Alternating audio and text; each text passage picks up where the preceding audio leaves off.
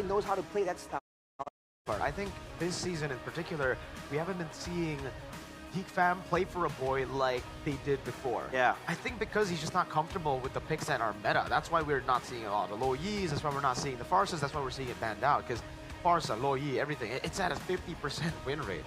Not really the best. That's because they've just been playing mainly for Makids and Kenziski. X Chidera, it really depends on who gets to play. Obviously today it is Kenziski. So if they want that, sure. But that means you're gonna have to prioritize a utility mid laner, and the only real good one, I guess, is Jusin, right? Yeah. At this point, that is it. Even that gets countered.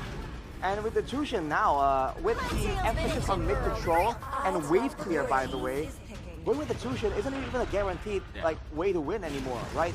He's clear the waves, and then something like Low Yi, for example, is gonna have so much more impact.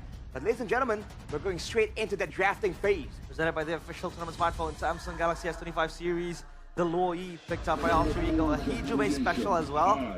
Bar, Geek Fam, and they take the Kalea and the Harith. Obviously the Granger is the answer. In lane, kind of fair, it kind of fares okay against the Harith. You can kind of bully it past level 4, I think. And after Geek Fam, one last pick for them to round up phase 1. I think the safe choice would definitely be Fredgen or a Lucas pick here, right? Have someone that can actually take a lot of the diversion, can be the one in front to take a lot of the initial damage from a diversion ambush play. We have seen it a couple of times, I believe. Lucas, how many times have we seen that for Nakids? Once, 100% win rate in the regular season. Good route for Alter Ego, though, banning out the Suyo and the Fanny. We touched on that a little bit, Arashi, how the Fanny could be something that we are going to be seeing for Alter Ego ban, even in the first phase. But Geek Fam have done their homework as well. You see the box shot, they see the Joy, and the Hayabusa from yesterday. I mean, he's only really found success on these 3 picks in the playoffs. Yeah. Not even the Joy. The Joy has never been left open against him, but it will be the Fredgen pick here for Geek Fam. So once again, it's going to be a fighter in the hands of Makids. Feels like it's a bit of a waste of potential, but by all means, there must be a plan for this. With the Kalea, with the Harith already, it's building up to be a good team fight composition, but maybe they're more concerned just on the potential of getting picked up by the diversion. That's why they want to go for a fighter. It can be more mobile, more survivable, because you know that purple buff, the purple buff take is a death trap against a team that knows how to use that Low Yi well.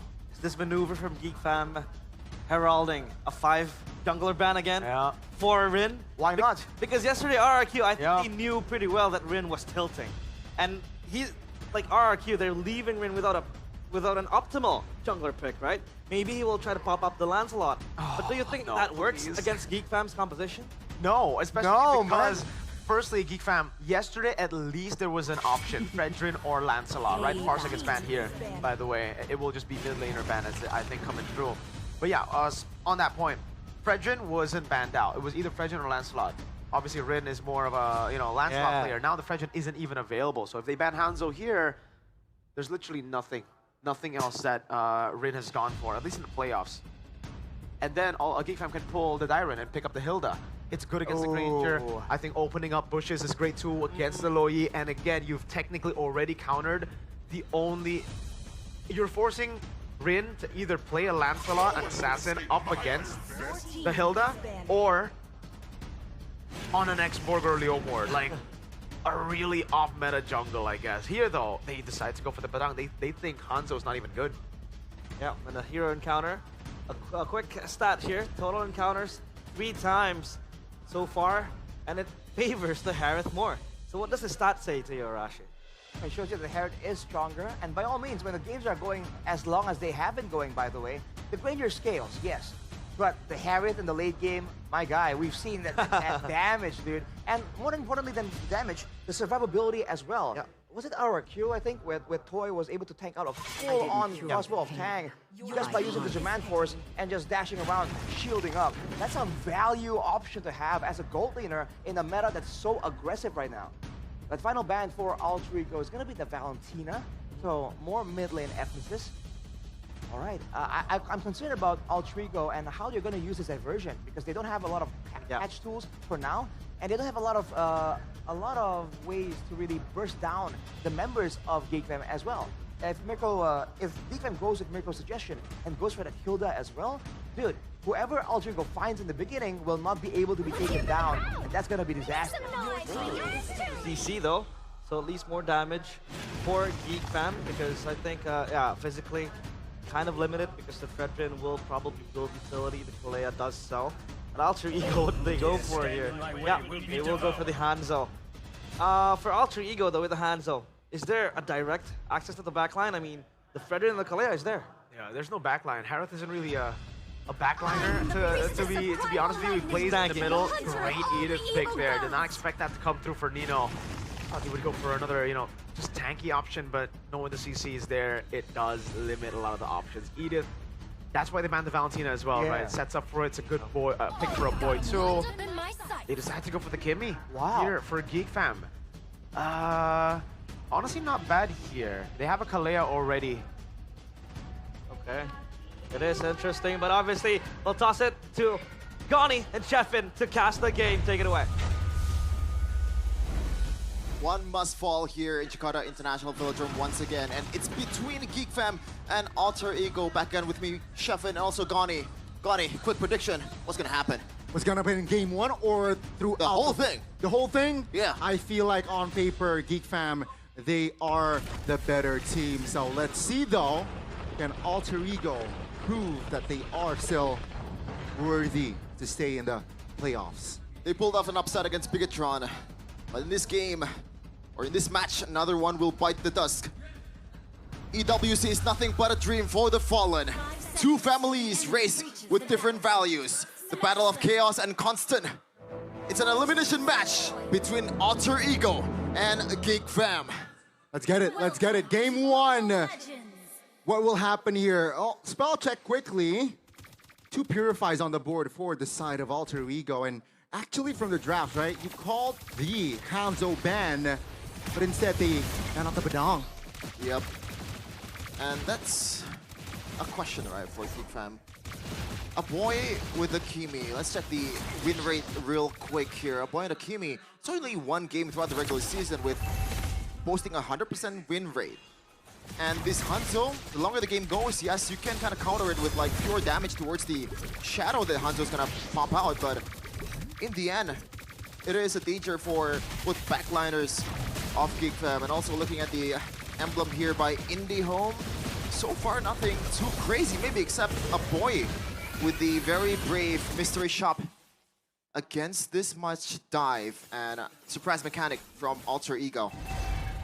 So yeah, I think both teams here playing it very slow, fairly, right? Just touching and going.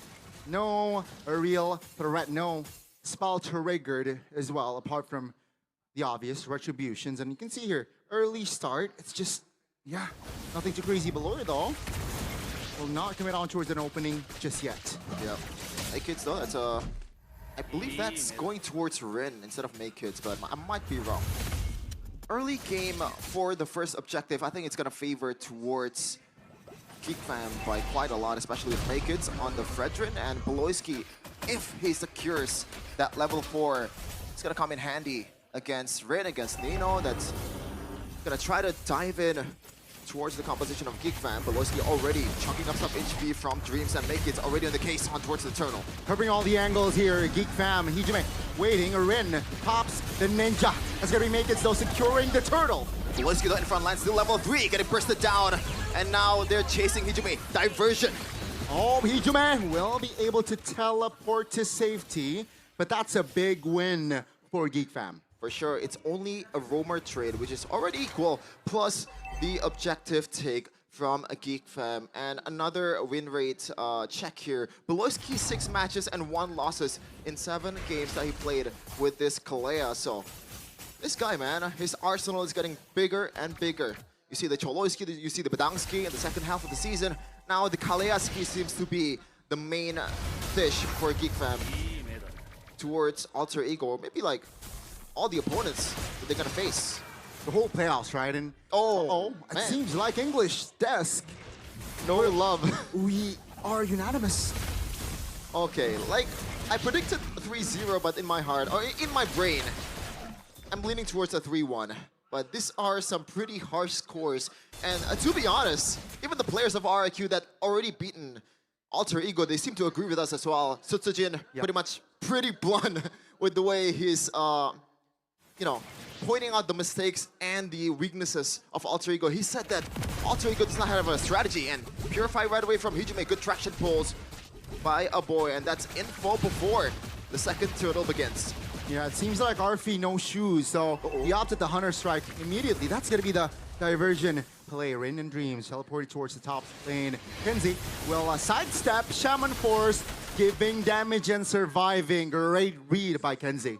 Yeah, and no diversion in the second turtle. That means no insta-teleporter for the whole team of Alter Ego. That utility will cut their fighting power by quite a lot. Hijime getting jumped on, no Purify at all. Let's see, Hijime this time around taking a lot of hit, and he will be taken down. Dreams 1v3, 4v1. I don't think he will survive this, baby. That's a bit too much. 4 guys on towards 1 in Dreams. There is a Revitalize, but he ain't gonna heal up anything if he's up against that much Femunity. As Geek Fam will take the second turtle without contest. Make it perfect so far in the objective battle. 2 for all, right? 2 for 2 for Geek Fam, neutral objective-wise. And yeah, they're slowly but surely establishing a very healthy foundation here. 2K gold almost in the first 5 minutes. An audience prediction by GoPay, 63% to 37%. I was gonna say, oh, this is pretty on brand, but I realized that I mixed up the teams. They actually predicted Alter Ego to win. Man, the La Familia, the Alter Champs is very, very trusting of his team. Scops getting jumped on by Rin, but I don't think he's gonna do much here. There you go.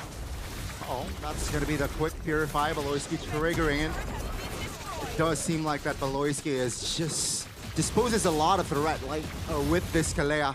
Yeah, he's Since taking a day pitch. one. He's taking a pitch out of Rin's book, which is engaging every time it's possible. But the difference is, this is a Kalea, and you're trading a Purify with a Tsunami Slam. Gops getting chased on by 3 guys. Let's see, will Gob survive this 3v1? Practically, top lane will be pushed by Geek Fam, and Gobs will survive that, but it's gonna be Geek Fam again with the trades. 4v2 top lane, Arfi and Dreams now. What can they do?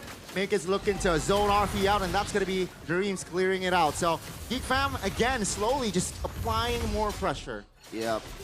And they know they have the pressure. Rin though, where is he going? Still has the ultimate to get away.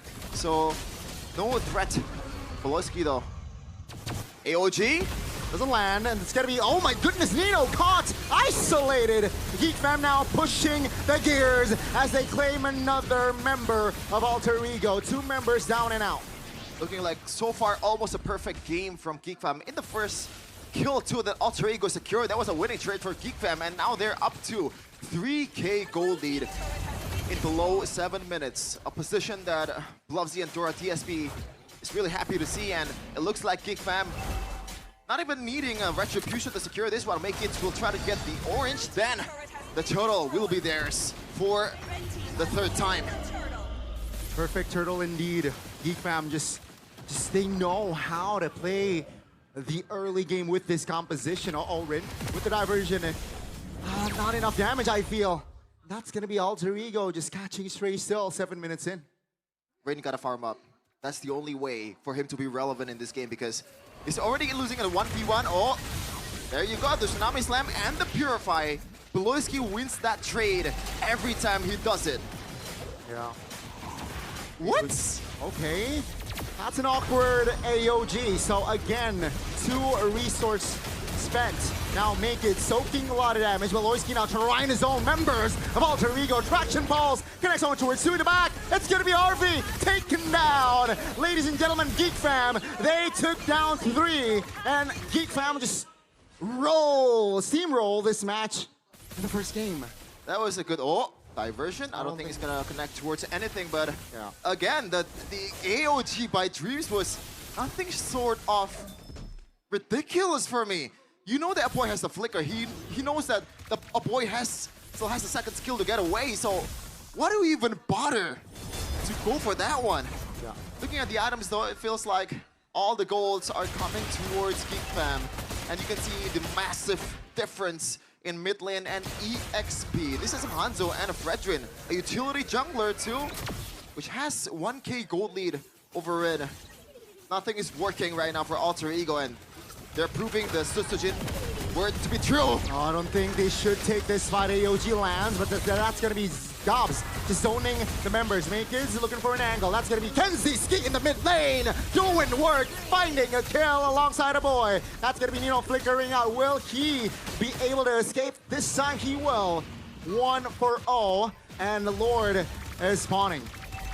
Kenziski, are you even a rookie, my dude? That was an insane Demand Force inside the turret aggro as a boy secured the concentrated energy. So Rin's potential to dive in, it just becomes worse and worse as the time goes on. And it looks like this is gonna be a steamroll for Geek Fam if this continues. But Alter Ego, they're known for their surprises. Seems like Geek Fam, they know they have Pryo in the far lane, so they're taking the Lord Take Slow. Whoa! That's a good poke. A boy though, oh, good flicker together from Rin. And there is no ultimate so far for Rin. Make it gonna try to go for Dreams. Oh, Beloyski Tsunami Slam! Closing the cap, Rin taken down. And that's gonna be Geek Fam again. Popping the Purify by Hijime. Geek Fam will back away. They know they are up in numbers. No junglers, yeah. They have all the Pryos in the Land of Dawn. This is a very disciplined Geek Fam. Yes, we know that they are overall pretty disciplined, except for that play against Onyx at the end of the match. Beloyski misses on the knock-up there. But he will find a way to be relevant again in the next team fight. So far, the only member that has bitten the bullet for Geek Fam is only Beloyski. So he's happy to die, man. Beloyski, we know the 7 death power spike, and he actually knows the meme as well. He recognizes it. Not even 7 though this time, right? And they are already 8,000 ahead. Rin trying to clear the far lane. Man. It's just cancelled. Another read from Geek Fam. Now they can push all 3 lanes. Yeah, you didn't even get the chance to clear that one. They're pushing on towards the mid turret there. No minions just yet. The lower's gonna crash down in the bottom lane, and they're gonna time it with the mid lane wave. Good management here for Geek Fam, and the Holy Shield in the bottom lane is gone and out for Alter Ego. Same with the mid lane. Alter Ego here will have to sacrifice the mid and the bot. Top lane though. Oh, okay. Because it's 11 minutes, they don't care. AOG doesn't land. That's in the back line. Oh, great. Purify, that's going to be Beloyski taken down. In the back, it's going to be Geek Fam trying to reposition as Dreams looking to close the gap alongside the diversion play. Now Dreams taken down though, as Nino with the knock-up is not going to be do much. It's not going to do much as Geek Fam, what a recovery as they found the counterplay. Now Vengeance Pop, Hijime and Arfi will back away. Whoa! Pops the Shaman Force, and they will take down 2. And Alter Ego, only Rin left standing. Shout out to Gotham Chance because they sacrificed the Rook! And they're trying to end the game with Rin. Only the lone defender of Alter Ego. Game number 1 is easily on Geek Fam's side. They got the early, was able to translate it towards the mid-game. And just before the late game, Geek Fam, they were able to close the game, and yeah, 1-0 Alter Ego. They need a lot of adjustments. Yeah, they do need a lot of adjustments, man. Maybe some talking too from and some reprimand from Sever, and it's like it's not even close. Alter Ego didn't even have a single good trade throughout the whole game. Yeah, not even a single objective. And this might be why they didn't ban the Hanzo in the second phase. They know full well that they're gonna be able to handle Rin on the Hanzo, and in a way, they want him to pick this crazy assassins because it's not been working for the Rin man. They just know how to counter it, right? And it shows from the first neutral objective where they already got the river. Alter Ego, they were just behind from that point and on towards the final push, and Geek Fam was able to clean game it. Oh my goodness, but our panelist is there to break it down. Mirko, Arashi, realize time is yours.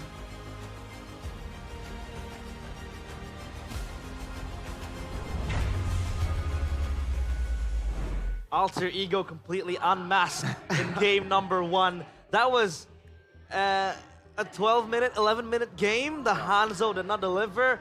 Everything went wrong for Alter Ego. What can we say about that match or that game? I mean, I guess expected. That's number 1, right? I mean, Hate to say I told you so. yeah. Looking at the draft, it was already pretty bad.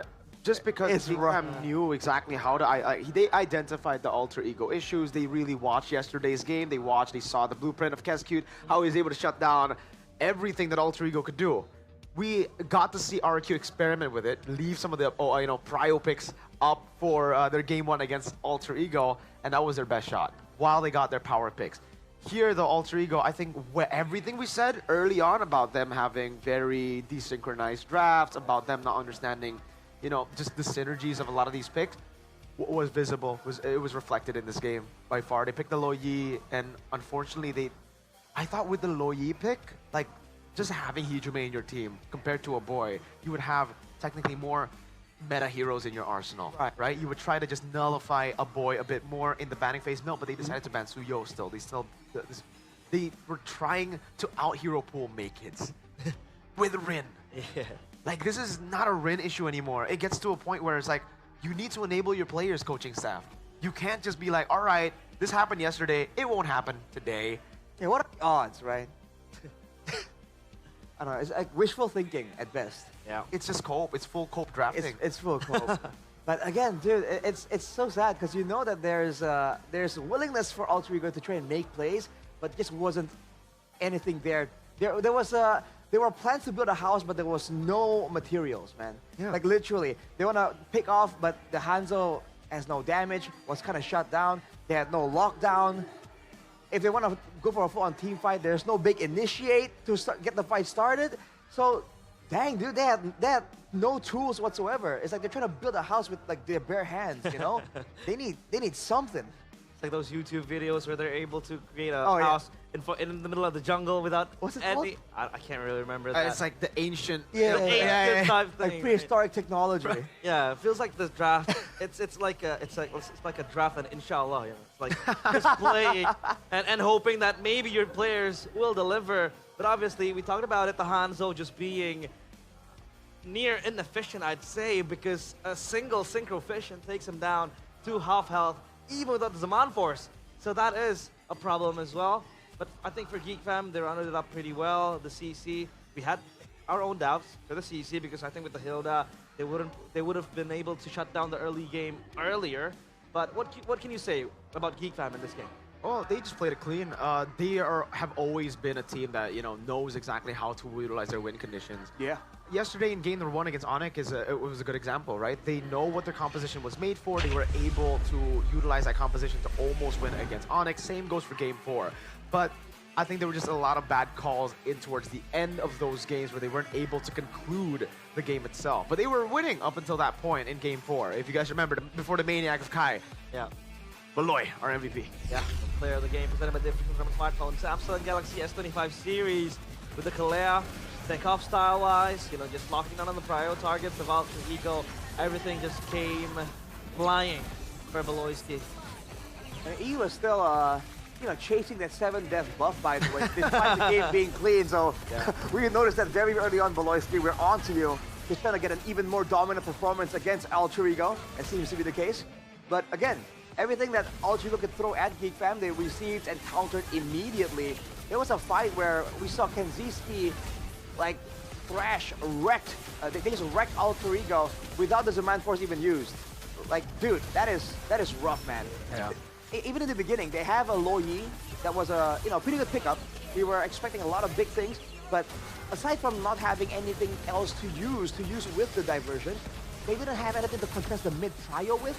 They tried to fight the Kimi early on, get shredded down, and start losing the lane immediately since the early game. Dude, everything just went south for Alter Ego, and at that point, it's just like target practice for Beloyski. Off cooldown, dude. Tsunami slap again and again. Despite the purifies, people were getting caught.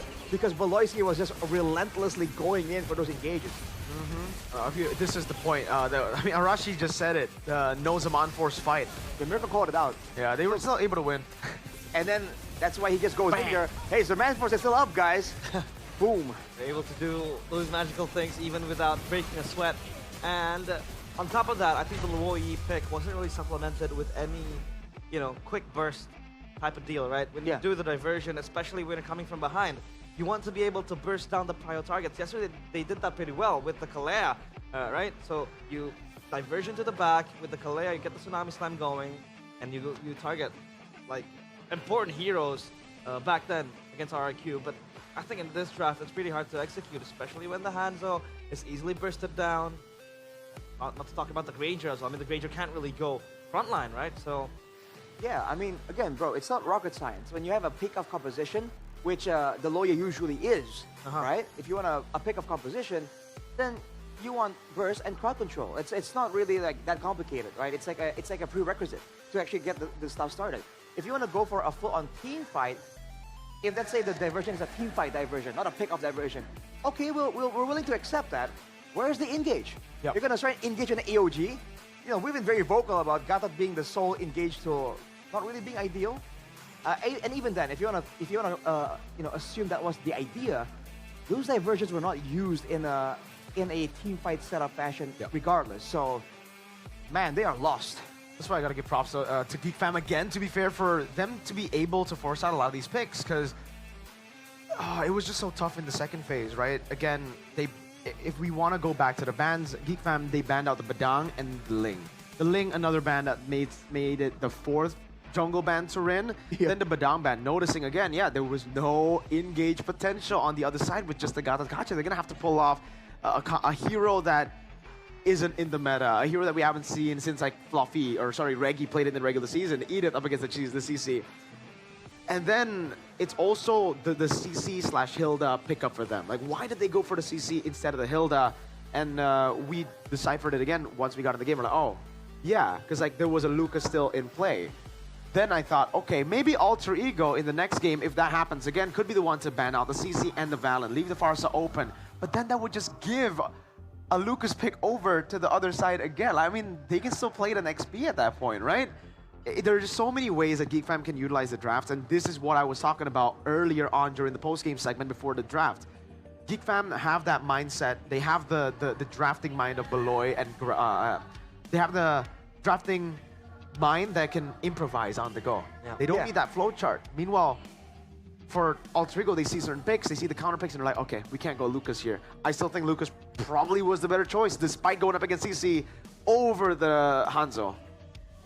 Oh man, which is why I'm thinking like the pick order as well, like who gets their heroes first for Alter Ego needs to be kind of helped out as well, because they last picked the Rin's hero, you know, and that's the exact opposite of what we're talking about, right? There's some combinations, there's some strong picks that you want to have prioritized in your drafting phase. And speaking of combinations, by the way, hey, MSC battle plan ready. The EWC MSC later on, coming this July. Top 3 combo picks each region. So this is like the I think like the power map that we have, right? For MPL Age, obviously they love the Leo Jawhead. It was also implemented in MPL ID, mostly picked up by EVOS, and they made it and work. Onyx early season. Onyx as well, early on. With Sicilian. Pre-Yeb, I'd say. And for MPL MY, they still go for the Leo Jawhead as well, but the Selena Suyo, that is interesting. Yeah. I don't know about that. Selena Suyo, 6 picks and 6 wins is wild. 100% win rate. Wow. it's the synergy, bro. They both have 2 forms. Boom. Okay. Obviously, Kalea Beatrix as well, being the favorite for that combo. But coming into the playoffs of MPL ID, we haven't seen much of the Kalea Beatrix. We talked about this early on, because you said that the Granger was much more of a safer pick, right? Yeah. Because now everybody picks up the Kalea. With Granger, you can run Purify. With Beatrix, you can't. You have to go to the Flicker. You have to play super safe. So I think that is the case now for MPL ID playoffs. But do you think that will be translated to EWC, MSC later on? Oh, I don't think so. You know, I think a lot of the teams will have to take the risk later on at MSC, EWC. At this point, maybe we are seeing more of just the safe picks come in.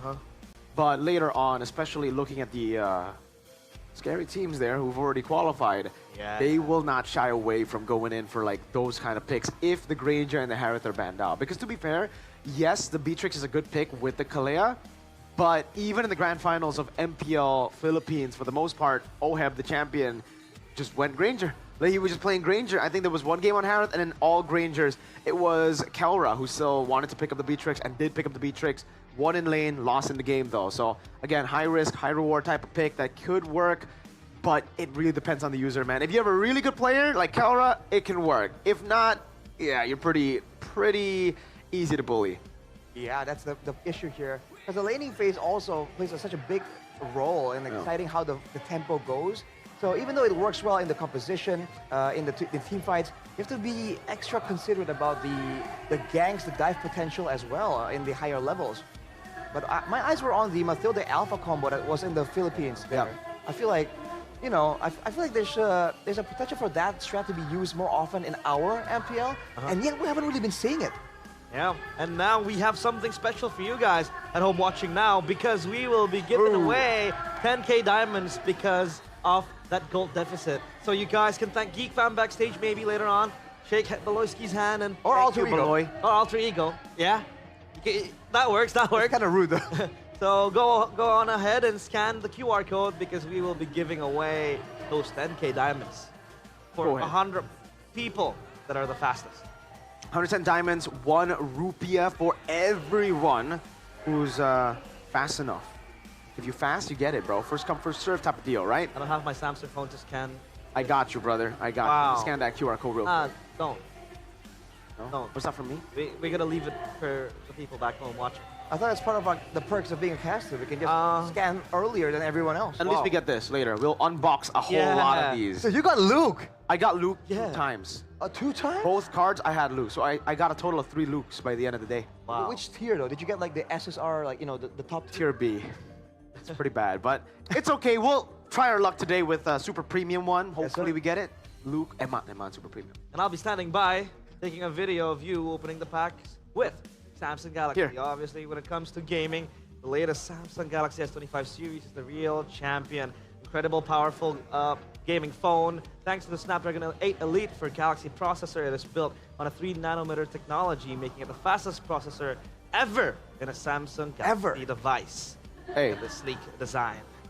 I actually am very, very fortunate because Samsung gave one to me, an S25 Ultra. Now, I don't know if they, I'll just say gave, manifesting that they forget about them, you know, they forget that they lent it over to me, yeah, but it's actually really, really good. I've been playing Mobile Legends a lot with it. I've been trying it out because I'm like, all right, these players are actually playing with S25s, S24s, right? Like, let's see the level of play. Let's see if it frames. Let's see if it's good.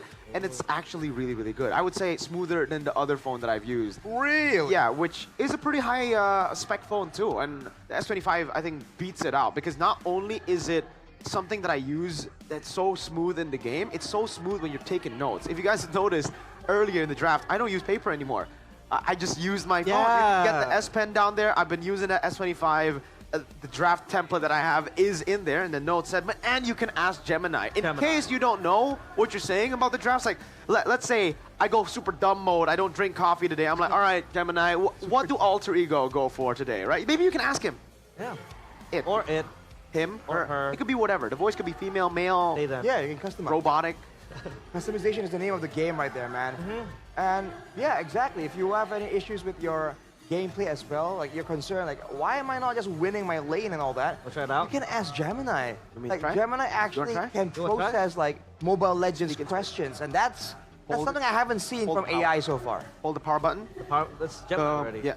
The microphone button. Okay, go. Yeah. Who will win in the match, Alter Ego or Geek Fam? Oh, never mind. Never mind. I don't think it recognizes my voice. It recognizes your voice because it's your phone. Oh my lord. Yeah. Well, I think we have to ask it in Indonesian actually. Indonesian. Because I said it's Indonesian. But don't worry, we'll get it fixed later to English so you guys can hear it. Yep. And now we are gonna take a look at the previous game recap. What do you think, you know, in retrospective, if you can, what do you think is the hero that you want to change in Alter Ego's lineup? Or do you think they just Oh, scrap boy. it out and just look for another angle? Wow. I think the Lo Yi is fine. Yeah. Keeping the Lo Yi, I think, is And fine. that's where the sentence ends. Is it Because the only viable hero? No, because afterwards, I think everything after the Lo Yi was already kind of shaky. You know what I mean? The Lo Yi was like the solid pick. Yeah. Everything else, I think if it's not bad, it can at least be improved on. Let's put it that way. Yeah, the risky choice would be, I would say, in the first phase, instead of banning the Suyo, ban out the Valentina. And then you go for the Lo Yi, enemy team goes for the Kalea and the Harith again, and then you go Lucas. You go Yeah. Lucas Granger. I'm okay with that, yeah. You try to play for the Lo Yi. If you want an active composition, then you go for the active composition. You don't just wait and see if it's open later. Because you need to... At this point, you need to be the ones proactive in the draft. You can't just be the ones being passive and saying like, okay, Make It is just good at Suyo, we have to ban it. No, there are ways to beat it. We've seen it beaten before. Yes, it's its comfort pick, but it's not like it's a 100% win. Like, Onyx beat it too. I'm not trying to say Alter Ego are on the level of Onyx, but with Lucas, I think it's pretty good. Like, that was the main way to beat Suyo in the regular season. Win out the early game so hard that the Suyo becomes irrelevant. Now, we are back to the drafting phase, presented by the official tournament smartphone, Samsung Galaxy S25 series. Arashi, any opening thoughts for the drafts? Somehow, some way, considering the team fight emphasis that we've seen from Geek Fam, right? We haven't seen them play like any kind of pick-up style so far. I was thinking like, if they have the Lo Yi, why not go for something like a Franco? Suyo. Right, go for the Franco that was so good in the hands of Dreams. Really impressed all of us. And Lo Yi Franco plus a burst damage source. I feel like that's pretty decent. Yep. So I think it's going to be the Kalea again for Geek Fam. Either Kalea or Lo Yi, both are pretty good. I think Kalea is a bit better for Geek Fam. Alter Ego, response. Do they take the Harith away now, seeing how good Kenzie was? They want to go up against a Granger because Geek Fam, if they have an early game like they did before, it will be deadlier than the Harith. Harith is a mid to late pick, yeah, guys. If they snowball with a Granger and Kenzie gets like 30, 40 stacks in the early game, it'll be tough. Yikes. But I think Lo Yi for sure. Yeah. If not, yeah, it has to be Lo Yi.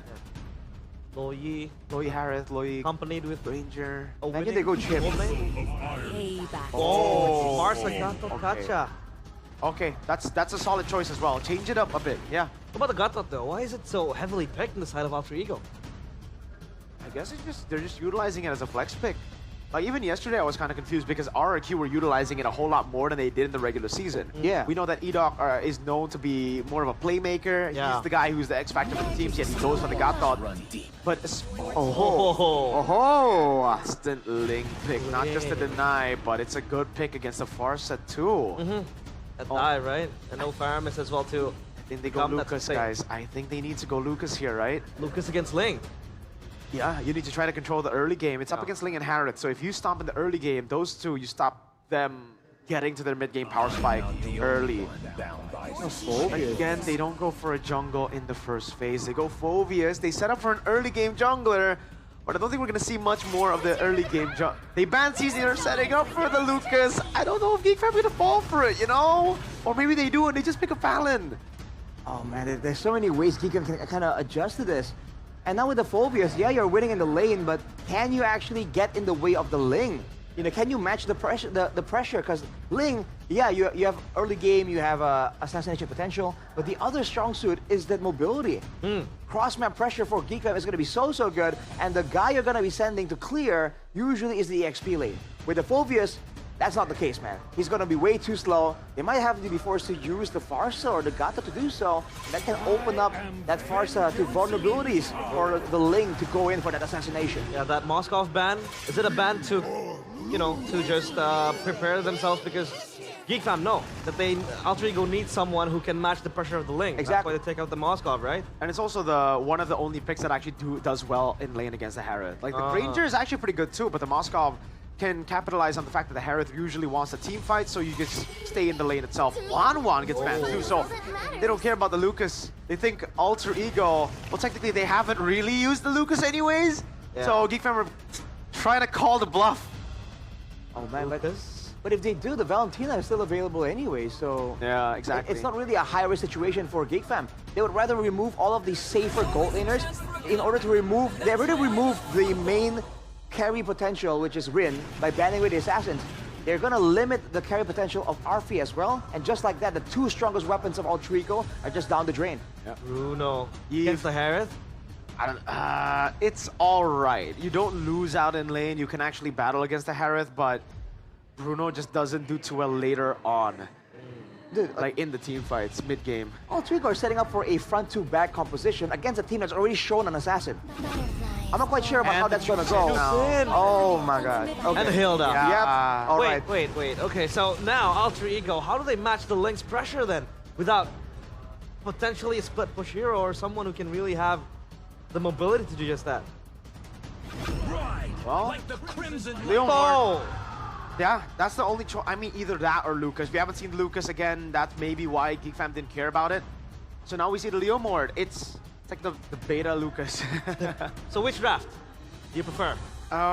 Better draft, like Alter Ego are better than game one. I think they have some solid components at least, but I think I'm still gonna have to lean towards Geek. Rashi? I have to go with Geek, man. I feel like, again, there's things that Altrico can do, but GeekFam have the solutions there. The opposite is not true. Yeah. If Alter Ego win early game, they can snowball. Okay, so we want to hear what the casters have to say. It is game number 2. For Chefin and Gani, take it away. They dug deep in the back and Rin got their horses in the back too. Leomord on the jungle. This is something that we've seen in the regular season, but will it come to fruition against GeekFam? We're on towards game number 2. Let's see, Alter Ego, can they equalize in this game to make it a 1-1, or will GeekFam double their lead? Yeah. And this is also a Bruno, which we haven't seen this hero very often, but this is one of the pocket picks. I gotta say, for a lot of gold laners out there that wants a bit of a sustain and maybe some range as well. The burst potential on the late game is also decent, so maybe it can kind of match the late game potential of Kenziski. But again, this is Kenziski we're talking about. On a Harith, he is an absolute monster. He is, and seems like it's a different kind of feel from game 1. Game 1, first minute, it was just, no invasion, no aggressive movement, but seems like the tempo is a little bit on the upper side here, game 2. Looking to get more aggressive here, positioning-wise. Yeah.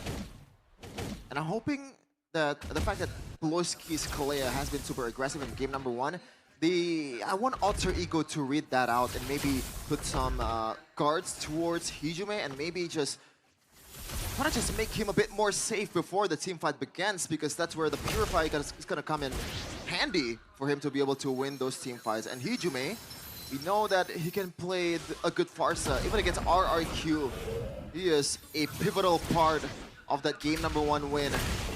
But they need to secure 3 though here to be able to stay in the playoffs and secure that top 3. Hijume already rotating with the wings by wings, but nothing too crazy just yet. Both teams actually sending 4 members earlier on towards the top side, but they will not commit on towards a fight just yet. Turtle is up, so we're gonna see the first big fight here. Yeah, it's a Phobius, it's a Leomord. I think they have a good advantage here. Alter Ego, they're onto the case. Let's see, 3v2 on the Turtle Pit. Oh Kids my lord. finds the steal and finds the kill as Gobs will secure that one. GeekFam, same like game 1. They got the Turtle and they got a kill as well. I said that they have an advantage because the heroes that they have though. In the bottom lane, Kenziski is absolutely dominating the lane, but back to the point earlier.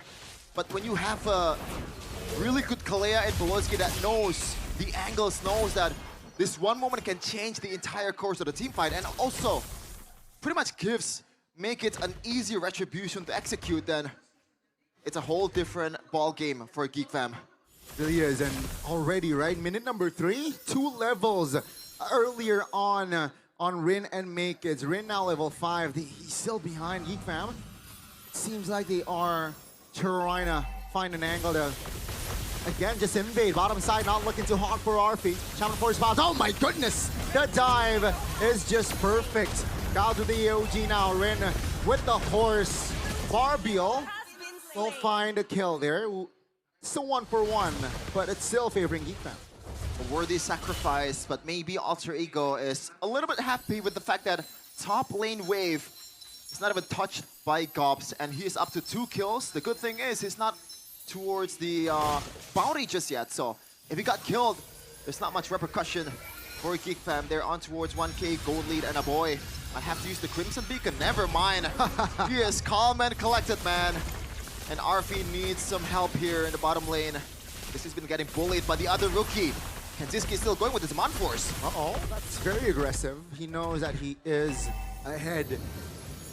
Applying more pressure. Top lane, though. Technically a 2v1. Let's see, Gobs. Just, yeah. Yep. He's A-okay. Clear the lane. Now, second objective battle. They should know that Rin has to be a bit in the back for him to be able to execute the retribution, because Beloyski, if he has the flicker, that's an easy retry for Make It, as long as he targets the right person in this Leo mode. Gobs looking at the situation here. A boy not really in the greatest of HP. He needs that Crimson Beacon. That extra shield will help him in the team fights. Make It still trying to secure their orange buff, and so is Rin, but the turtle is dragged towards Geek Fam's side. Oh, that's the AOG. Doesn't land, right? Positioning, repositioning, rather. Alter Ego, though, 4 members, 5 members now in the area. How will Geek Fam respond? That's going to be Dreams knocked up. Revitalized popped. Yeah, that's a reset to a boy. Crimson Beacon. Gobs in the back line trying to zone out all the members. Adam Seed committed. That's going to be the retribution coming through. Oh, Tsunami Slam out towards Dream. Nino is in the front lines. The Gobs, though, will be the first one to fall. Kanziski will find the trade. It's going to be Kanziski sidestepping off Nino. Beloyski and Kenzie falls soon after, but Make It jumps in. Doesn't really find the damage or the connection. Fighting-wise, team fight-wise, is Alter Ego winning that one. Yeah, even in the objective battle as well, Alter Ego is dominating in that one. But I was wondering why Make It didn't really pay attention to the turtle, because despite Geek Fam was trying to set it up, Gobs was all in, Beloyski was all in, but Make It, I think the plan was he was trying to execute all the members of Alter Ego, despite them getting the objective battle, but it backfired. They're now down, actually, in gold. Geek Fam needs to recover. AOG! Oh, that's a great connection again. Alter Ego, slowly but surely, building tempo as we enter the mid-game. Let's see. That's a minor knockup, but Geek Fam needs to be aware that, hey, economy, not that far, so they can't play over-aggressive for now.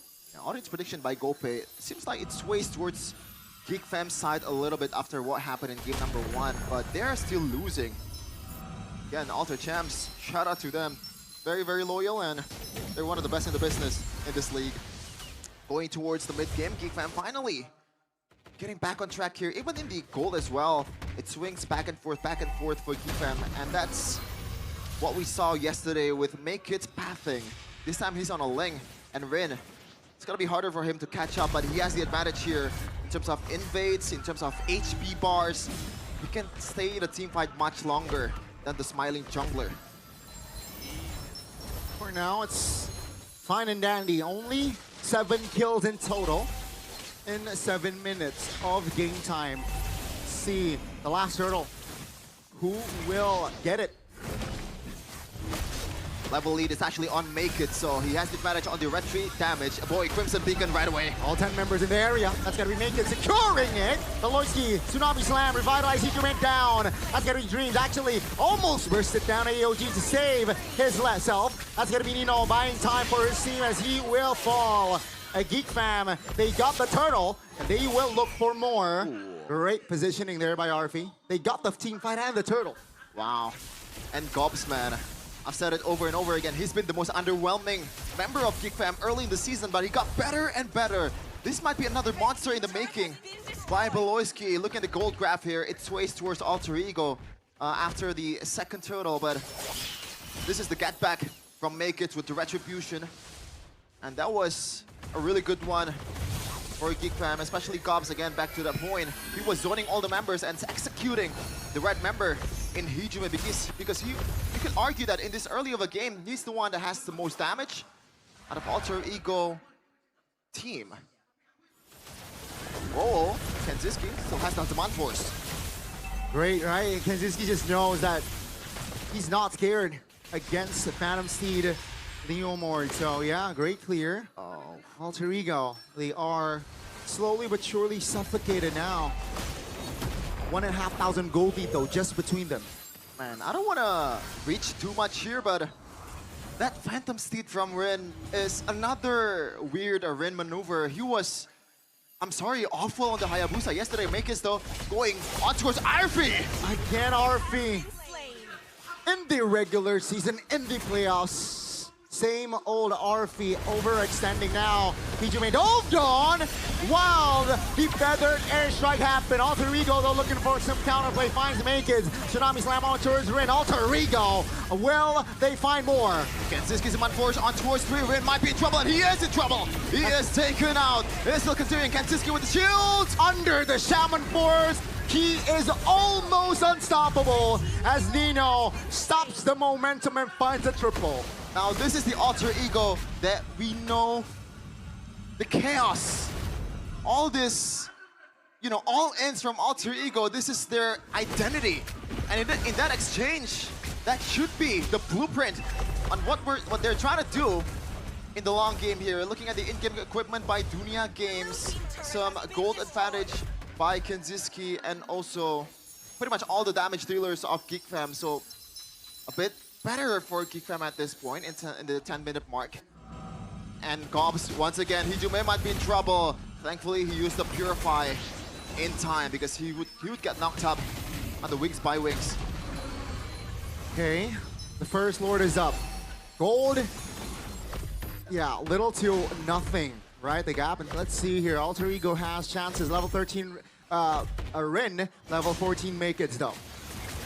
Nino jumping on towards there. Kensuke still hasn't fought Shaman Force. Let's see, Vitalize, Shaman Force Bob. Feather airstrike in the back. Now, Beloski, first one to fall. That's going to be Harpy. Again taken down. 2 for 1 still. Alter Ego, do they have it in them? Now it's going to be Gauss now. It's Harai to provide cover. Vacant stealing the damage. Oh my goodness. The damage from Nino again is enough to take Make It down. Kensuke still wants more, still looking for Rin, but he recalls in the bush. Kensuke, does he read that? The answer is no. That was a decent exchange from Alter Ego once again, also delaying this Lord take. But they lose out maybe in the bottom tier turret here, or second tier turret, unless Hijime clears the lane and use the feathered airstrike in time. Ooh. Again, Lord almost enhanced. Let's see. Seems like it will be a round 2 for that Lord take after it was a very scrappy fight. Big one, but I don't think anyone won that one.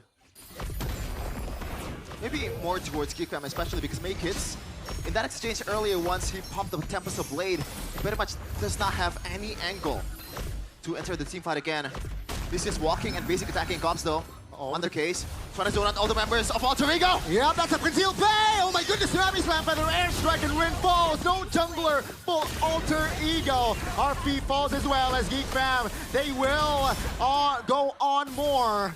3 members out, and this will be the sign for Geek Fam to take the Lord. Poetry in motion, the layer of CCs, the layer of engages that Geek Fam put on display there was nothing short of marvelous. And now they're up to 2K gold lead. And they're gonna take the Lord once again. Make It has been 4-0 or 3-0 on the Lord in this series. Yep, this is going to be the widest lead this game, 4,000. Before it was around 2K. And Geek Fam has the Lord to play around with. Inner, only top lane standing for the side of Alter Ego. Let's see here what Alter Ego will do on the defense. It's tough. Rin seems like he's going for that Suyo-like build on the Leo Mord. I was wondering where Hijime is right now. This is a Farsa and the Chushin. You know, the wave clear is there for both, but I think it's more towards the Farsa, which kind of signifies that Geek Fam is a bit more dominant in this game. Boy taking some feathered airstrike shots, brings to the front line, taking the damage. See, that's gonna be the Tsunami Slam on towards Reed. Wow. Will fall first. Lord taking care of. Makes it in the back! doing work, finding Hijome and finding another kill, while Maykins will not be able to survive as Kenziski though, still able to deal the damage. That's a flicker from Nino. My goodness, Nino! He has been the anchor for Alter Ego in this game. Oh my God! Kenziski, the young blood, shuts him down. Incredible flicker, incredible micro by the rookie. The cheaters are not there, but the W is there for Geek Fam.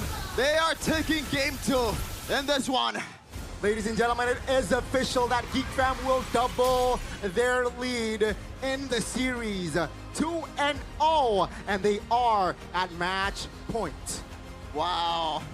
I was wondering, that Chrono Dash seems a bit too early. I thought he would save that for the knockup from the Phobius. But I forgot he has the flicker.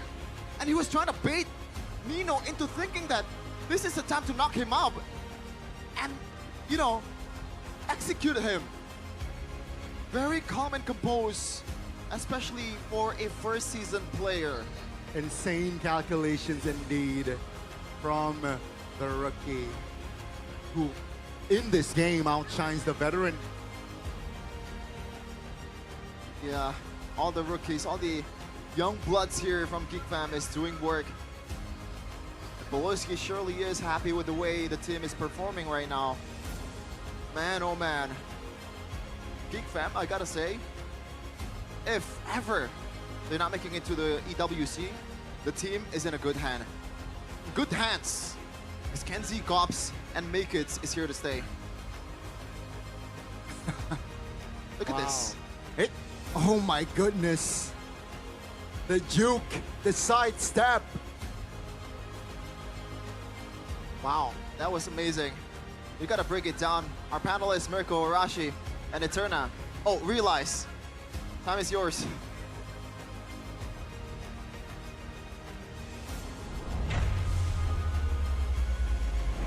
Match point for Geek Fam after they were able to shut down Alter Ego, and a heroic, I'd say, attempt from Nino to stall the game, force possibly a 1-1, but no, Geek Fam say the 2-0 is ours. I mean, I was out of my seat. I was like, Nino, he's gonna do it. He's gone. Yeah. Man, at least though, Alter Ego, I saw improvements, right? Again, we called it a draft. We still went for Geek Fam, but they have an early game comp at least. They can fight in the early game, and its composition can work in the early game. We saw glimpses of that, but they were a bit too disconnected. And again, they didn't really understand the win con, I feel like. The second turtle they won, but then in third turtle, they didn't utilize how, the way they won in Turtle 2. Like Turtle 2, they were grouped up together. They were able to bait in Beloyski to give Rin space. Turtle 3, they were like, yeah, let's not do that. Let's go mid and let's fight in mid while Rin tries to get lured at Turtle. Yeah. Oh, dude, what can we say about that game? I mean, it went as predicted. Is this the birth of a new mythical creature? Not as clean as I expected from Geek Fam, though. From Geek Fam? No, dude. There were moments where, oh, dude, I mean, you can call it disrespect, throwing some shade, but May-Kids, dude, walking up to basic attack on the link, brother. Man went from a martial artist to a mortal, dude. Yeah, I mean, a few misplays here and there from Geek Fam. This was Make-It as well, dude, but yeah, this was the heroic attempt from Nino with the focus. We know it's a signature pick of his, right? When you talk about Nino, it's shifted to the carry role, and look at that, the MVP player of the match or the game presented by the official tournament smartphone, Samsung Galaxy S25 series, and we all know who this guy is. We all know that he's very, very good with the hair. He is Kenziski. Kenziski, man. Again, it's almost like a straightforward game for him because there were no real threats, right? Again, this is a front-to-back composition that Alter Ego wanted to go. That's why they were really hinging on the Phobius. A big reason on why they were able to win so many fights was the Phobius, and Geek Fam not respecting it, clumping around for Nino to just start smashing. But afterwards, when they start splitting up, and they're opening up the windows for Geek Fam to come in, use the burst, and maximize Make-Kids on the Ling to do some damage. But even then, it was just messy, man, from both teams. Very. It was really, really messy here. Again, for Geek Fam 2, to be fair, right, their composition is it's all right. You can definitely out-mechanic your opponents around the first few neutral objectives, but even if you don't take those fights, you're fine. You outscale Alter Ego anyway. So after winning Turtle 1, I really thought they would just play the slow game, deny or go for trades as much as they can, go for pickoffs as much as they can with the Ling to go on Farsa, to go on, RP that we saw a couple of times in the side lane get picked off. But instead, we actually saw more of a confrontational Geek Fam. Ended up working in the end, so it is what it is. You know, it's just a bit of a nitpick here from us here at the panel. Could have been a cleaner game, could have been an easier game to win. In the end, they did give Nino a couple of big moments. And to be fair, it's because they picked the Ling and the Harrod into the Phobias. Well, actually, Alter Ego did good with the Phobias pick. I like the Phobias pick. I don't like the Gato pick. Everything else, again, synergizes better. This is the biggest point of criticism from us, the panel, towards Alter Ego, even from yesterday. They don't have a composition that synergizes well with each other usually. It's always an early game and then a super late game pick and then like 2 more early game picks, and it's like, wait, so how are you gonna get there? You know, like, I mean, like, what? There are lapses in the story. There are big loopholes in a story that they're trying to create. Like when you watch a movie, right, and there's like a 10-year time skip, and then everyone looks completely different, and you're like, what happened to you? The plot Like, hole. how do we get here? Yeah. It's like, what? Lot of Well, questions. I don't know, man. This is a birth of a new mythical creature, though, because 2 dominant performances from the opponents, and then a comeback was the story against Bigatron. Alter Ego are doing better this time. In that final fight, if Nino was able to actually win it out, there were a couple of good shutdowns picked up by Arfi, by the rest of the team. So, guess you're wondering, man, is this gonna be the start of a comeback again for Alter Ego? Is that gonna be their new identity from the win streaks and then lose streaks after a patch to now just losing hard but then winning hard as well? I mean, but do you see a world where Alter Ego might have closed that game 1? Or rather game 2? Do you see a world where maybe they could turn things around? I mean, Nino is online, and Bruno is, you know, a late game monster as well. Do you see that scenario where With that this might happen? draft, yes. With this draft, I think there was a scenario where they could win. Again, the early game is very, very good with this composition. They want to brawl, they want to fight, they want But to you think snowball. later, though? Oh, in the game itself or late game?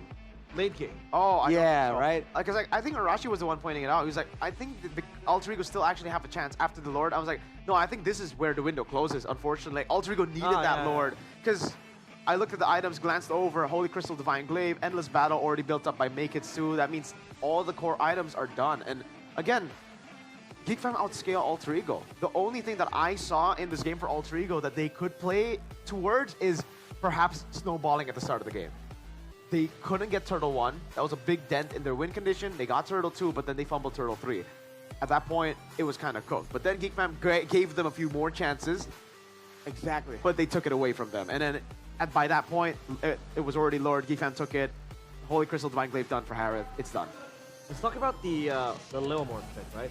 We argued that maybe Lucas would have been better, and it shows. I think it would have been better still, yeah. It shows mechanically Yeah. the way that Rin wanted to play, that Lucas would fit more. So this Leomord being picked, is it just an aptitude from Rin not being able to play the Lucas, or does he favors or is much more confident on the Leomord? I think it's statistically, we haven't seen. We've seen the Leomord once from Rin, I think. No, we haven't seen the Lucas from Rin. Yeah, but even the Leomord is only like once as well. Ah, One's better than 0, I guess, right? Because I guess. clearly, the reason they went for Leomord is because they're not comfortable with the Lucas. There's no way Right. you would pick Leomord over Lucas in a normal setting if you can play both those heroes as well, you know, like, but yeah, they ended up, they went for comfort. Comfort has not given them, I don't know. So, I'm just like, when I was saying there's a chance, right? Yeah, I agree draft-wise there is no chance, but the fact that Geek Fam were giving Alter Ego chances is what made me think and say like, you know, maybe there is a chance. If they're doing stuff like this, you know, they're underestimating Alter Ego, because in theory, right, in the late lead game, the Harrod has scaled, like Marco mentioned, the Ling has scaled. Geek Fam having all the opportunity to play the macro game as well, there should be no way, unless they give it to Alter Ego. And going into this match, I thought there's no way Geek Fam would make mistakes like that, but they are. And that's where I get concerned. I think it's again a very good example of that flow chart. And we keep going back to the flow chart because Alter Ego keep going back to the flow chart. first two picks, you see, what was it? What was first pick from Kalea? You see the Kalea here. Yep. I called out, I think it will be a Loi and Harith, right? They ended up going for Farsa Harith. Oh, sorry, Farsa and Gatot. Like the Farsa, the Gatot Kacha, not so much. Mainly because there's still so many magic damage dealers. Harith, notably, again, that could be picked up by the other side. Knowing those picks are there, knowing that you've also... They took away the Fredrin, right? They did take away the Fredrin in the first phase already. So they banned out Fredrin, they banned out the Baxia too, right? Both those utility jungles are out. The Baxia was already banned out by Alter Ego, by Geek Fam, Alter Ego banned out Fredrin. Yeah. So, realistically, after you ban Suyo, what's the idea? You either get Ling or Make Kids gets Ling. That's why I thought it was going to be Farsa Harith, and then they see a Ling, they go Hilda. Because it'll be probably Ling and Granger. It'll probably be Ling and Moskov, right? Two picks that if it's Moskov Ling, a bit too greedy in the early game, you can really punish that. If it's Ling and Granger, you get so much value with the Hilda. But in the end, they fell back to flowchart. Their first pick must always be a flex pick. They must always have a flex pick in there. They need to break this flowchart, man. They can't just keep utilizing it. It really is like they're conditioned to be like, oh, we pick one good hero, we need a flex pick. We pick one, we need a flex pick. But are there no other flex picks aside from the Gatot? Because, brother, I am not a fan. Unfortunately, no. Because the only flex that they have is the Gatot. The Badang isn't flex because Dreams has never played it. Yeah, or Nino. Well, he has, but it just never that well. Exactly. The only time he's played it, it wasn't good. It's only Nino who performs on a Badang. So that makes it a non-flex pick already. You can't go Phobius, not a flex pick. Gatot is the only flex for so many XP role. situational problems here. Yeah. It clumps up, man, especially in playoffs. A lot of puzzles. Oh, that boy. Alter Ego has to answer.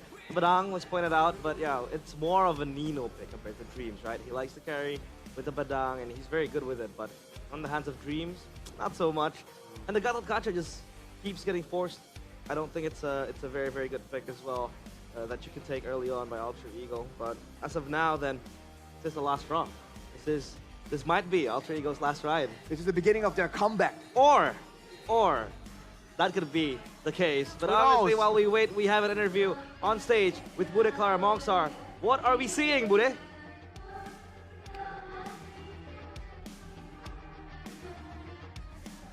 Bude, are you there? Yes, benar sekali di sini. Bude Clara di tengah-tengah Jakarta International Velodrome ingin membuat suasana biar rileks dikit. Di tengah-tengah, Bude udah ada di tengah-tengah kakak-kakak Santik Jelita. Kita kenalan dulu nih. Halo Kak. Cila. Cila. Rajin banget ini hari ketiga ya kesini ya. Hari ketiga. Dan Hari- semoga enggak hari terakhir.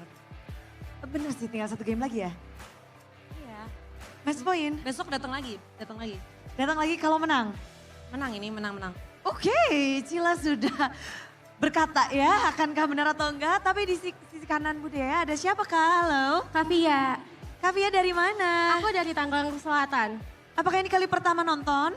Enggak sih, waktu season sebelumnya iya, aku nonton juga. Sudah sering nonton, gimana nih suasana untuk season 15 ini? Seru sih. Seru, memang kita banyak keseruan ya di tengah-tengah babak playoff. Tapi Bude mau nambah keseruan dengan mengadu kakak-kakak ini, kakak kanan kiri, Cila dan juga Olivia. Langsung aja kita akan bermain Whack Edit, di mana kalian akan saling bergantian bersembunyi dan juga saling menyerang. Caranya gimana? Kita akan langsung kasih tahu sesaat lagi. Dan caranya ini ada di belakang kita. Nanti ngumpet satu persatu, nanti gantian, take turn, lalu keluarkan skill Earth Shatter-nya. Kalau kena ataupun gak kena, pokoknya gantian. Kita cari 2 poin dulu deh. Oke, tapi kalau kelamaan jadi 1 aja ya. Kalau enggak selesai-selesai nanti. Udah berharap siapapun yang menang, dialah yang layak. Jadi siap? Siap Kak? Siap, Siap? siap. Siap. Di sini siap, mari kita gaskan. Inilah dia Whack Edit. Cila, kamu player edit nggak? Iya. Iya beneran, baru kali ini kah? Jangan bilang. Enggak. Enggak. Oke, Cila udah pede. Ini kakak gimana? Udah pernah main edit? Ya, udah. Udah. Oke, ini jadi kakak menyerang dulu. Bentar. Kakak menyerang dulu ya, silahkan ditebak-tebak. Aduh, dapat. Woi, Wey, dapet Cila, katanya kamu bisa pakai. Kok kena langsung sih? Itu hoki Bude, dia. Hoki, dengan kehokian 1-0 sudah didapatkan oleh Kalivia langsung nih.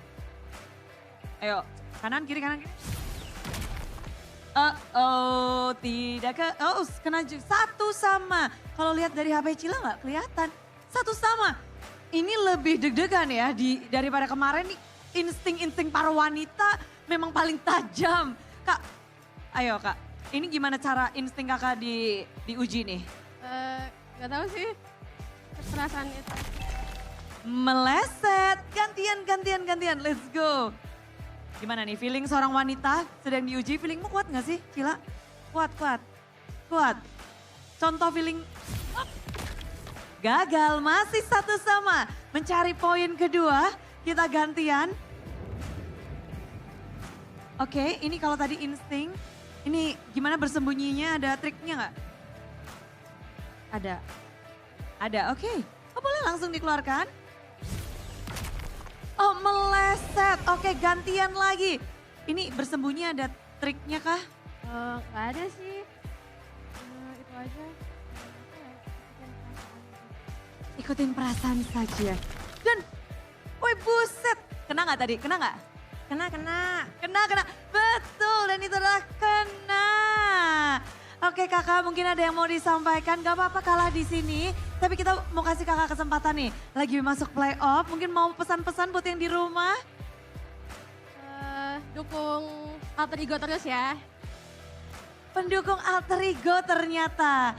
Selamat menikmati kakak, dan kekalahan hari ini ada pelajaran yang didapatkan? Gak ada sih.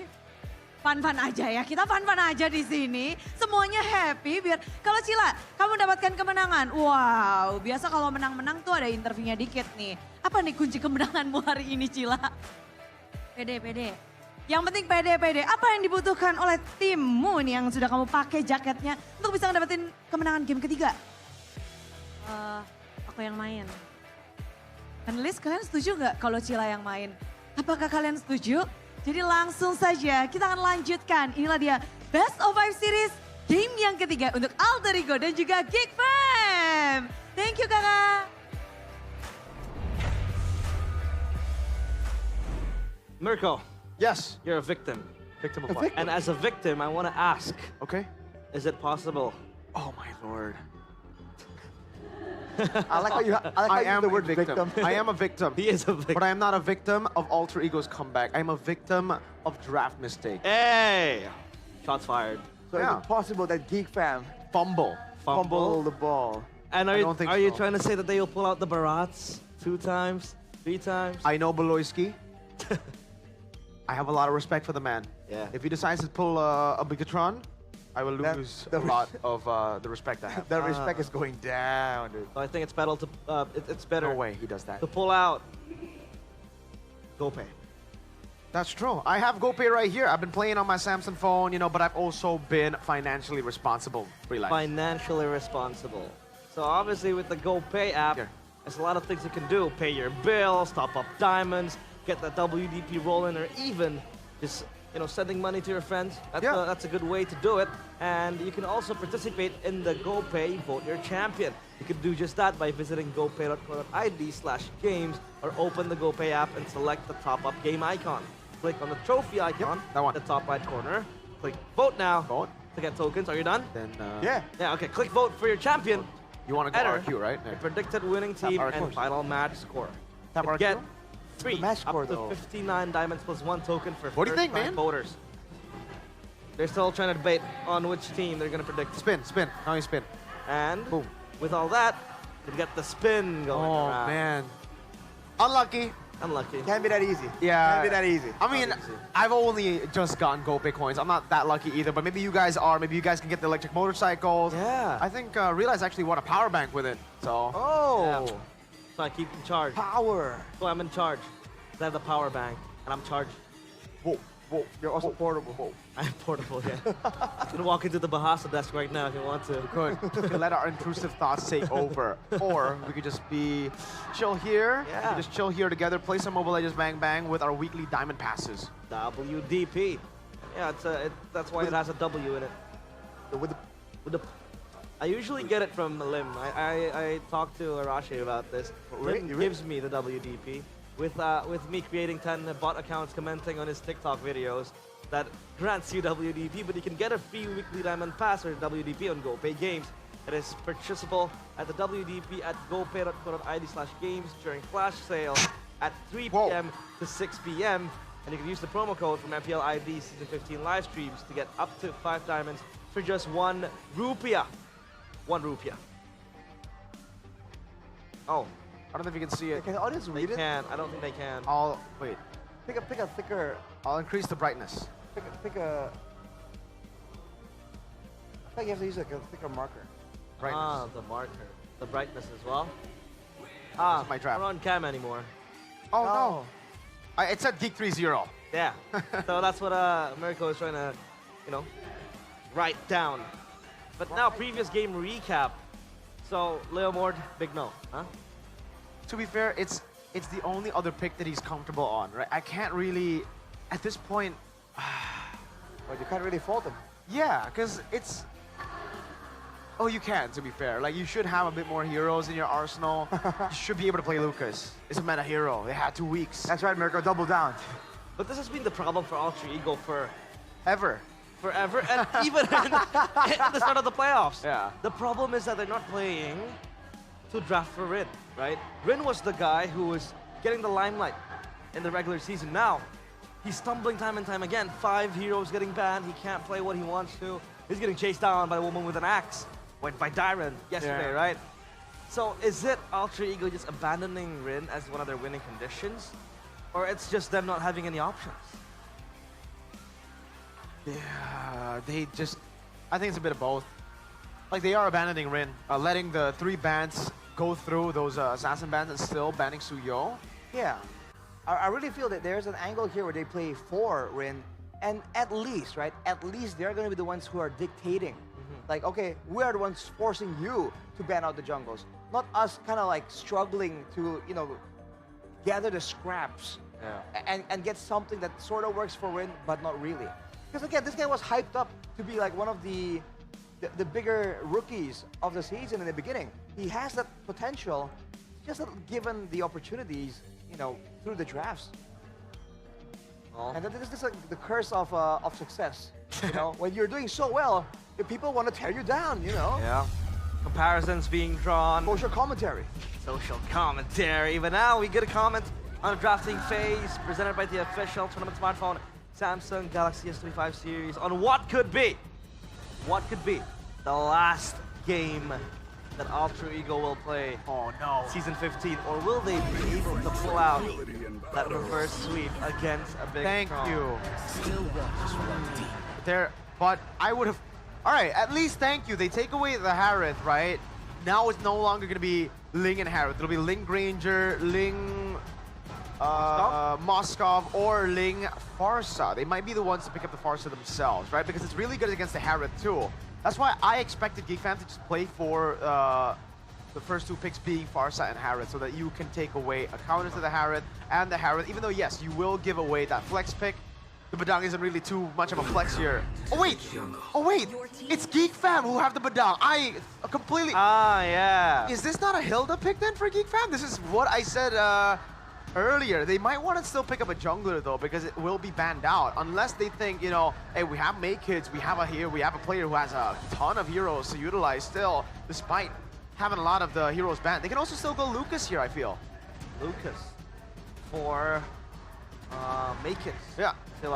I mean, in the jungle, early on, the Ling will try. There is Lucas, and yep, the Lucas will be picked up. So now, how does the Ling traverse and navigate the early game when the Lucas is there? Well, he navigates away from the Lucas. That's for sure. You don't want to be using martial arts against a sacred beast, right? Not exactly working out. You can ask the members from Konoha how that went for them. But so for now, it's better. Alter Ego has a good chance at actually going for some pickoffs. They have burst damage, but so far, no real big targets for GeekFam just yet. I feel like for Alter Ego now, the angle has to be to remove some of those safer, some of those picks from GeekFam that can kind of avoid the dangers that Altrigo has already had in their drafting phase. Altrigo got to ban the Juice in out, I think, at this point. I think even at this point, GeekFam, a Faramis would work. So I think Juicin and Faramis should be banned out here.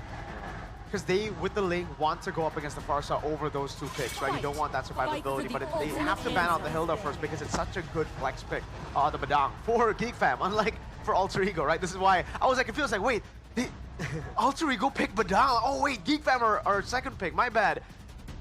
Both Cho and, oh, not sorry, I called Beloyski Choloyski. Both Beloyski and Gobs play a mean Badang.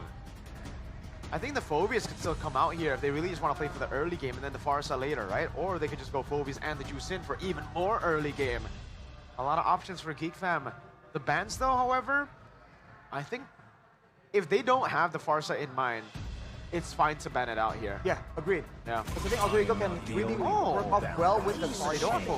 I think for Alter Ego, if they go for a Farsa or any kind of burst hero in the mid lane and then go for some kind of front line, it's looking like a decent all-rounded composition with good amounts of like pick-up potential in the early game. So I'm not against that idea if Alter Ego want to explore it. There you go. Kind of Juicin than expected. They go for the Faramis here? They did ban Valentina, and then now the Phobia, so the AoEs have been taken away, right? AoEs and a steal on the Netherrealm. So, yeah, actually, this actually makes sense for a Faramis. Though, if Alter Ego just pick up the Farsa or even like a Loyi, it'll be really good. Because, again, you get a comp up, right, with the Farsa, or rather with the Faramis, excuse me, being picked up, Netherrealm pops and all that. And then they go Gatot. I like the Gatot too. Yeah, Gatot Farsa is beautiful as well. Against clumped up opponents, you can just burst them down quite easily. Too. GeekFam, This could be Gatot too. they want to pick up here. Yeah. It's good for Gatot too, realize, for GeekFam. Like if they want to go Gatot, it's fine, and then they can hide the Faramis that they are. I mean, it looks like they're setting up for it with the Valentina ban, with the Phobias ban. There you go. Okay, they reveal it first here. Faramis. Alter Ego. What do they go for? Surely, big front line with AoE. I got the Farsa. Like, would work great here, I think. Hylos. I haven't seen him that much in the playoffs. Oh, man. Okay, they go for the Loyi, which I don't know if I like even. Like, yes, I mentioned it, but Who said there are no shortcuts in life? Chipadang! Isn't that beautiful? it is with the Lucas especially. Yeah. I'm concerned about the high loss here because, again, it allows Alter Ego to get more sustain, to chase more for the fights with the diversion, or even escape. But at the same time, it means that there's less of a threat for them to when they're trying to actually go for a full-on collision with GeekFam. So if both teams, right, go toe-to-toe, with the high loss not being something like a Gatot, I feel like GeekFam now has the advantage. So that means that in the neutral objective play around like a Lord, it's gonna really favor GeekFam. My oh my, this might be the last game that Alter Ego will play. So casters, will it be a 3-0 or a 3-1? Walk us through. As Realize said, potentially the last game of this match. Alter Ego in his last legs. They've done it before against Bigatron, but this is a different beast in GeekFam. We are on towards game number 3. Match point for GeekFam. Potentially their last breath. Let's see and witness the land of Dawn. And what will this first matchup in the playoffs, Alter Ego and Geek, outcome would be? So a lot of interesting things that happen in the draft, especially with Beloyski not making the chip work for a lot of times in the playoffs. Even in the regular season, he is currently 0-3. 0% win rate, which is not looking good. But when you look at the whole scheme, or like the whole, think of it, Alter Ego, these are some pretty interesting picks too. Nino, at this point, is an ancient hero in Hylos. We've never seen that in the playoffs, even though it has seen a lot of uses in the regular season. It was his comfort for a long time in the regular season. That will be the question though. Will they be able to make it work this time around? And let's see, your first minute touching and going. Rin, already aggressive Tempest played. That's gonna be GeekFam though with a reposition. Whoa. Yeah, no first blood just yet though. Again, Rin with the Pretty aggressive, pretty typical Rin from what we've seen in the playoffs and the regular season. But yeah, quick fingers by Beloski, by the way, and looks like his fingers are doing well. We mentioned that Beloski has some problems with his hands in the last playoffs, and he's been doing a lot of recovery throughout the regular season for him to be able to perform in this playoffs. And looks like they're gonna secure a W here in game number 3 and go towards the next stage. And some win rates that we can shed some light into. We had Ziski, 6-3 in the Harith. He is a pretty good Harith player. And make it, Hail Beast Bomb is incoming. Not yet. Unleashing the beast though already. That's gonna be info. Rin now jumps in looking for the steal, perhaps. Vitalize Pop, make its comfortable take. That's gonna be Rin first. Blood, take him down. That's gonna be Make's almost taking Dreams down as well. 1-1 for Alter Ego. That's gonna be the turtle and the kill. I don't see any adjustment at all from Alter Ego. This is just the same old objective fight. What happened in the first 2 games? Rin not in the vicinity quick enough, and Beloski and pretty much the whole frontliners of Geek Fam was able to just shoo him away from the vicinity, and that way it's an easy retry for Make It any day of the week.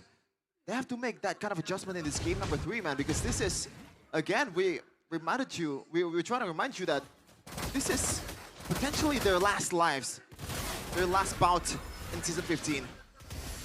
See here again, the setup is just taking the first turtle all 3 games for now for Side of Geek.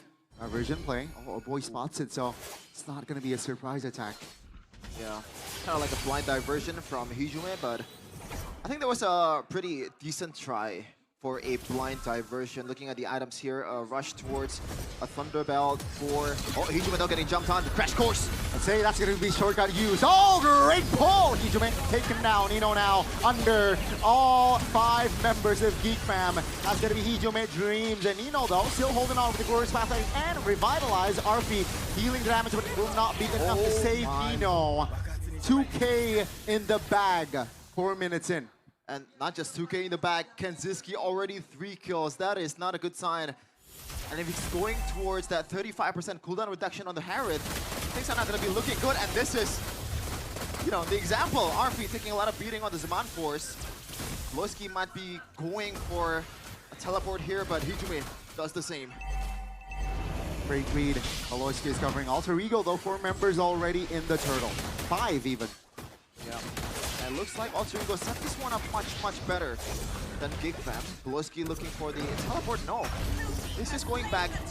And we know that... Oh! That's an Tsunami Slam! That's just one though. No real threat just yet. Alter Ego, they will have to be satisfied in taking just the turtle. And this is the problem with Luoyi. Yes, you have the diversion, but when you think about the damage, compared to a hero like a Farsa, it's much different. You can really follow up right away with the Feathered Airstrike, and your use is limited when Tsunami Slam is being deployed by Dreams. So Dreams has to look for a bit more, I guess, precise engage with the Tsunami Slam if he wants to go for the frontliners in GOPS. Okay. Tempo gone down. Still 2K in the bag for Geek Fam. Beloski in a very cheeky position there. Let's see, will he be able to make it of use? Kenziski again, securing the turrets. That's a shortcut bottom side! Oh, that's RP caught again!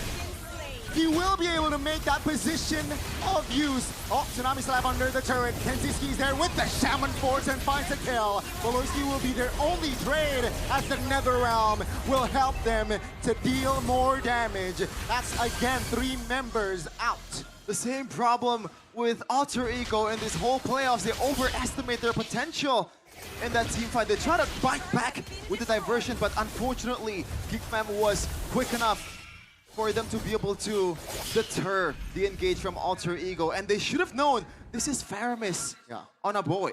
The Netherrealm is there. There's no reason for them to just go ham on that engage. And Ren again, like, what are you trying to do? Even with the Tempest Blade, the cancel. Oh, never mind. The stuns will be enough to stop this Ling. 0-2. That reminds you all again. Oh, Tsunami Slam. That's a stinker from Dreams. But yeah, Rin, man, gotta tone down the adrenaline.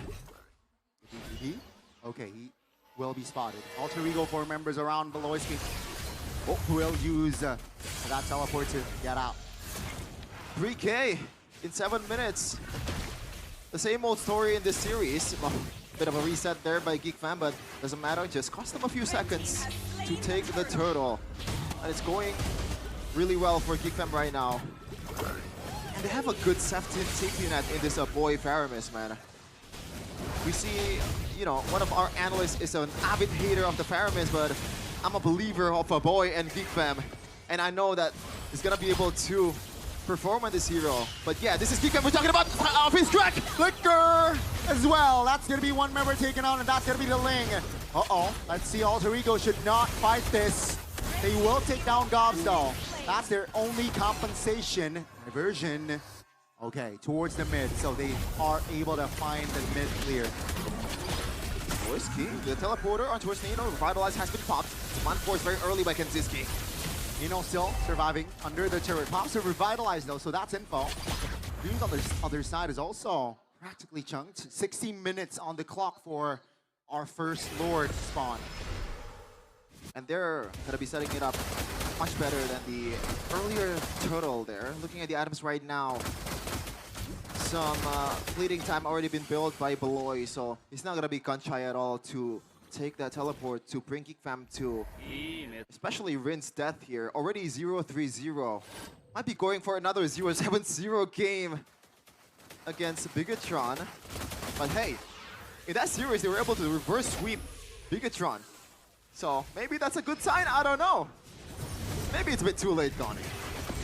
Maybe, perhaps, right? And if you notice, what, I think 3 minutes ago, it was only 2K, 2.5. They almost doubled their lead in 3 minutes now. There's Pathway don't pop.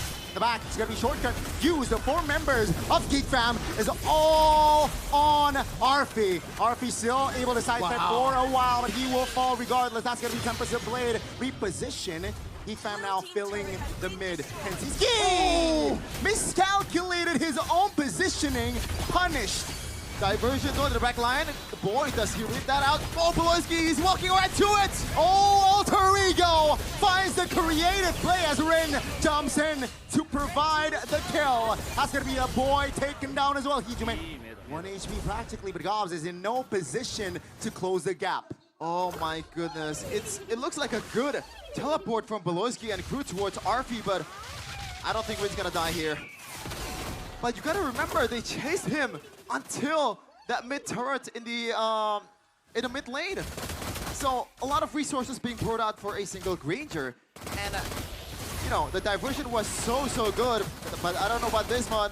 Arfi is getting sandwiched by Gobs and Beloyski. He did this in game 1, he did this in game 2, and he is again out of position in game 3.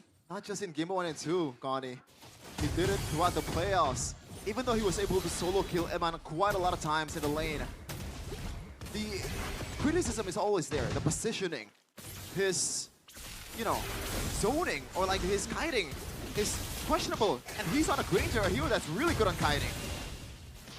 I don't think so. I don't think Alter Ego has some counterplay. You know, cold. Revitalized pops. And that's going to be, you know, just sandbagging for, again, nothing. Lord, it should be free. And the good thing is there's no resources being pulled out for Nino, and Rin already eyeing for a Lord Steal diversion. Oh, Geek Fam playing it slow. They know they have numbers, so no need to rush out with the flicker though. That's gonna be a different story. Shortcut pops as well. Arfi pops the flicker, Makids unleashing the beast. Not enough Nether Realm to secure safety. Makids securing the Lord, and Dreams falls. Wow, what a discipline coming in from Geek Fam. That was so good. They could have gone for the Lord with minimal risk, but they took a more safety route with the fact that they're trying to go for Arfi, they're trying to go for Rin, and it paid off. That was a beautiful Lord dance by Beloyski and crew. The composure is there, but Alter Ego, they're not gonna wait for a play. He's gonna make it on their own. Yeah, they did this with Hijime yesterday, and seems like it will come through. The surprise. That's gonna be Gobs though, spending his first crack. Oh, Nino pulled, taking a lot of heat. Roy's pathway towards the back. Naked's looking for a flank angle as Rin is pushing the mid. Now the Lord is marching slowly in the bottom side of the map as Geek Fam, they will reset. Yep, they're not rushing because this is Chip we're talking about. He's gonna be there in the opponent's jungle very, very soon in this second. So, Geek Fam, once again, they're trying to play it slow, trying to play it a bit more disciplined. And Poloski, okay, gotta watch out for those push opens, man. Because at this point, it's a late game alter ego. Yes, they're not leading in goal, but the damage is there. Naked finds an angle on George Sijume, will force his own flicker. Lord marching the bottom side of the map. Rin still clearing the mid lane again. Oh, where's pathway? Alter ego looking for a counterplay perhaps. No, they are just looking to slow things down.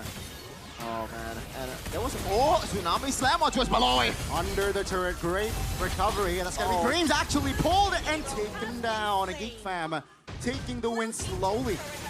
Oh man, they try to do something, but Poloski unfortunately still has the flicker. They gotta watch out for those timers on these spells. A boy very deep into enemy's line. Shadow Stampede. So aggressive! Oh, Gobs finds the connection and the opening for Geek Fam. And this might be the play that will take Geek Fam to top 3 as they push onwards. Can Ninos defend? Of course not. Congratulations, Geek Fam. Welcome to top 3. Top 3, one step closer to Riyadh, to EWC. They've been in this position before in Jakarta International Velodrome. The next step, going to the grand finals. And the opponents, we gotta wait because they are tough ones. They are. And what a convincing win for Geek Fam. 3-0. Alter Ego, after a dramatic win the first day, a tragic loss yesterday, it seems like they were not able to recover. 3-0 is your final score, ladies and gentlemen. And it seems like RIQ's players' words, especially Sutujin, is not without a proof. It's not without an objective analysis. It really is 3-0 for Geek Fam. That was a beatdown. Alter Ego had no chance at all throughout the whole series. But you gotta still appreciate what they've done in Jakarta International Velodrome. A reverse sweep towards Bigatron. But unfortunately, the road to EWC, to MSC for the 3-face mask ends here in the lower bracket. It has been bloody. 6 teams entering the playoffs. Now, only 3 stands. And Geek Fam, this was the final play with Robs again just opening things up. Oh my god. Now the base wide open. Well done. Well done. It really is well done. But unfortunately, Alter Champs, this is going to be a hard watch. Let's give them our warmest send-off in the stage. Alter Ego. It was run.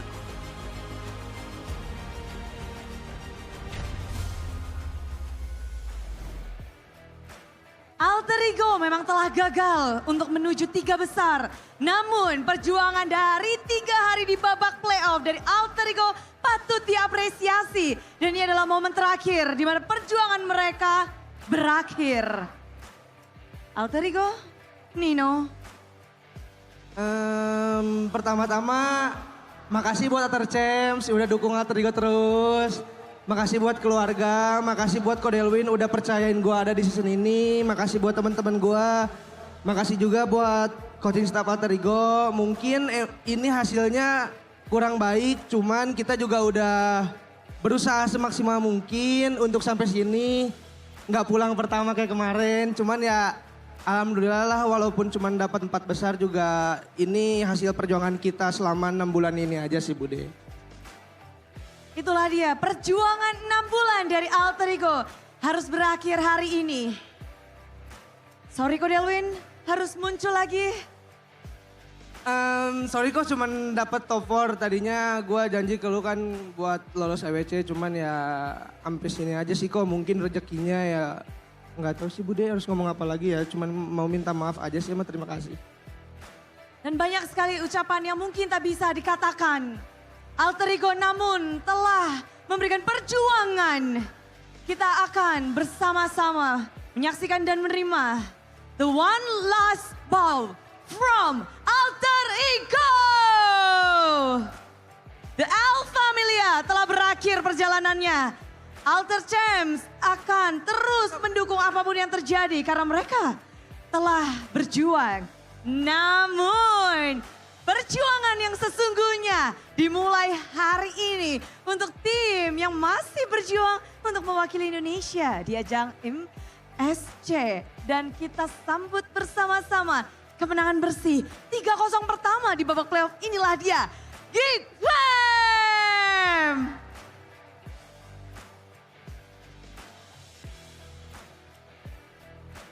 Geek Community udah nunggu-nunggu dari kemarin, ternyata momennya adalah hari ini. Dan Geek Fam menang 3-0 akhirnya di panggung ini berada di lower bracket. Baloy, gimana kemenangan pertamamu nih? Enak banget. Enak banget, ini jadi 3-0 pertama loh. Iya. First Ada time. apa? Ini Geek Fam kemarin kita lihat belum berhasil mendapatkan kemenangan di babak pembukaan untuk Geek Fam. Kayak Adia per bracket harus turun. Iya, ya kita belajar aja dari yang semalam soalnya. Agak-agak ini aneh sih kalau kita yang last, yang game 4. Jadi kayak kita lebih disiplin aja hari ini. Ini lebih menunjukkan di hari ini. Iya. Ini jati diri Geek Fam yang sesungguhnya. Amin. Amin. Namun kita ngelihat banyak yang bilang kayak macro play dari tim Geek Fam kemarin seperti tidak berjalan. Ada apa gerangan dan hari ini baru jalan atau bagaimana Baloy? Iya, sama kita bagusin draftnya aja sih habis itu. Habis kalah kita belajar dari Oni, soalnya mereka kayak pintar-pintar nge-draft jadi kita belajar, kayak kita mau adjust apa. Jadi ya sekarang mungkin karena kekalahan semalam jadi lebih rapi aja sih kita dari draft dan dari gameplay. Secepat itu Geek Fam bisa langsung berproses dan memperbaiki, dan bukan hanya gameplay yang mereka perbaiki dan juga hasil, namun win rate dari Chip Baloy akhirnya ngedapetin kemenangan. Chip, memang ini lagi ingin menunjukkan bahwa Chip Baloy bisa nih. Emang bisa, tapi kita ada miscom saja sama draft kita lumayan susah buat TP malah bawa bencana. Tapi guys, kalau enak ya enak, bisa lah Baloy. Bisa Baloy. Dan memang bisa banget, apalagi sekarang kita ngelihat dari tim Geek Fam. Mereka membawa 3 player anyar di babak playoff. Ini adalah babak playoff pertama untuk mereka, Kenziski. Halo Bude. Namamu dielukan, namamu diteriakan. Dari hari kemarin sebenarnya udah pada bilang ini Kenziski. Ini kayak bukan panggung pertamamu babak playoff. Senyaman itu sudah kamu di babak playoff ini? Iya, udah nyaman. Sudah nyaman. Tapi bagaimana sih dengan pengalaman pertama, biasanya itu agak getar dikit. Namun gimana untuk pengalaman Kenziski sendiri di babak playoff 2 match ini? Lumayan ini ya, lumayan cukup buruk tapi hari ini kita bisa lebih baik dari kemarin. Gimana seorang Kenziski menerima kekalahan di hari kemarin dan turun ke lower bracket? Mungkin kita tertampar gara-gara kekalahan kemarin. Mungkin hari ini kita lebih baik. Bener sih, ini lebih baik sih, 3-0.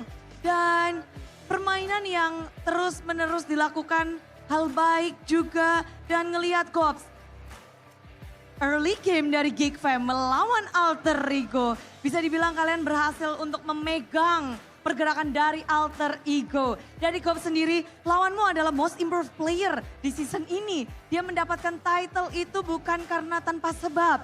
Bagaimana kamu bisa megangin nih dari tim Geek Fam supaya early game dari Alter Ego tidak bisa mereka miliki? Ya kita tetap lawan aja sih, meskipun dia mau improve. Ya tetap main gameplay gitu lah. Gameplay kalian, apakah ini khusus gameplay untuk melawan Alter Ego atau bagaimana kalian mempersiapkan diri untuk melawan tim Alter Ego?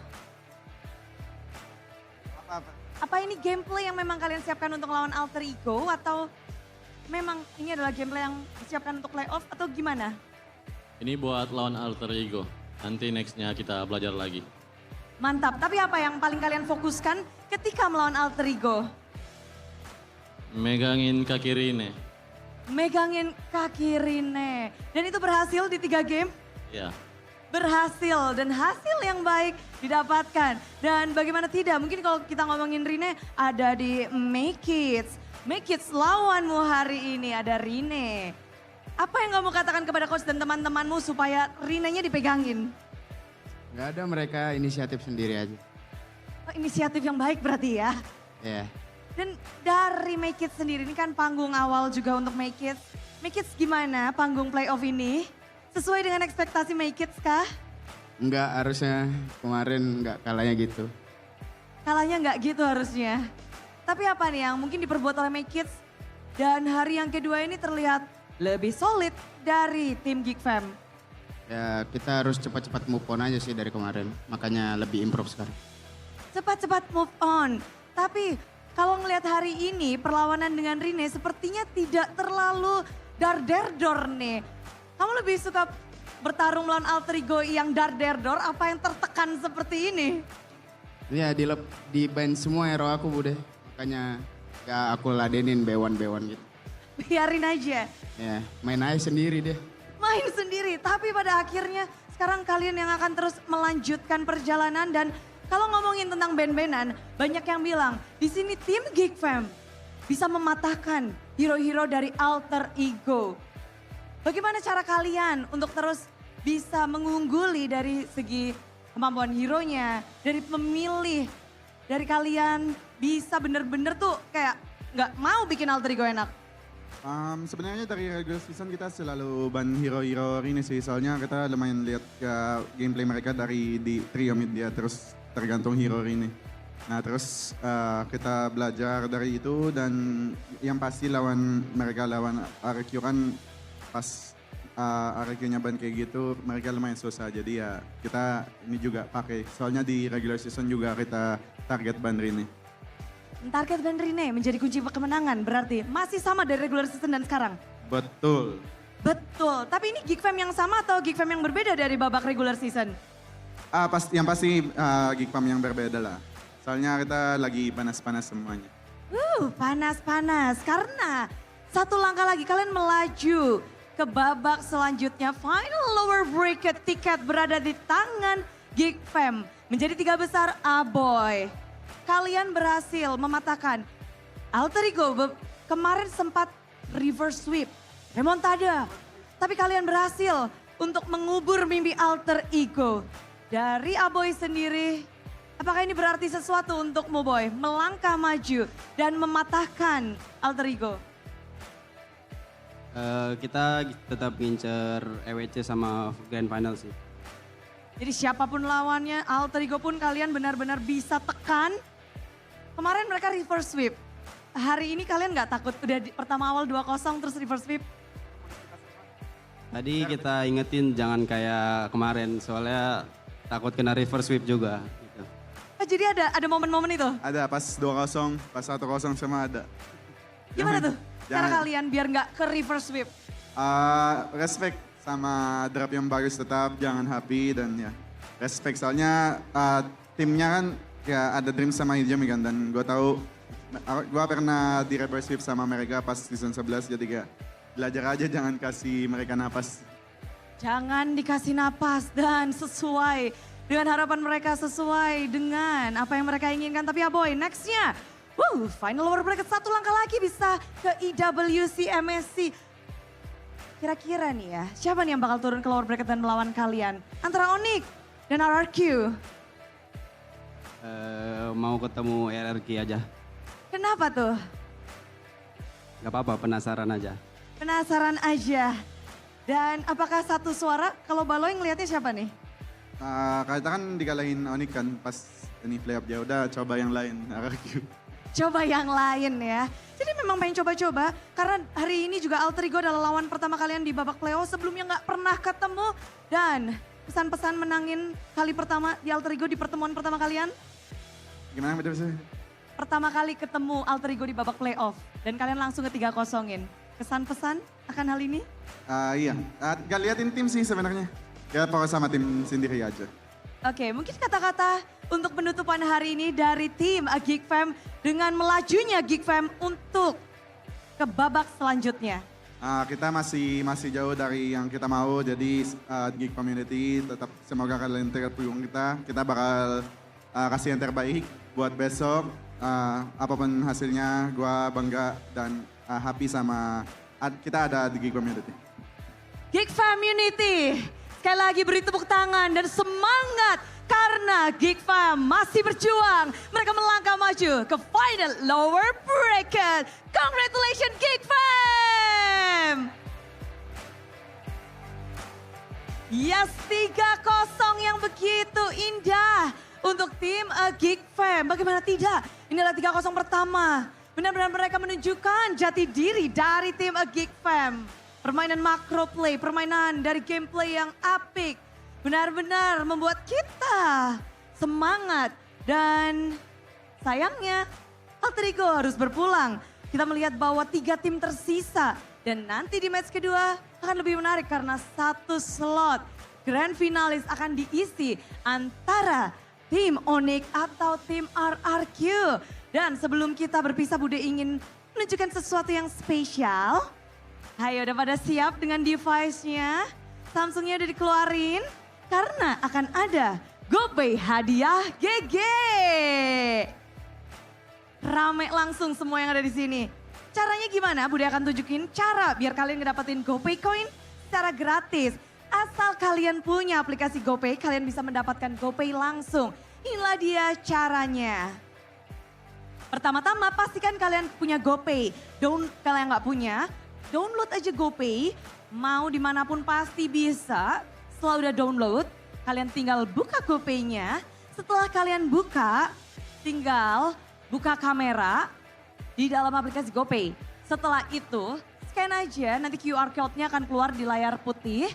Dan setelah ada, tinggal di-scan, dipencet, klaim hadiah. Setelah kalian ngeklaim, otomatis GoPay Coins akan masuk ke dalam akun kalian. Udah siap? Siap, rame, let's go. Inilah dia GoPay hadiah GG. Tada! Edisi playoff, setiap harinya GoPay selalu bagi-bagi hadiah. GoPay memang GG. Dan kita bisa happy-happy bareng GoPay. Nanti GoPay Coins-nya bisa buat macem-macem juga. Dan pasti deh di sini udah makin happy, makin seneng. Semuanya bisa bersama-sama nih menggunakan GoPay kalian sekalian. Dan hari ini kita juga mau tahu nih bagaimana tim Geek Fam mendapatkan 3-0-nya membungkam Alter Ego. Dan tidak ada remontada lagi. Seperti apa? Kita akan langsung dengarkan kepada para panelis yang akan menjelaskan secara dalam. So panelis, monggo.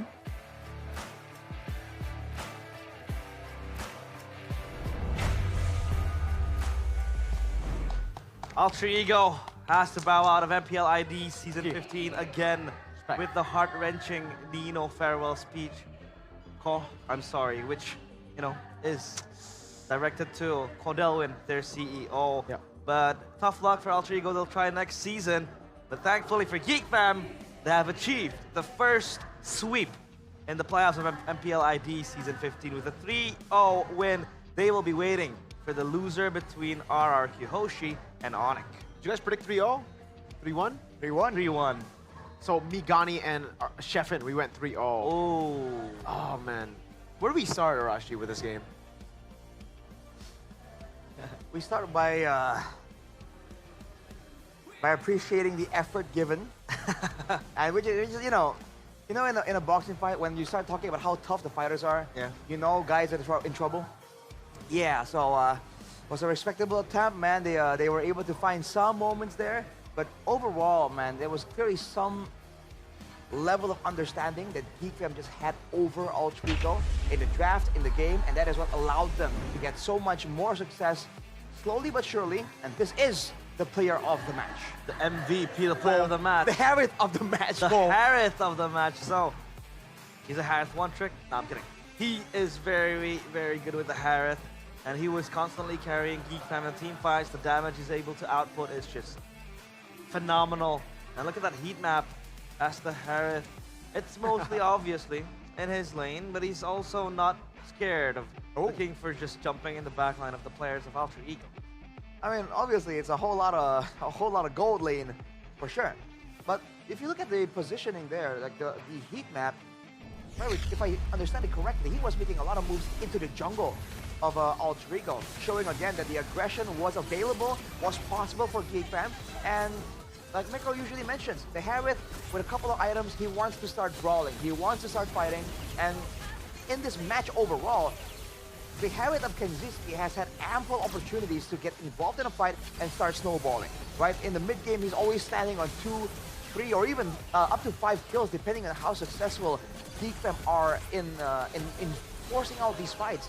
So it's almost like GeekFam understood that, hey, Ultra Eagle, the aggressive team, wants to fight. So we need to get compositions, get heroes that can benefit by winning off these fights and starting to snowball. Yeah. Unfortunately, they just couldn't handle all the aggression. And again, something that we already mentioned yesterday. Well, not yesterday. I think it was it yesterday? I think it was yesterday. The way you want to utilize the Feramis, if you do have a Feramis, is by aggressing forward. If you're a reactive Feramis, you're going to lose so much value. And unfortunately for Ultra Eagle, there was just no way for them to force out team fights. A few of the times that they were able to here, especially here, right? They were able to get a few shutdowns, but at that point it was too late. And man, I really respect RP because he was able to solo kill Eman twice in on day number 1. Yep. But it gets to a point where the positioning needs to change, the game plan as well. A lot of people saw Sotujin's statement and maybe thought, all right, that might have been too harsh, you know, saying that they have no game plan, no gameplay. But it's very, very evident here. They are a team full of mechanics and full of like good plays when they get comfort picks. But when they don't, oh my lord. Imagine up against a Chip playing still on the side lanes as a Granger at minute 5. This is not an MPL level like position. This is a barely MDL level position. How do you still stay in the side lane when you're up against a Granger when there's no one visible on the map? It's amateur-ish. It really feels like, man, they were lost, they were pressured. The pivoting, the adaptations from GeekFam were just too much for them to handle, and eventually, right, that bleeds over from trying to use all that brain power to figure out a draft possibility into figuring out how to move on the map. This is the area of expertise that GeekFam are just so good at. If you put GeekFam in the positions of Ultra Eagle, that's where they would understand immediately, okay, this is what we need to be doing. This is where we should be looking for something like this, you know. But Ultra Eagle, especially after game number 2, they just looked really, really lost. Like they were trying to go with emotions, do what makes sense at face value. But GeekFam doesn't operate on face value, right? There are layers to their approach, and eventually one of those layers will catch Ultra Eagle. And so unfortunately, they have to go back to the drawing board. And there's credit to be given to them. They got this far with a rookie, with 2 rookies technically. It's respectable, but by all means, man, they really were outclassed today by GeekFam. And the tilt is so real, realize. It's so real. Rin. Oh boy. Turtle 1 or Turtle 2, I forgot. Yeah. Turtle 1. The retri. Not just the retribution, but not utilizing Tempest of Blades as well for Turtle 1. And then missing the retri, Hijume would be the one who takes the turtle. Yeah. The tilt was so evident from Rin. The time that he finally got a pick that is a comfort, he wasn't able to utilize it properly. Man. Is it too little, too late? Was that the compounding effect from game number 1 is a question, because it would have been such a shame if, like, you know, if let's say with this draft, Ultra Eagle could have taken game number 1, maybe we could have seen a whole different story. Ultra Eagle is a team that we always, you know, highlight for momentum. A lot of problems that he's sorting out for Ultra Eagle. For GeekFam, obviously they're able to show what they are capable of. And now we want to tune in on the mic check on that game against GeekFam. Gue yang petong biru. Bisain gue ya. Awas di TP. Gak ada TP, belum ada. Guys, gue mau coba atas bisa. Gue mau number ya, mereka mau gas nih kalau gini biasanya. Aman. Ya udah 3 tot. Ada gue guys. Ayo perangin ke jauh nih mereka. Ada di biru tuh, ini ada edit di biru. Ayo guys. Ayo ini gue ulti nih guys. Gue kena dua. Gue ikat dua. Kanyang bro. Nice. Aman, mati rangernya gue bikin. Nice one. Aman. 20.000 ya. Ya, kalau udah low kalian majunya. Ini Salah dia nyebus. udah mau dikasih tuh. Ayo guys. Ayo. Gua dapat ini nih. Bruno. Gua dapat ini juga. Sabar, kaiting. Mati dah. Bruno lihat. Mati Bruno. Bruno mati ya. Mati. Gua pop base dulu. Cabut dulu guys, bisa gak? Aman rata nih, rata. Enggak ada carry. Pede aja. Bisa Lord brother. Kali yang atas ya. Udah. Ini guys. Mati. Ini gua stun lagi. Ada Hylos ya? Ya, menang. Gak usah tiga. Ini kalinya. Hylos. Ini Hylos lo. Gua ada skill lo. Skill lo ya. Ini gue tarik lagi. Ada bisa. Aman, bisa. Enggak. Mati. Nice one. Coba tabrak sih guys. Boleh. Iya, tabrak sih gue ada. Loginya chill. Bisa ada konsil. Gak ada flicker ya. Gak ada. Kanan kiri guys. Gua masih ada ulti ya. Takut sih deh nih. Dapat nih guys. Dapat ganjar. Mati. Nih, link udah turun. Target guys. Link. Aman. Lihat darah chill. Sabar. Bawahnya. Mati. Bisain sih. Gak ada. Gue Nice one. That was Geek Fam with calculated calls and all that. Clean. And the tilt. Did you see what Rin was doing when they went to end the crystal? What? He was orange buffing.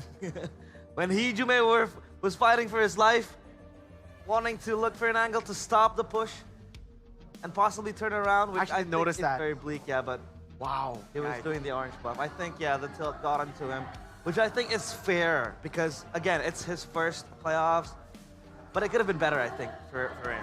I think it could have been much better, man. That's really unfortunate. But you can even see that in the communications, Geek Fam, just layers, bro. But like was saying, hey, they would usually do this, meaning that it's not just them reacting to the movements in the map. They have ideas on how all Trigo have, like their habits, their preconceived, like, you know, paths and all that, which is really good against a team like All Trigo that wants to surprise you, wants to catch you off guard. When your opponents have a grip on like your habits, dude, that's rough. But it's time to press some buttons because we'll be on the Jersey wall to say goodbye to Ultra Ego. Goodbye, Ultra Ego. Beep, beep. Boop, boop. Jersey wall. Di Jersey Wall ini Bude bisa bertemu langsung dengan Coach Dora namun dengan situasi yang berbeda. Iya Bude. Sekarang sedang dong full senyum. Full senyum hari ini. Ini benar-benar clean sweep dari Geek Fam. Geek Fam ngamuk atau gimana Coach Dora? Ya pasti lebih prepare dari kemarin kan. Karena kemarin kita emang explore lebih banyak. Ya sekarang kesempatan kita satu kali udah pasti alin. Terus ya dari segi prepare, dari segi latihan udah pasti buat menang aja sih sisanya. Buat menang aja, tapi kan kalau bisa dibilang ini berarti persiapannya benar-benar sedikit dari kemarin. Terus hari ini, namun melawan Alter Ego. Semulus itu. Dari Coach Dora sendiri, apa sih penyebab permainan kalian? Gameplay kalian, bahkan dari mungkin segi draftnya juga, itu terlihat begitu mendominasi. Ya tadi emang si Alter Ego emang kita udah tahu sih kuncinya kan di trio midnya mereka. Terus emang full hero mereka nggak terlalu banyak juga. Jadi so far dari regular season sebenarnya udah sadar. Tapi ya di playoff mereka masih sama sih. Belum prepare hal itu lebih dalam. Jadi berarti tadi juga pada bilang ya berpusat ke Rine. Fokus ke hero Rine. Dan permainan pun porosnya neken Rine-nya.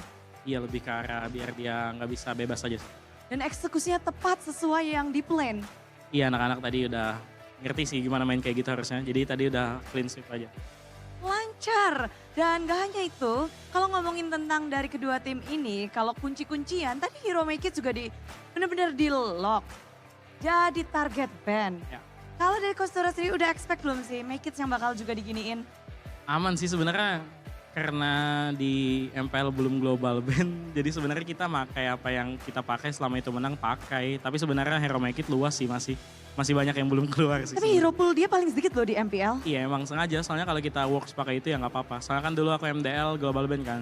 Ya so far kalau kita menang pakai hero itu di MPL ya pakai dulu aja. Tapi sebenarnya secara full hero dia luas, belum keluar. Belum dikeluarin. Jadi sudah terjawab ya, ini Make It kok nggak ini ternyata memang belum pakai yang works dulu. Namun plan kalian berhasil. Dan apa sih, abang benar ini dari Alter Ego Coach Dora nggak ada gameplay yang dimiliki oleh Alter Ego? Seperti kata Sujin. Ada sih sebenarnya gameplannya, tapi mungkin kayak terlalu satu gameplan gitu. Jadi misalkan mereka gagal di satu hal itu, mereka nggak bisa adjust di gamenya sih gitu.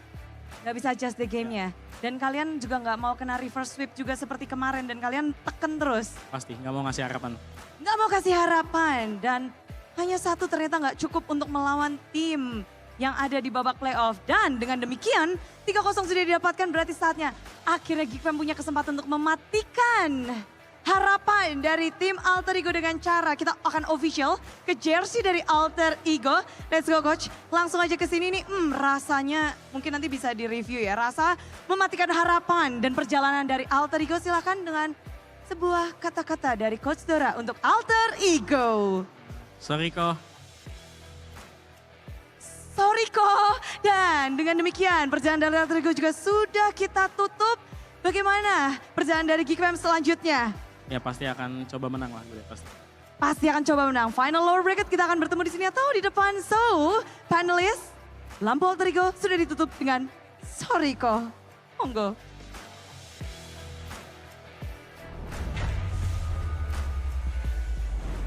The red light confirms that Alter Ego is completely out. MPL ID Season 15 in the playoffs as well. So now, how do we talk about Alter Ego's problems then? What can they do better in Season 16 later? I think we've laid it out. Yeah, exactly. We've been talking about their problems non-stop. So it's kind of weird that now we're here where we're supposed to be saying, you know, talking about that. But we've been talking about that. Yeah, a lot of problems that they might face. But now for Geekfam, what do you think are the things that they might try to withhold later on when they're facing up against those giant teams, Onyx and RRQ? I think just, again, stick to the draft that we saw in Game 1, Game 2 for the most part. Don't go for Chip Faramis. I think those two picks really worked out, but it was because Alter Ego kind of let that happen as well, right? Lucas was coming from a mile away. We called it here at the panel as well, but they didn't really have anything in preparation.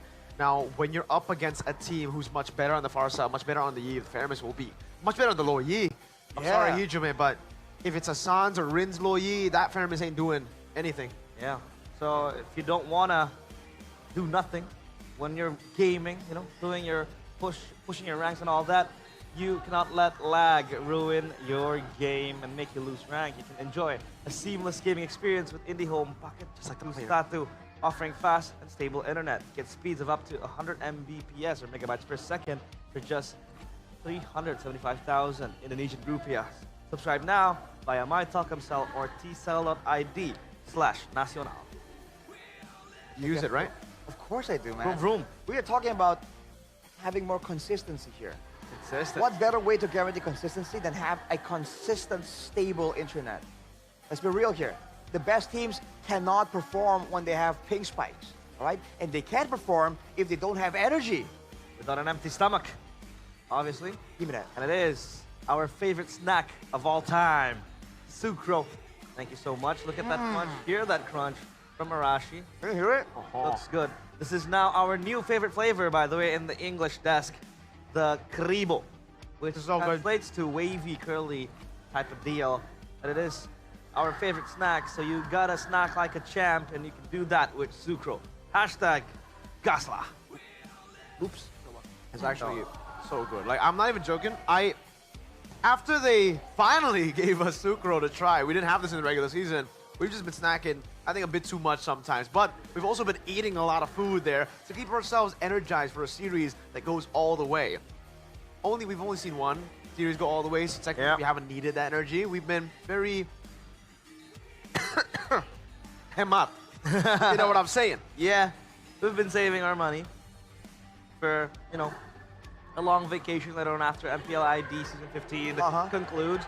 So with the hemat in our way now, we enjoy the MPL menu by Hokben from starting just 20,000 rupiah.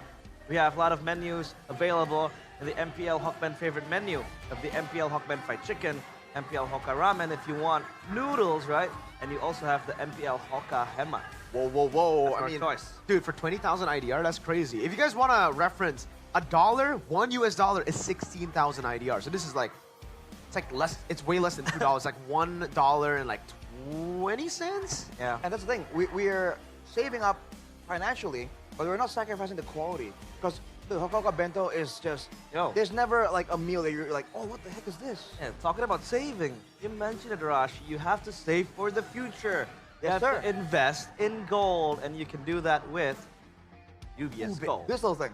By the way, today, gold has risen again. Like, Yes. the value of it has just been, it's increasing by quite a bit. So, gold is literally your best investment. UBS Gold has basically kept us safe. We're very financially stable right now because of UBS Gold. UBS has been sponsoring us for a while. So, we've been slowly but surely grabbing UBS Gold, slowly but surely transitioning towards gold. Gold.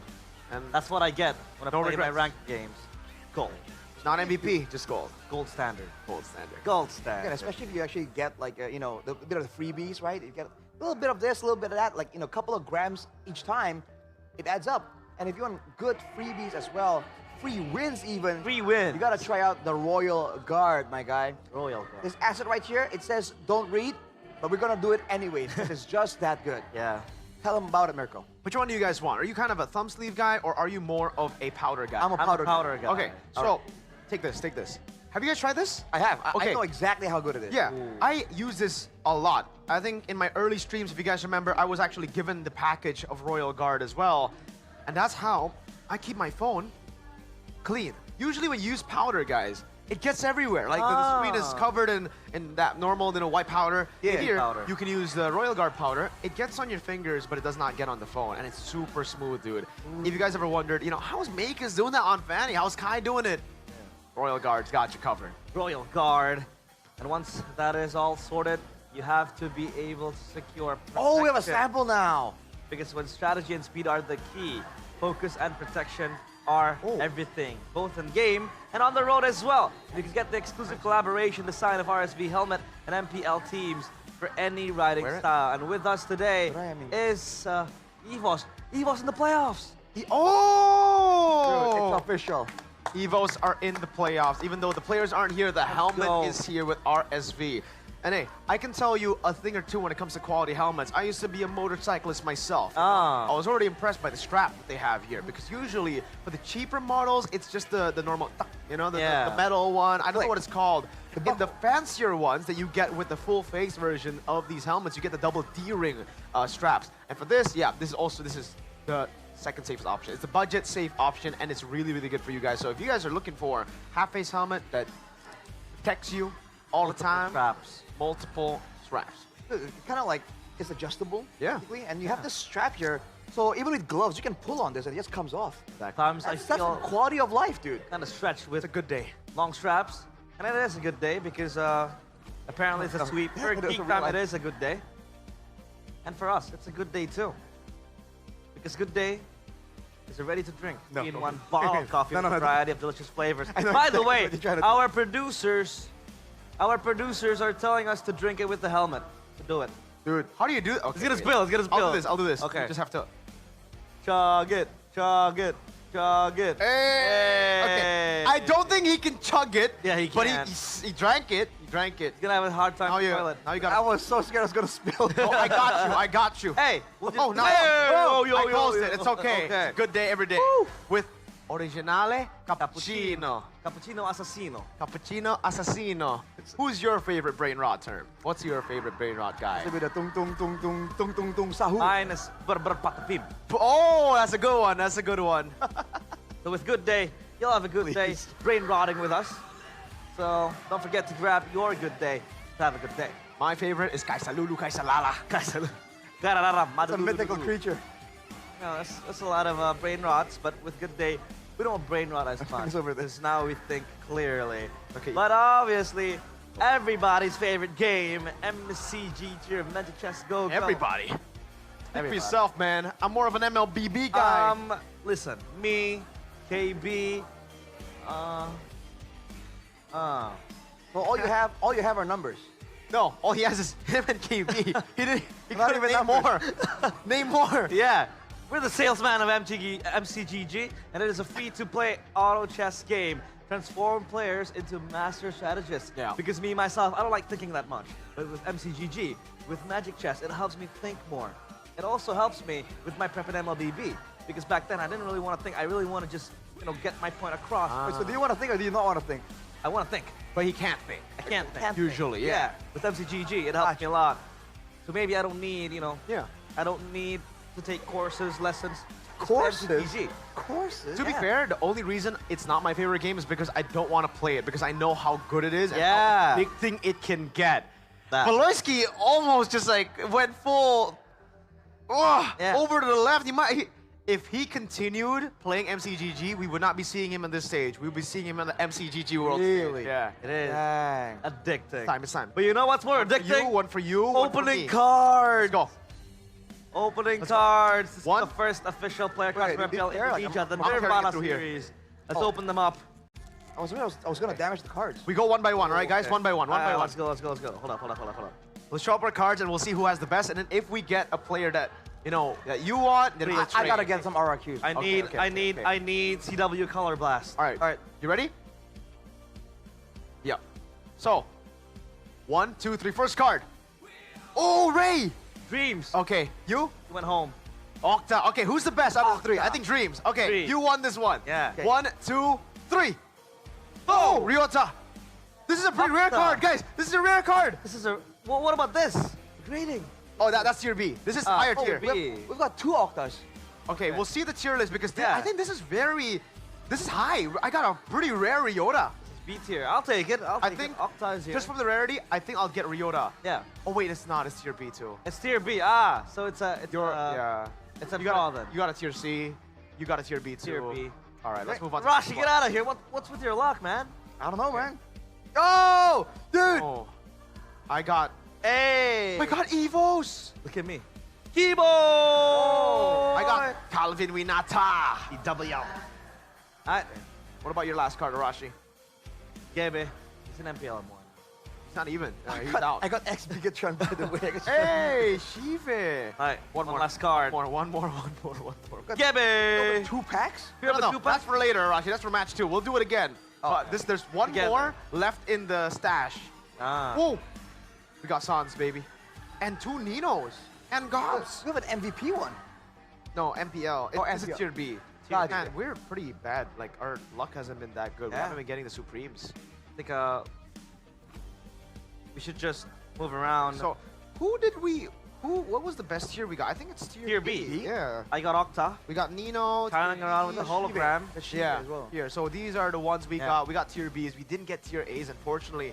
Yesterday, I unboxed 1 tier A, I think, with Eterna and Sheffin. But today is just about Bs. Maybe one of those. One of those packs will have a tier S, tier A, and a Supreme. Hopefully, Beth. Mirko, do you still want this, though? Color Blast. I already have it. Oh, you already I have that and 3 Lukes. Yeah. Who do I trade that with? I'll take the Annabelle one, though. What are you going to give it? What are you going to give me for it, though? I'll give you the most improved player, Nino. Sure, I'll take it. Or you want Ryota? Bro. Ryota. Okay. Ryota for Annabelle. There you go. Technically, I have the rarest card. What? Gebe. That's because he's no longer here. Whoa. In a way, that's true. An MPL ID, I think. But I think the best card right now for me, Annabelle Sans. I got Annabelle and Albert, by the way. Annabelle Sans, Albert. That's a. You can like make your own like dream team, technically. Yeah, you can. Gobs. Pretty good. I had Ryota. You know what? Shiva is my gold, and then Nino's my XP. There we go. This is my team. Okay. I have 2 junglers. Gobs. Keyboy. Hang on. Octa. Well, I have a whole team. I don't right even here. have a gold laner. I don't have a gold laner. I have too many EXP laners. I got I have Reggie and jungles. Ryota. I think Albert can play Rome, so it's fine. Albert playing Rome? Yeah. I'll put Dreams and gold laner. So I need a jungler, bro. A jungler. I got 2 Can I jungles. trade y'all for a jungler? CW was a jungler. Here, take CW. I'll take it. CW was a jungler back in the day, so check it out. Go ahead, check it out, guys. You can get it here. The Nirvana collection is out in the MPL Festival. There's a booth for it. You guys can check it out. Grab your packs, the MPL Festival. I need an Eman Supreme, man. I we haven't all gotten a put- single Nah, I'm kidding. Eman.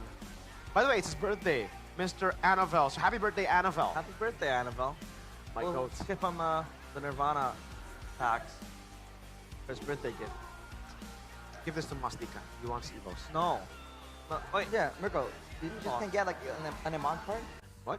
You can't get an Emon card? Just haven't been able to find one? I mean, I could just take this, take Ray out, and then print Eman, and then have him sign it, technically.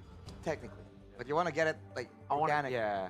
It seems like there's something in the way, bro, somehow. If one of those has an Iman, guys, it's mine. I'm not even trading. I'm stealing it from y'all. Do the other MPL regions have this? No, we are the first one to have. Wow. This is special, bro. I think in Malaysia they're. I might be mistaken. I think MPL Mod does have. I They have remember a version. Yeah, a of their version own of cards. Yeah. Dude, I'm looking forward to people figuring out how to use these cards to make their own like mini games. Yeah. But that usually happens back then, before the internet, right? Yeah. So we battle. I'm here. old. I'm sorry. Gold lane battle. Let's go. I choose you. Like, Oh, it's the same, but your tier is higher. So. yeah. I got a better Shive. All right. Jungle. Like Calvin with that. I think I win with Annabelle. All right. Fair. I even got him from you. Let's go mid laner. You've lost. I got the best. I Bang! got the real best Sans. You've lost. I got the original Kimi player. Oh, that's true. And look at the audience. If they get an Iman Supreme, I'm out. Mirko's gonna run towards the audience and just snatch it, dude. Yes, I will. That's not even a joke. Let's see how lucky can you be. So far, the audience has had pretty bad luck with the panel too. But they can't get the pack open. Slowly but surely. Don't you worry. We're gonna get it open. Oh, maybe. That's gonna be a good card in the future. Maybe. Investment. Oh, no! You gotta run over there. I gotta run. Oh no! No! Run over. Run and snatch that I Iman. can't believe that happened. That is the nature of gachas, man. The more you want it, the more you don't get it. Yeah. Oh, my lord. Okay, you got Nonic full Want that team. card. Onyx full team. Next is Lutfi. Outstanding! Tier A Lutfi. What? Allahu Akbar Lutfi. Next. Okay, it's Magic. Magic, yeah. Wow. Dude, That's Iman and a Tier A Lutfi. That's a pretty solid pack. That's the best pull we've had so far, right? That's the best pull. Yeah, yesterday I got an outstanding card too. That's the only Tier A we got. But who was it? I actually forgot. Oh no, it's an outstanding Luke, I think. Yeah, I have a Tier A Luke. Oh, you have a Tier A Luke. Yeah, that's pretty good. Lore accurate. Lore accurate. So he is indeed Tier A. You know what's Tier S? What? The Naruto skins. Oh, for sure. Yeah. Do you have every single one of them? No, I only have Suyo because that's the only hero I'm good at. You're missing out. Apparently better than Mirko's. Brother, you're missing out. I'll have you know you are missing out. Right. What about the Gara skin? I got it. I don't have it. Is it any good? You don't have it? I don't have it yet. Bro, that's the only hero like that would make sense for you to get because you I'm play a mage Male. player. I don't know, man. I just couldn't get the missions done in time. Well, you guys can still get it. You can still get it too because it's still live. So event, don't miss out on it, man. I missed out on the Neymar Jr. free skin, and I regret it to this day. Like, I should have played more games. I should have grinded for it.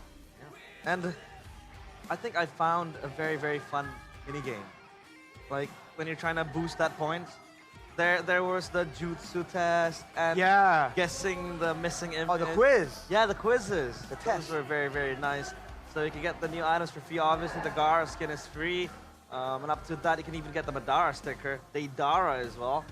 We have Naruto over there and those nameplates and got the voice lines as well, right? The voice lines. Is great. The voice lines are where it's at, man. I had to spend some diamonds to get the Itachi sticker. The emote. Itachi emote. Yo, you know the Jiraiya emote? The one where his nose bleeds? The nosebleed It's like, one? I love that one. Yeah, that's very nice. Especially when I meet eventually Wu Zetian in the Land of Dawn. This one I give it to Arashi because apparently he knows how to pronounce this hero. I might have to be a mage player, Arashi. The two heroes they've released that are mages have been real bad. This is how Mirko this is how Mirko selects what heroes he wants to play. They gotta look good, man. And the Empress Zetian is so good. And her coronation ceremony is about to begin. So watch the Path to Ascension cinematic trailer and share in that joyous moment from the 18th of this month, I believe, onto the 4th of next month. Complete tasks to get a new hero for free. For free! Zetian, My guy. free. Wait. Free? Free. Wow, I like that. I'm a sucker for free, man. It's very, very nice. Have you seen the kit? I have. Hero? It's quite broken. It's broken. Every hero pretty crazy. is probably broken. But this year's All-Star just got wild as well. From June 27 to August 5, join the limited time Dino Patch in MLBB. You can face off against Roar, the Pterosaur. Pterosaur. I'm not good with dinosaur names. You can beat him and win exclusive rewards like a limited avatar border. You can also join a team event to unlock a free skin. Popal and Koopa Proto Hunter. Proto Hunter. And if you're a creator like Mirko, Submit your clips to grab special battle emotes. Are you ready to roar? I'm ready to roar all day, air day, man. I don't want to play Roar. Popo and Koopa though. That hero hasn't been meta in a while. I hope he gets buffed. Yeah. All-Star was pretty fun. I think last year it was, what was it? Last year. All-Star skin? Yeah. I forgot actually. Oh, Melissa and Fredrin, no? Oh yeah. Was that It is All-Star? Fredrin Melissa. That was Sparkle. That was 5-on-5 event, right? Yeah, 5. Yeah, there's so many skins. You kind That of one. get them mixed up, man. Yeah, For real, so for real. don't forget to join that event. And if you wanna indulge yourself in the atmosphere of the crowd here in the Jakarta International Velodrome, the playoff tickets batch 2 for MPL ID Season 15 are now available. You can get your tickets on the official MPL ID website. And you gotta book the right tickets because you gotta know which matches are, high stakes, because after this, it will be the upper bracket finals and it will be the match to determine who goes first to MSC as the Indo rep. Dude, at this point, every single match is high stakes. Exactly. I mean, at this point, if RQ loses, they're going to have a tough match. If RQ loses, they're going to have a tough match. Geek Fam are the ones waiting in the lower bracket finals for that final ticket of MSC. But before MSC, you guys can still come over even if you don't have tickets. Let's say it's sold out. Still come over to MPL Arena here, which is the Jakarta International Velodrome right now for Season 15's festival. You get meet and greets with the players you guys love. There are watch parties for free outside. There's also super fan meetings with the parade, when they march in together. Yeah. And there are performances with the brand ambassadors. And you can get a picture with Mirko. Because yesterday it was me and you, Arashi, and Chefin. We were Mirko's entourage. Yeah, exactly. Yeah. We're just like, yo, space, chill. Let the man breathe, We gotta give him space to breathe. Can't let Awas, go. awas, like Speed's bodyguard. Mingir. Mingir Lu Epic. Mingir Lu Epic. Yeah. Mingir Lu Poke. Hey! Because Poke means low points in point Indo. kecil, right? Yeah, Yeah, point it's a kecil. slang term. The slang, so if you ever want to come over to Indo, you can be like, you, low level. We'll take a break. After this, it'll be the Royal Derby. See you soon after the break.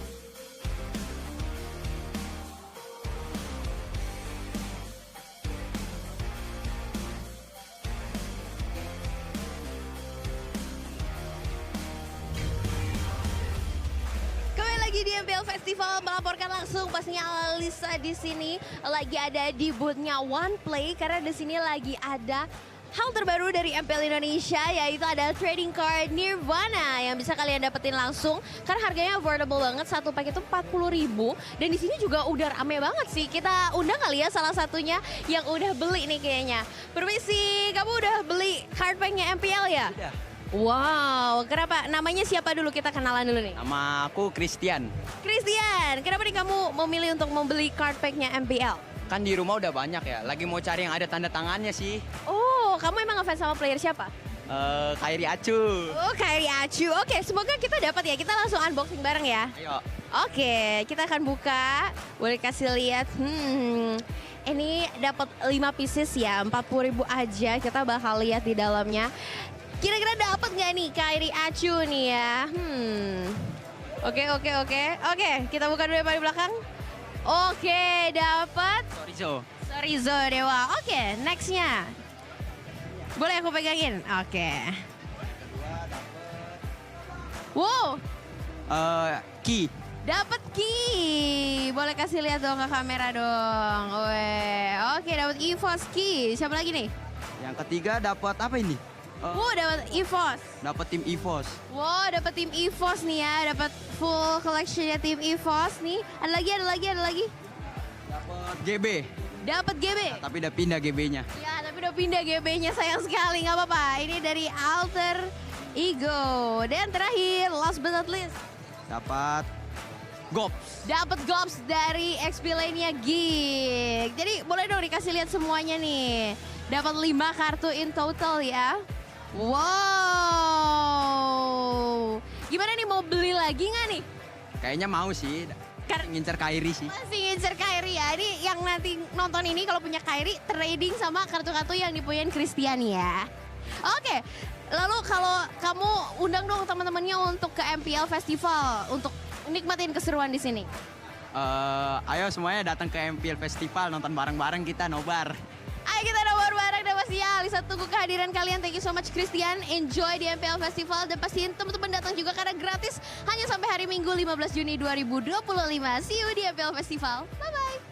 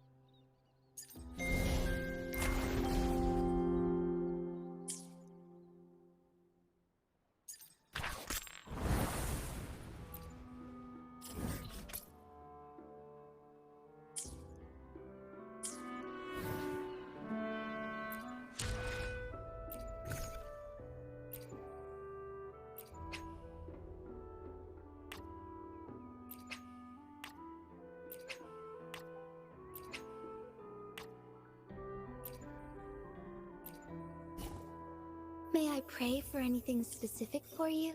It would be my honor.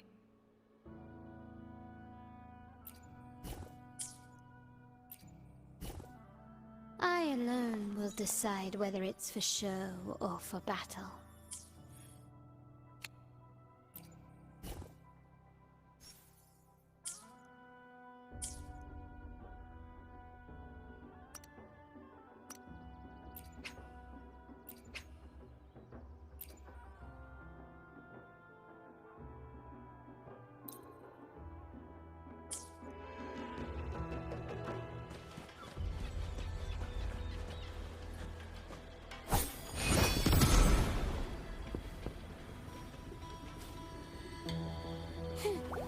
Purge the impure. Huh?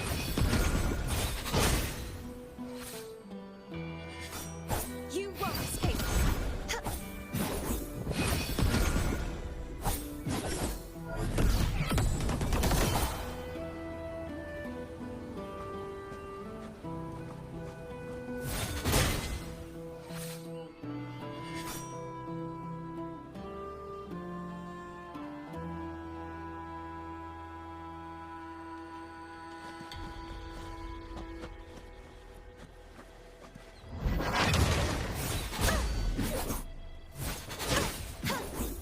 Such is their blessing.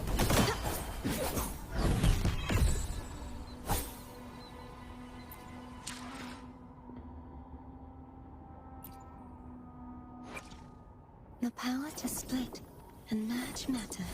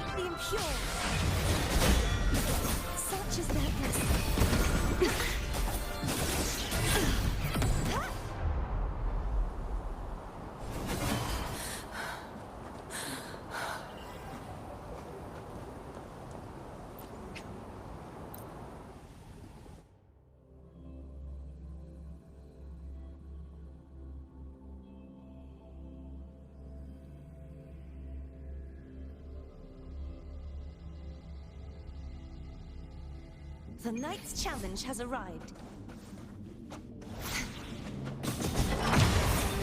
Such is their blessing.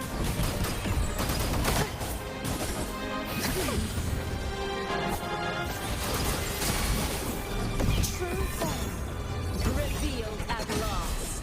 It's me, I engraft you new. The stuff gets purified. Time, rise and crash. Vexing malice. Charge forth with me. Vexing malice. My blade. Purge all evil.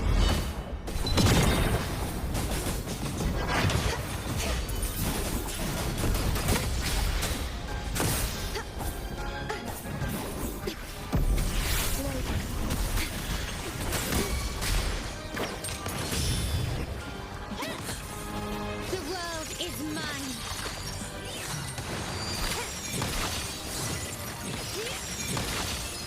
In the name of the Montellis. Still recognize me? Come on, be gone, wicked souls.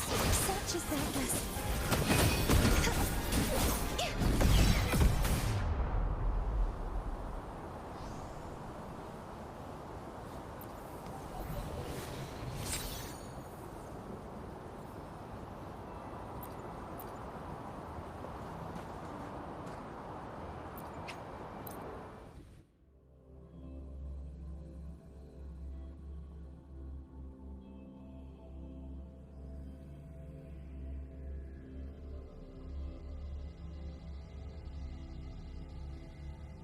The night's challenge has arrived.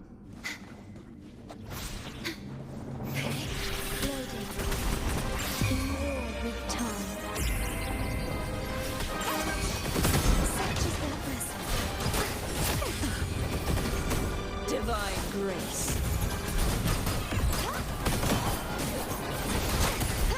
True form revealed at last.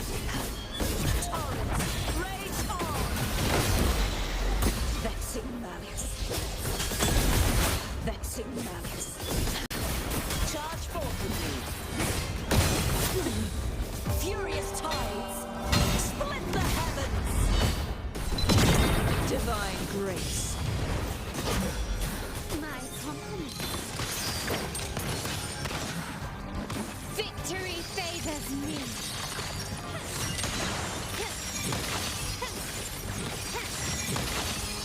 A new era awaits. Still recognize me? Loading. Heavens. Such is their blessing.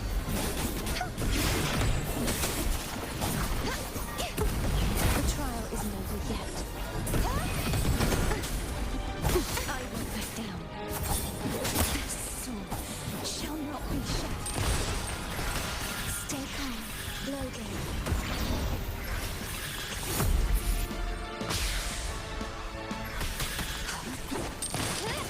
Running won't save me. Wind breath. Such is their blessing.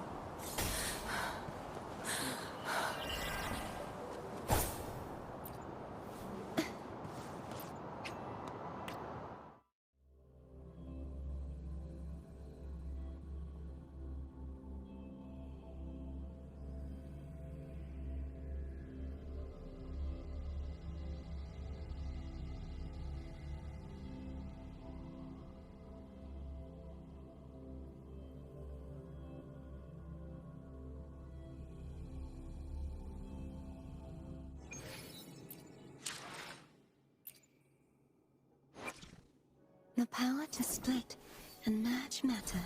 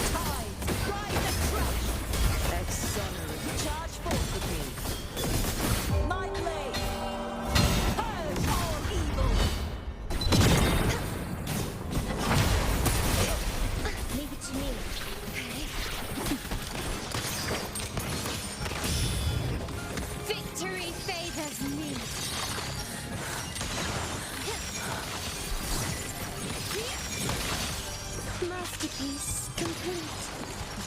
Still recognize me?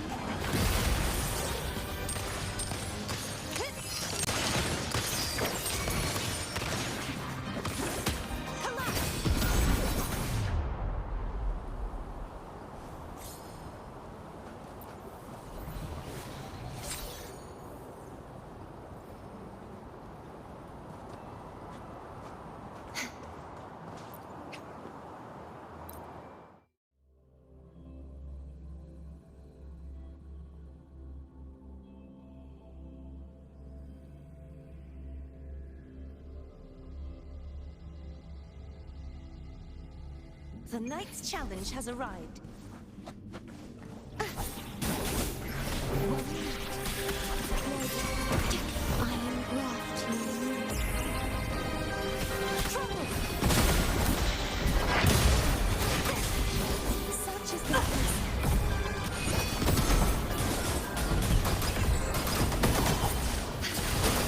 oceans bow before torrents rage on.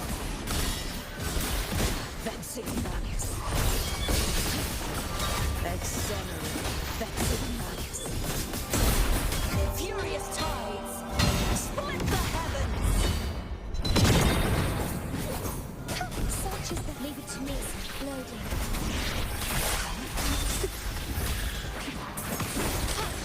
Found your weak spot. Victory favors me.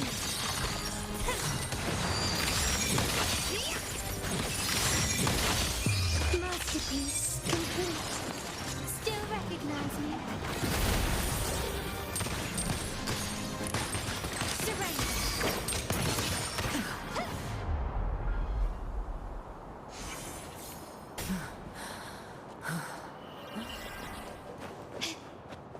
Can you keep up?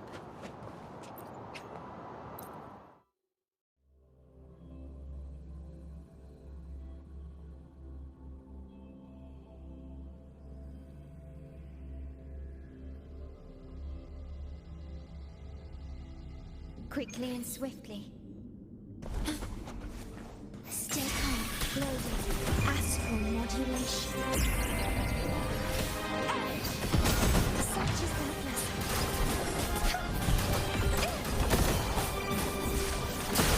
True form revealed at last.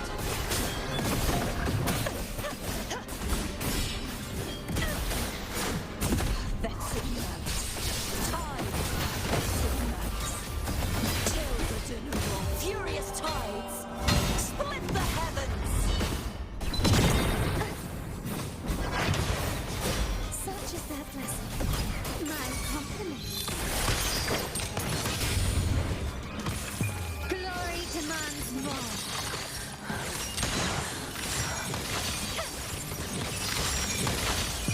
In the name of the Montellis.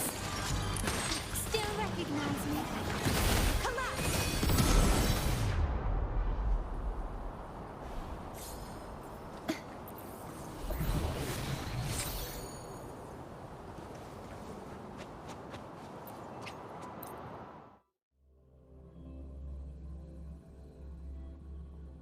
The night's challenge has arrived.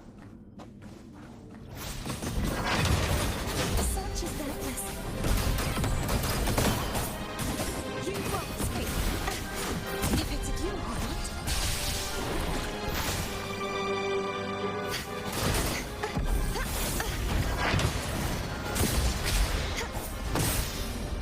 True form revealed at last. Scales purified.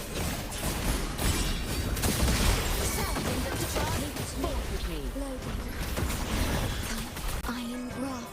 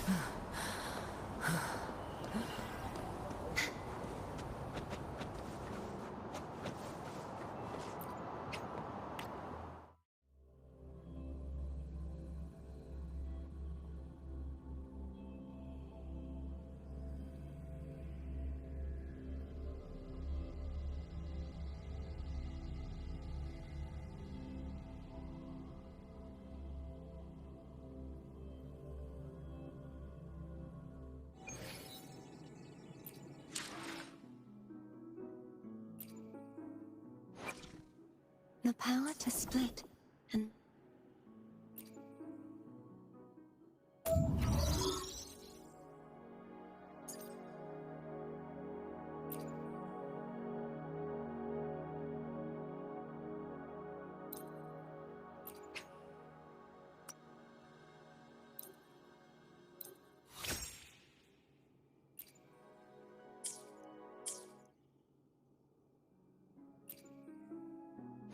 the power to split and merge matter.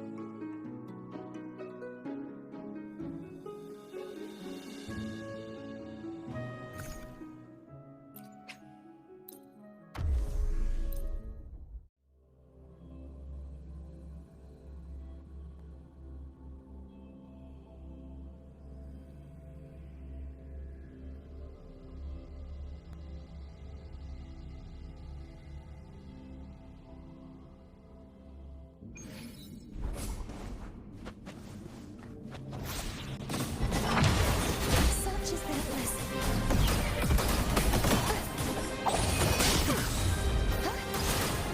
Repent.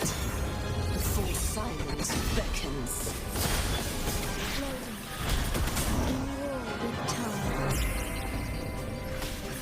Vanish! Gales purified! Exonerate. Assassination. Charge forth with me. My blade. Purge all evil.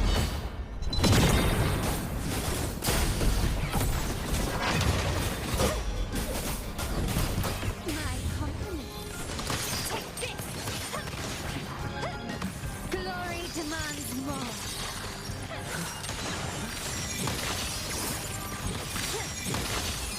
Masterpiece complete. Still recognize me?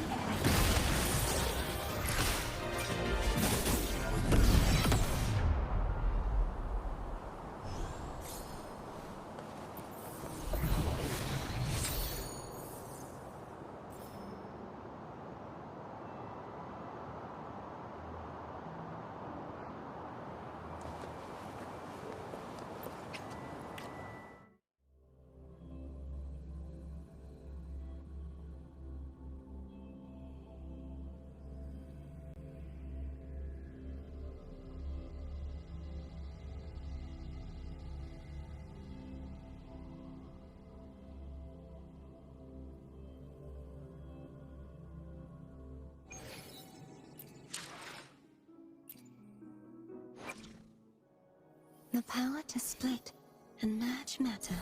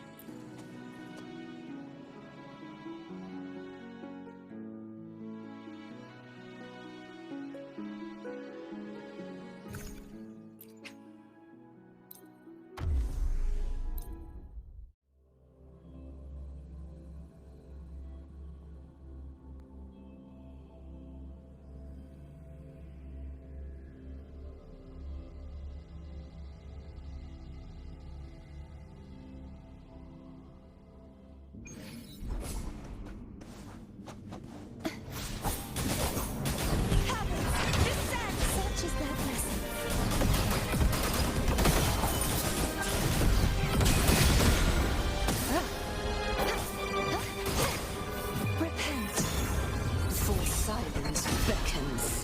Sentence before. Atonement. In war with time.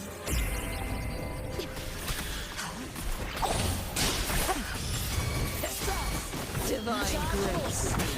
Time. Rise and crash. My blade. Purge all evil. Be gone, wicked souls. My compliments.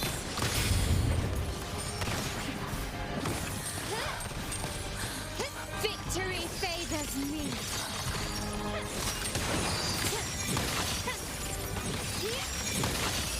Masterpiece complete.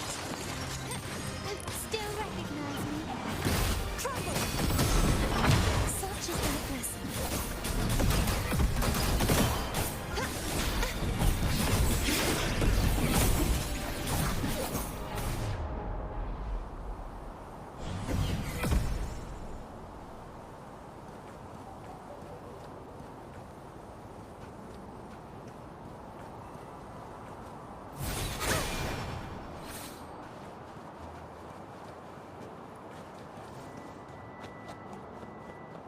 Such is that blessing.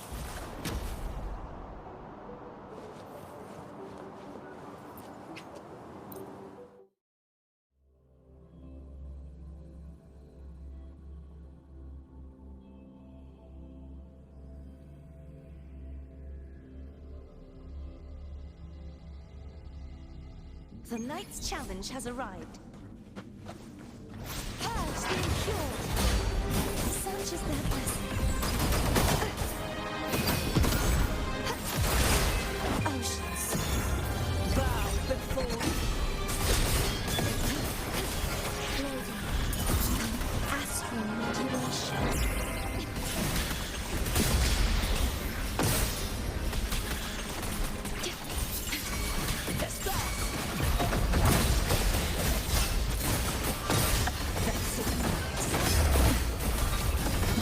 My blade. Purge all evil.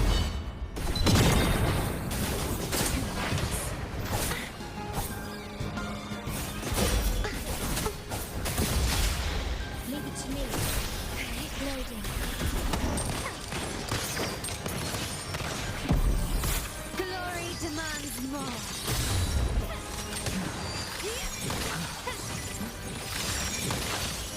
Masterpiece complete. Still recognize me. Such is that blessing. You won't escape.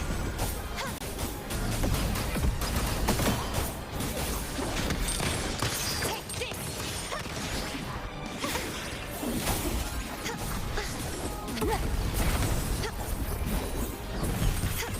The trial isn't over yet.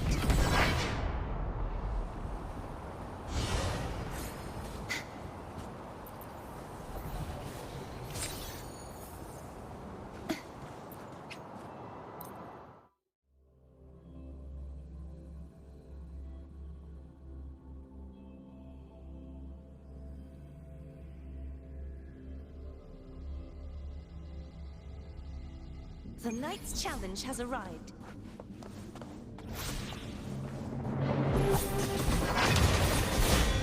Such is that blessing.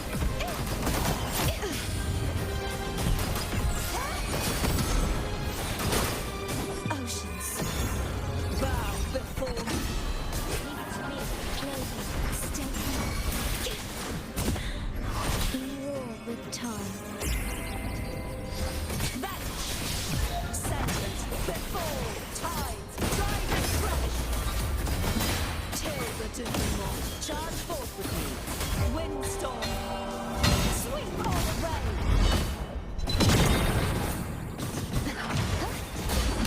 Surrender. Victory favors me.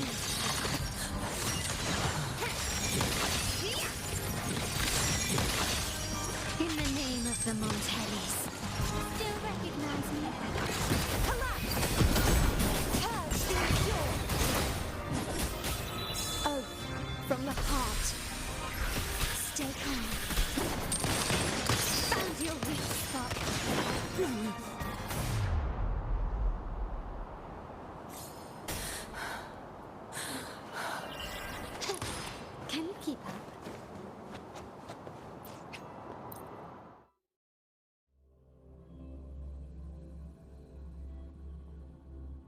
quickly and swiftly. Loading. In war with time. Such is their blessing.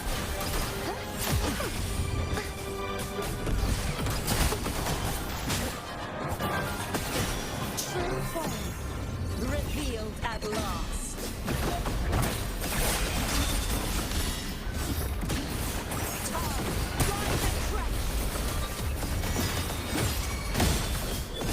Furious tides split the heavens. Such is their blessing. My compliments. Glory demands more.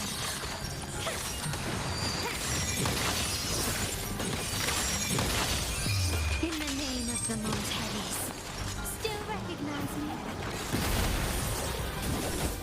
Heavens, descend!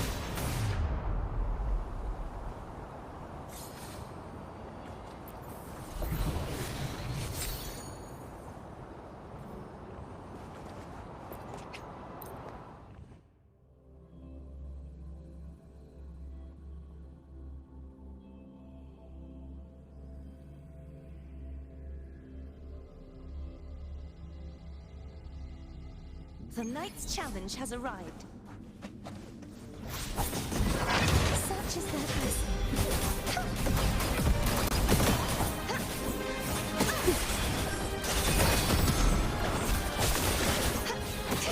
Repent, for silence beckons. Sounding the death bell.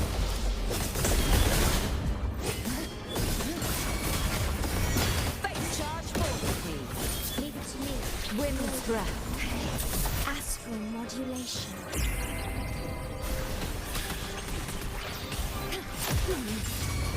Flood.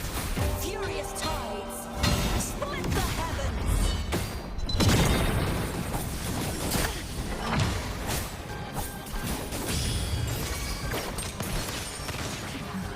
Still recognize me?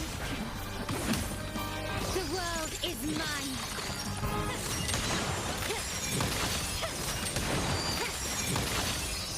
A new era awaits. Still recognize me?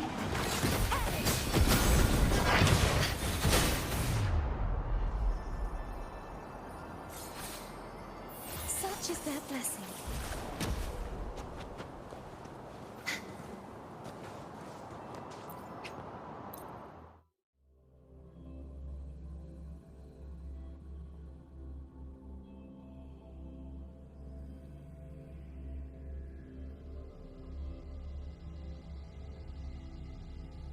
The Knight's challenge has arrived. Be gone, wicked souls! Such is their blessing. Divine grace.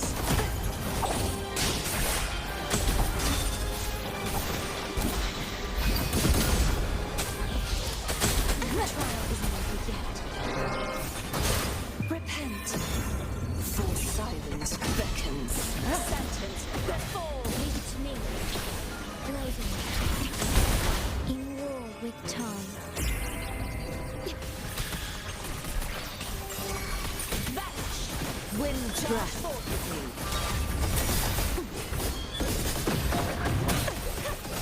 Sounding the death. My blade. Purge all evil.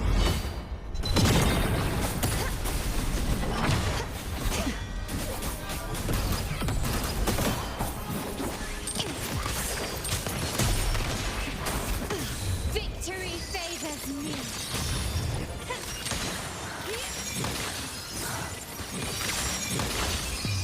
A new era awaits. Still recognize me? Stay uploading. Such is their blessing. My compliments. Running won't save me. Crumble!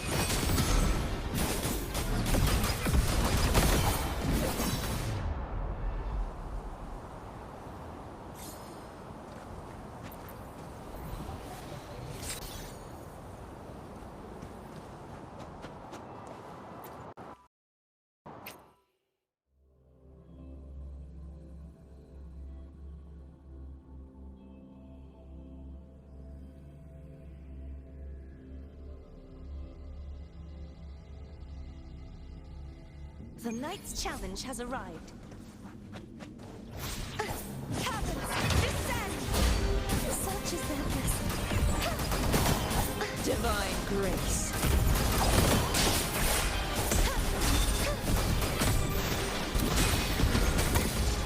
The trial isn't over yet. I won't back down. Winds for true form. Revealed at last. Sentence before. Tide, ride judge. The haunting whisper. Leave it to me. One more. Astral modulation. Vanish. Exonerate. Sounding the death knell. Furious tides. Split the heavens. Purge the impure. Take this. The world is mine.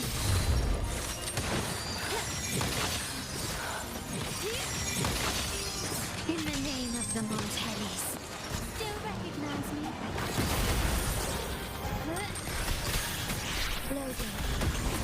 Be gone, wicked souls!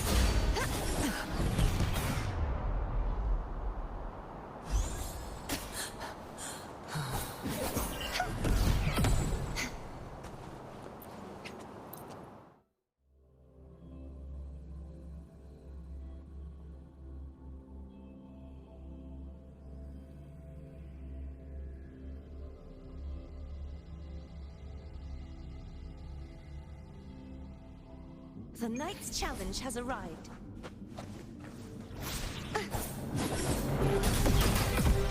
Stay loading. Just in more time. Crumble! Caverns! Divine grace!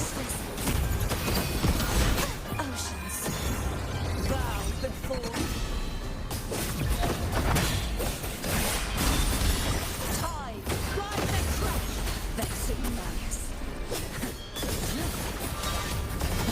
Till the day morn. My blade! Purge all evil!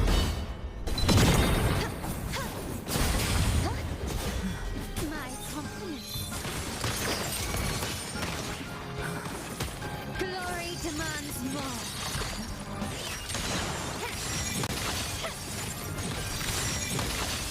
Masterpiece complete. Still recognize me? Leave it to me. Logan. Such is their blessing.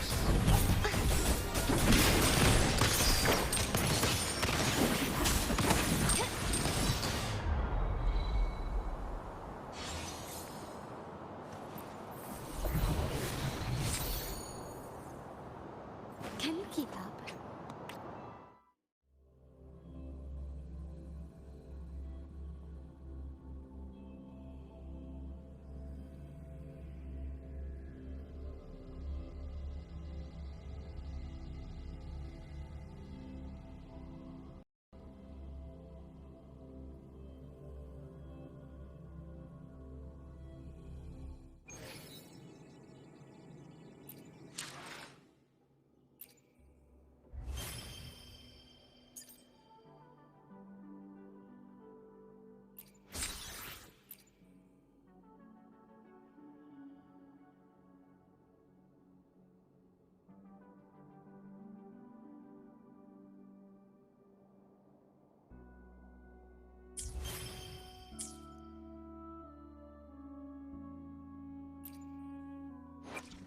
I alone will decide.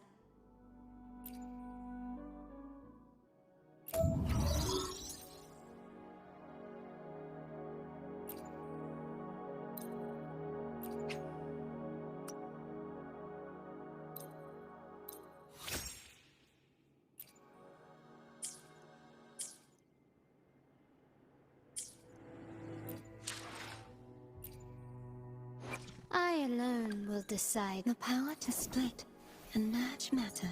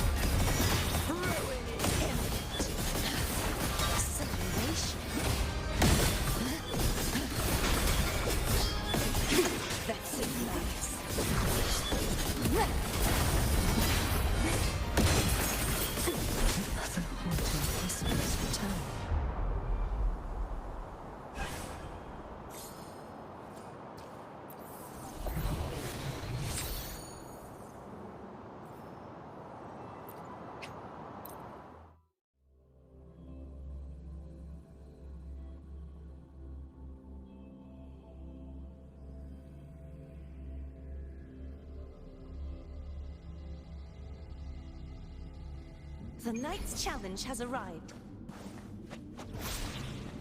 Stay calm, loading. I am graft you.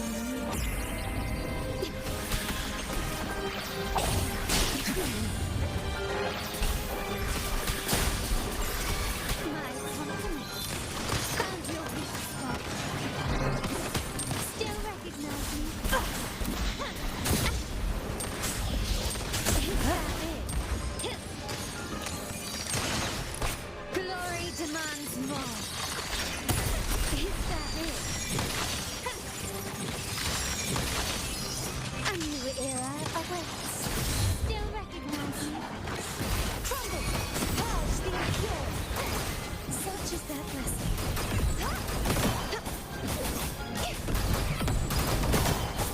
Leave it to me. One night.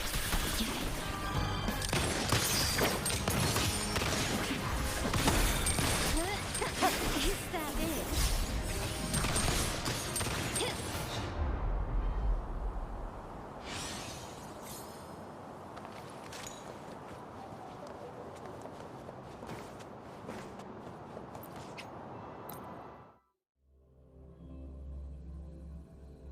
Quickly and swiftly. Can you keep up? Surrender.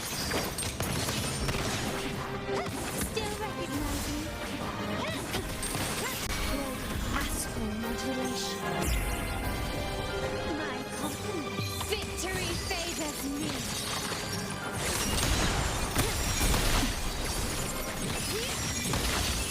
Masterpiece complete. Still recognize me. Such is their blessing.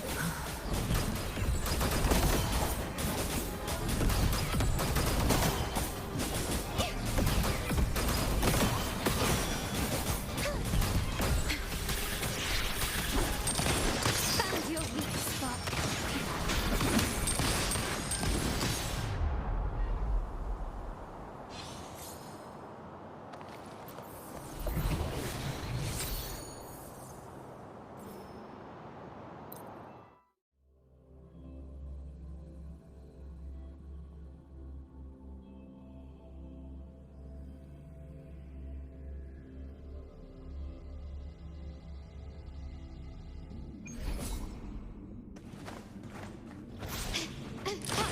Running won't save me. Still recognize me. Divine grace. Physical damage detected. In war with time. My compliments. Glory demands more.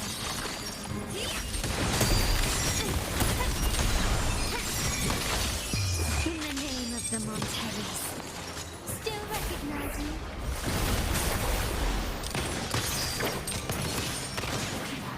Crumble! Such is their blessing.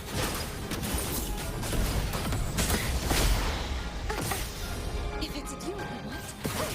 Oceans. Bow before me. Sounding the death bell. Face your destruction. My blade! Purge all evil! Such is their blessing. Leave it to me. Loading. Take this! Still recognize me?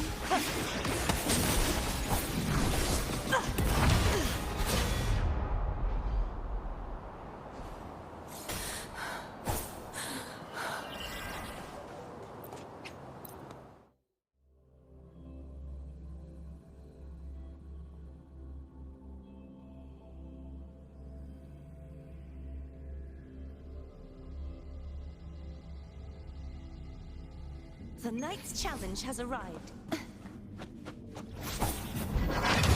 Such is their blessing.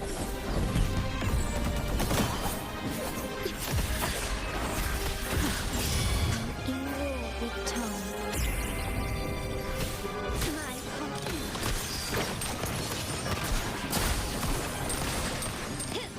Glory demands more.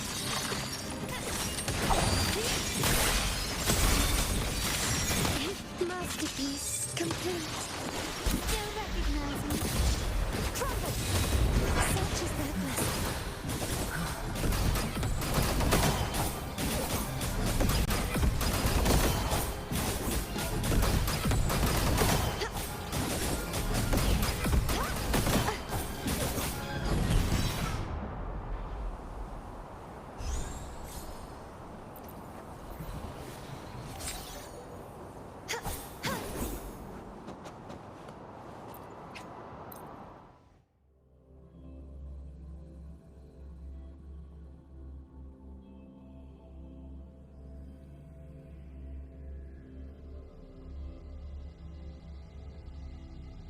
The night's challenge has arrived.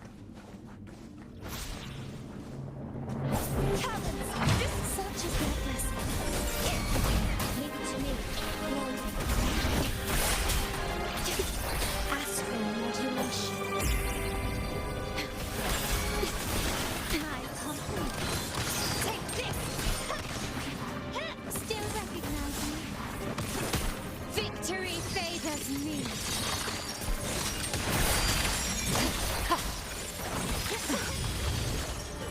Masterpiece complete. Still recognize me. Find your weak spot. Perish. Such is their blessing.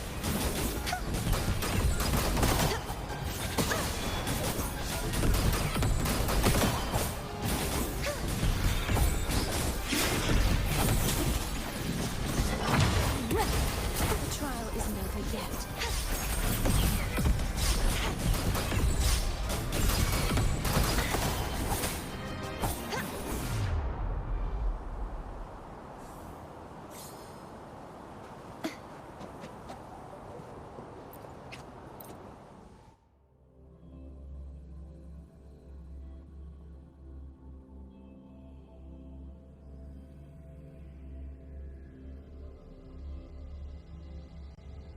The night's challenge has arrived. Stay calm. Loading.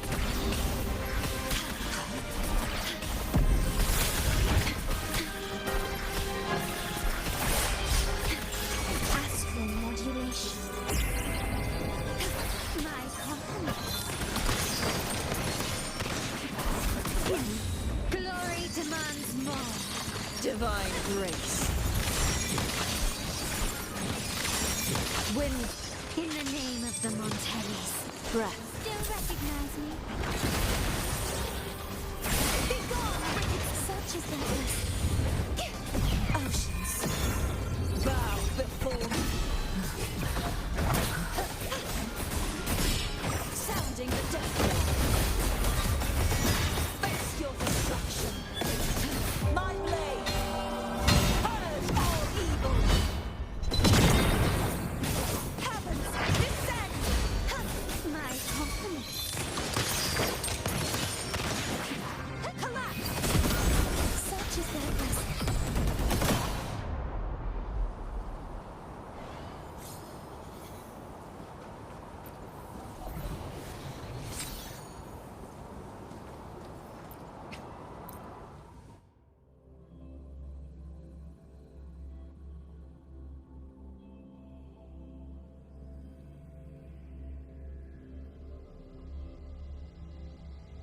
The night's challenge has arrived.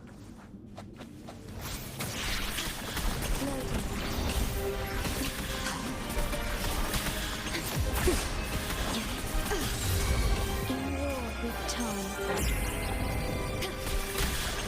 My company. Still recognize me? The world is mine.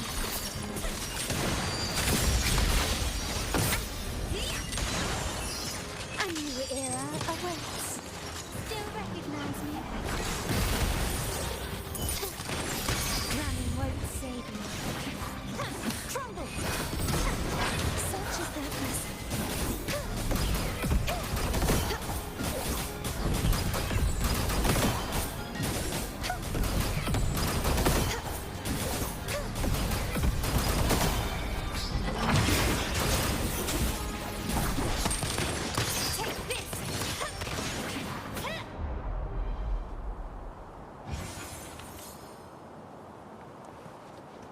Can you keep up?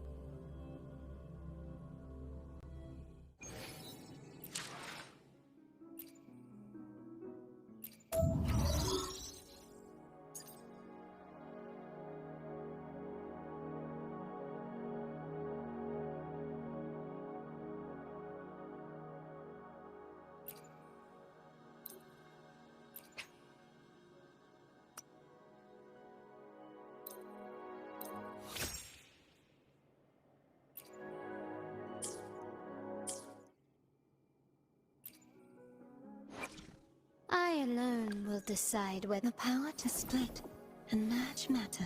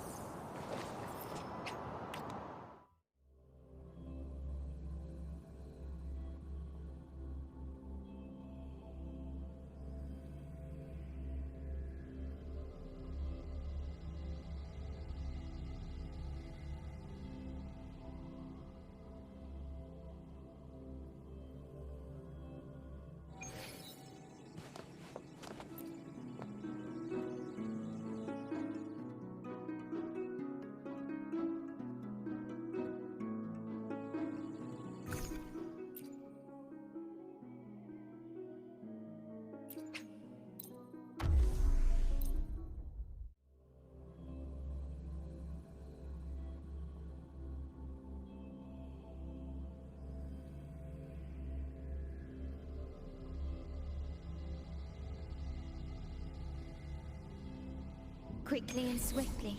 Can you keep up? Loading.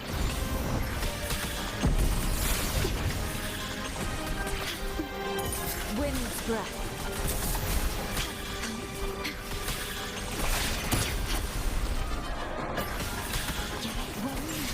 War with time. My compliments. The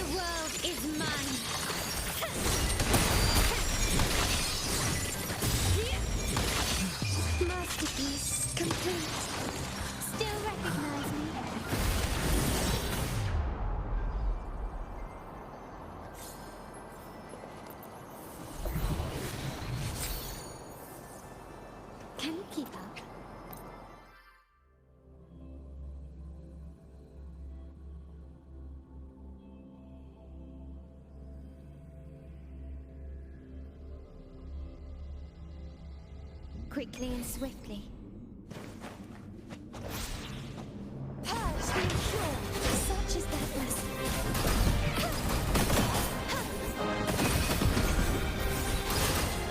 True form revealed at last. Gales purified. Tide rise and crash. Atonement. Charge fortitude. Sounding the depths. Windstorm. Sweep all away. Caverns descend. My compliments. Take this.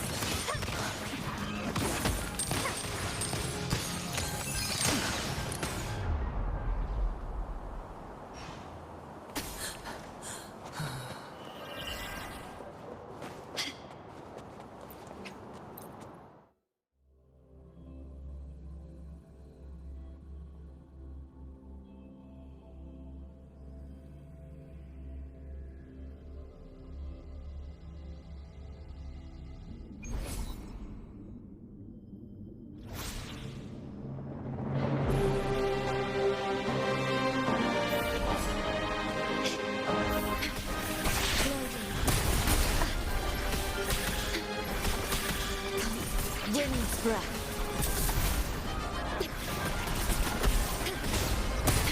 Physical damage detected. Astral modulation. My compliments. Running won't save me. Still recognize me. Glory demands more.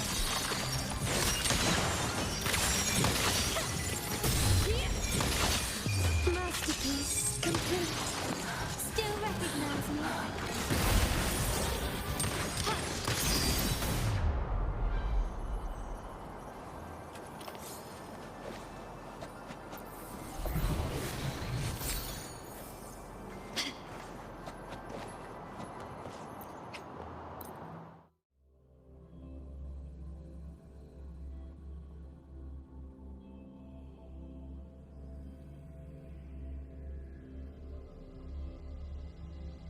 Quickly and swiftly. Can you keep up? Still recognize me? Leave it to me. Loading. I am graft in you.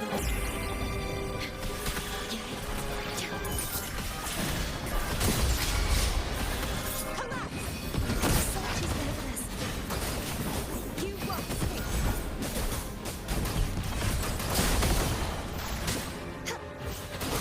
Repent, for silence beckons.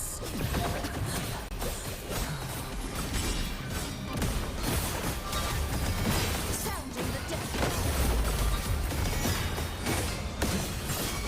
My blade, purge all evil.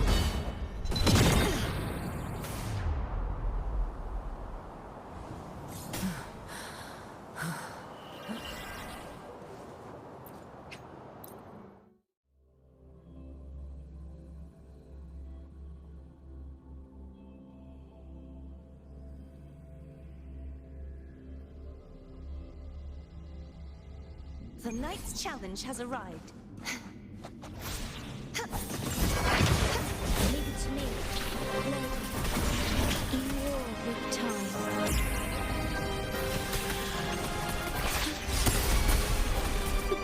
My compliments. Take this. Victory favors me.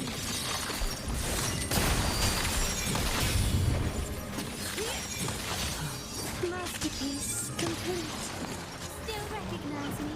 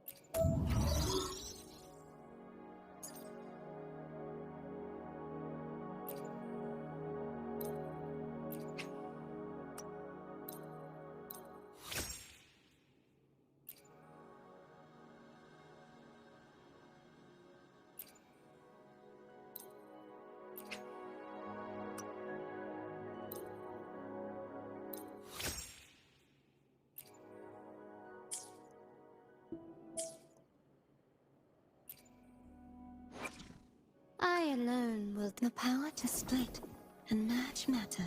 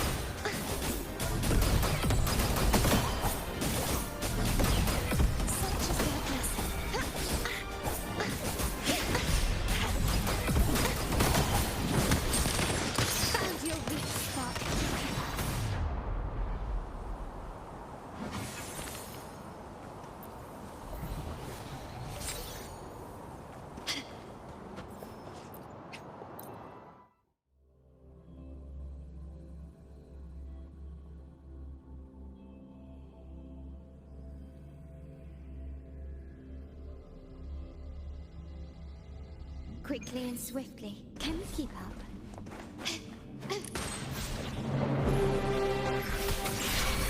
I am brought to you.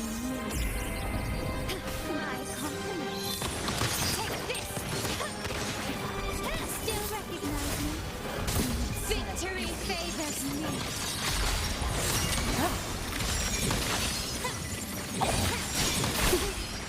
Masterpiece complete. Still recognize me? Leave it to me. Heavens, descend! Such is their blessing.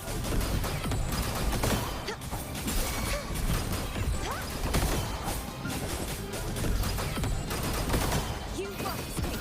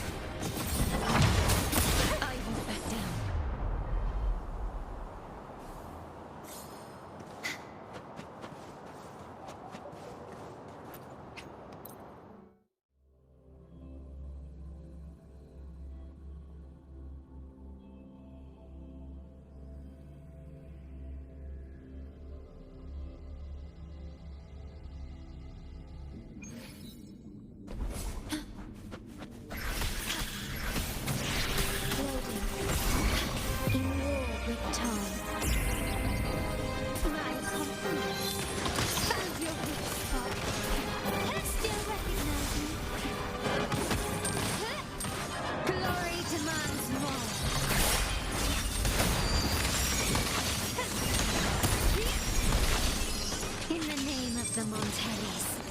Still recognize me? Such is their blessing.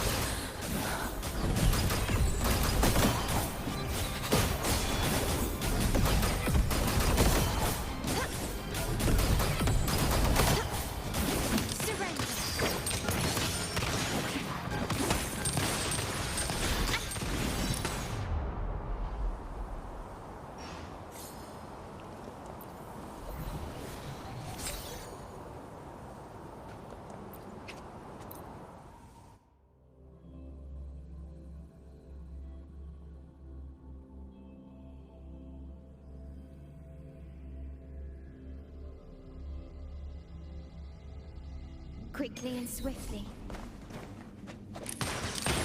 Take this! Still recognize me? Loading. In war with time.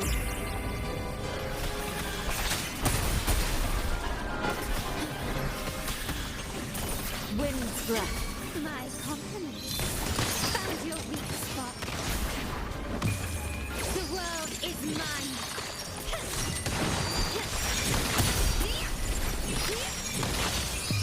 A new era awaits. Still recognize me? Leave it to me. Loading.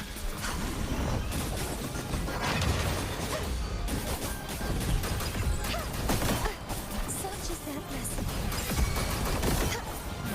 My compliments.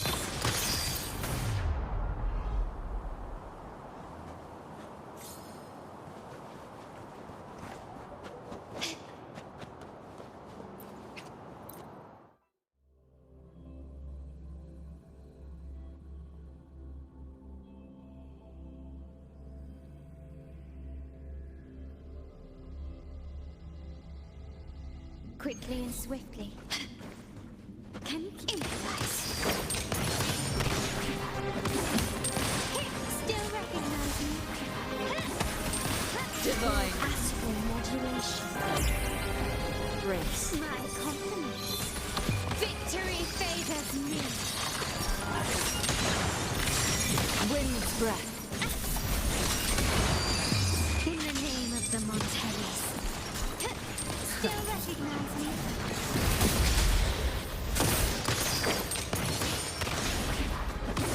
Crumble! Such is their blessing.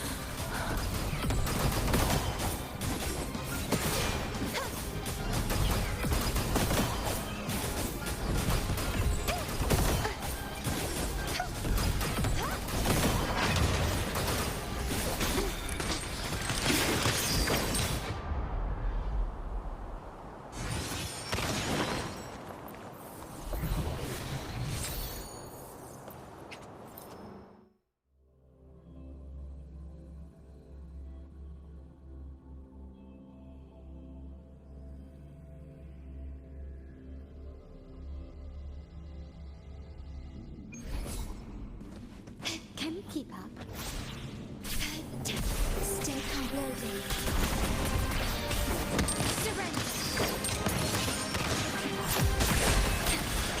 Astral modulation.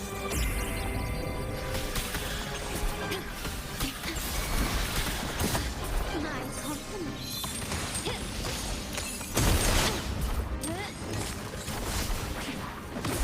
Glory demands more. Wind's breath. A new era awaits. Still recognize me?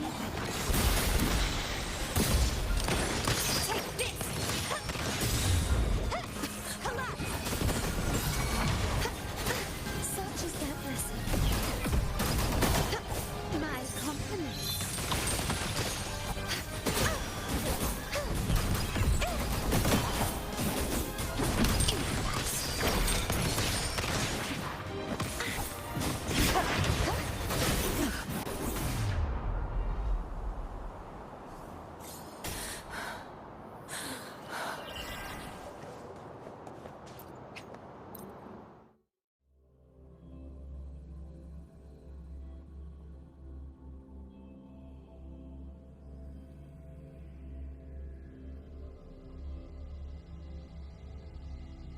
The night's challenge has arrived.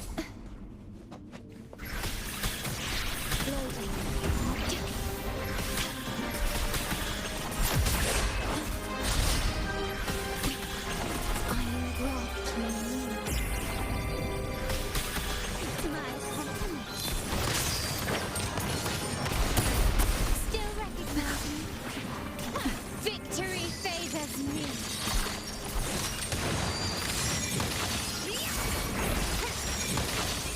Masterpiece complete. Still recognize me. Collapse! Purge the impure. Such is their blessing.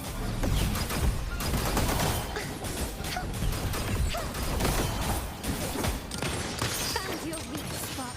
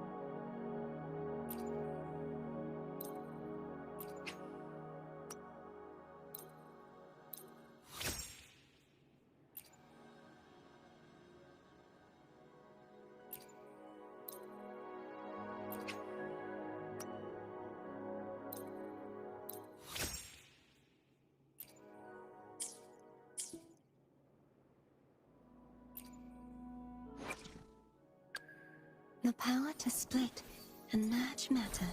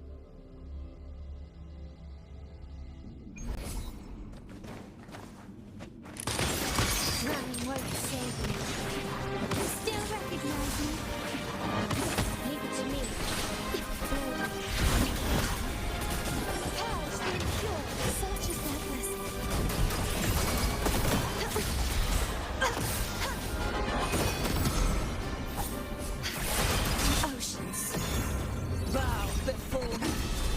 My compliments. Stay calm. Vanish. Tide, rise and crash. Charge forth with me. Face your destruction. My blade. Purge all evil. Be gone, wicked souls.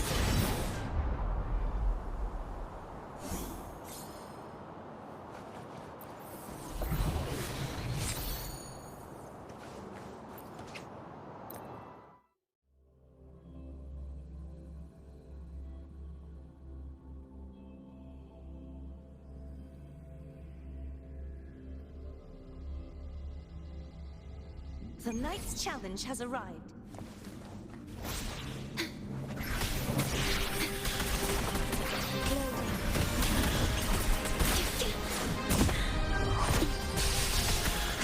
Iron graft in me. My compliments. Found your weak spot. Still recognize me. Victory favors me.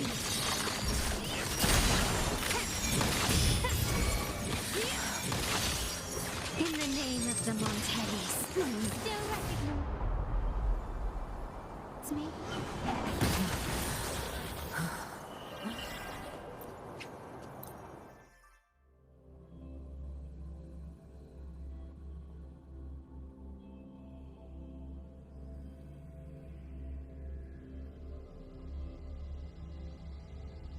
Quickly and swiftly. Can found your weak spot. Still recognize me. Give to me, floating. Wind's breath. Iron graft in me.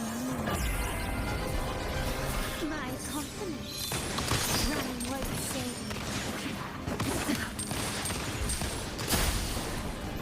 Purge the impure.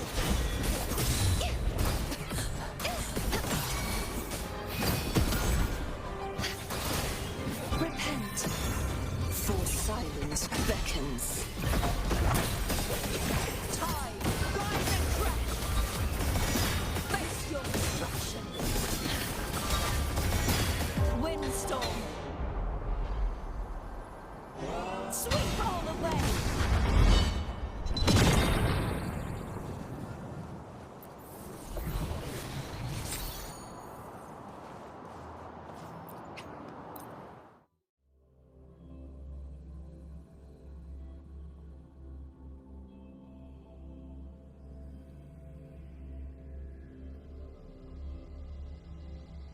The night's challenge has arrived. Purge the impure. Such is their bless my compliments. Floating. Astral modulation.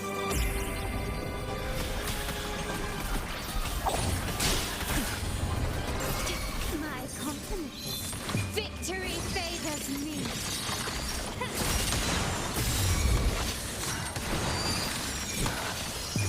A new era awaits. Still recognize me.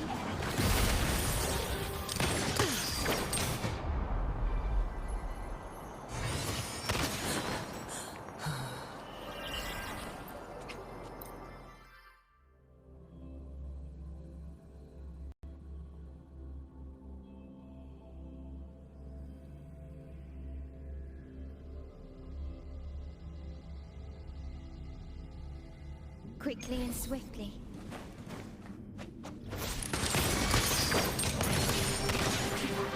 Still recognize me. Leave it to me, floating.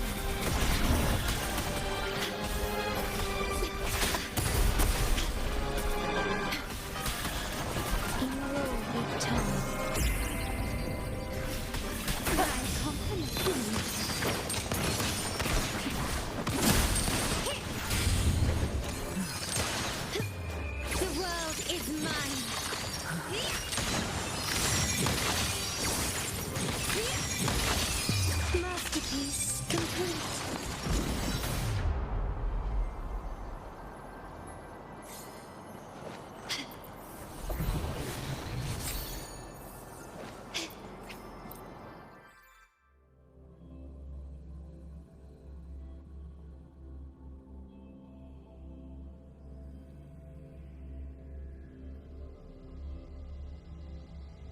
quickly and swiftly. Still recognize me? Running won't save me. Leave it to me. Floating.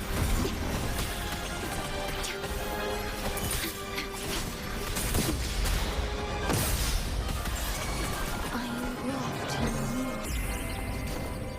you. My compliments.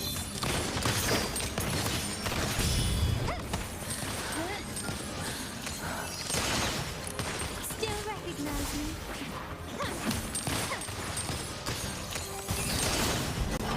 Such is their blessing.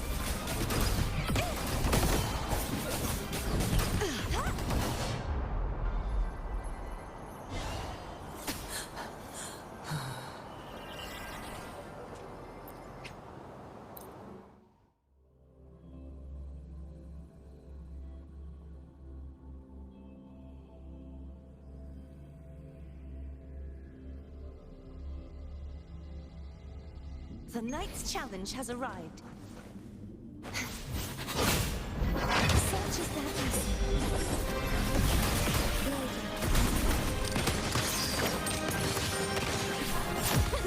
Astral modulation.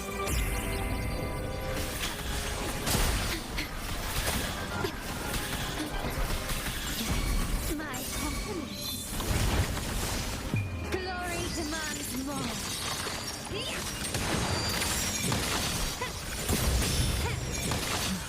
Masterpiece complete. Still recognize me?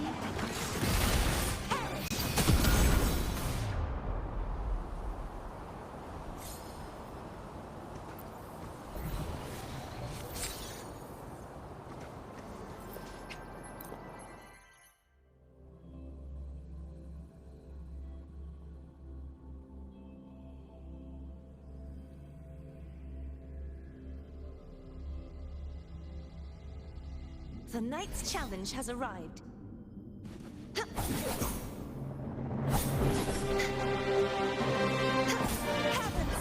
Such is their blessing. Floating. Take this. Still recognize me?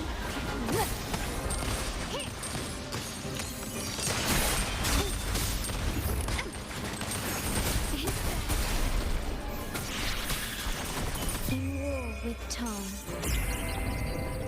Wins my compliment. Breath.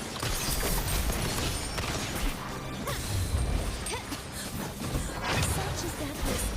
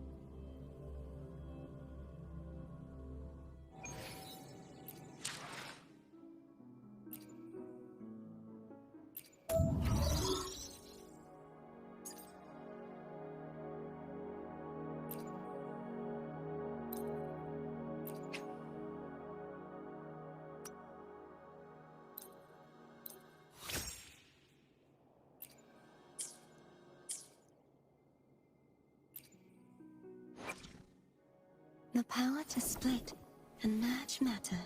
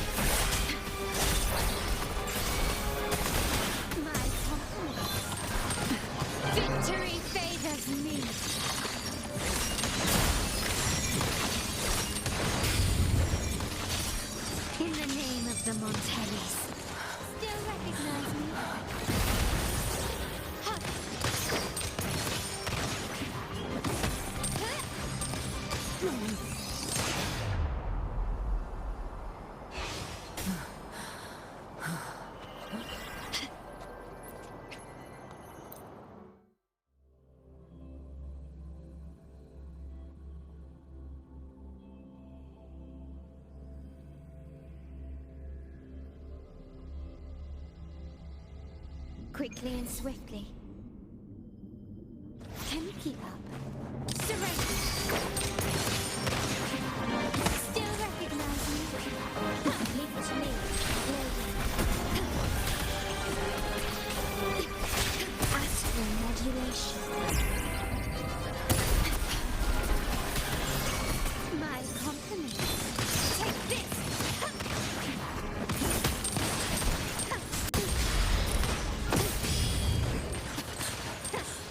Glory demands more.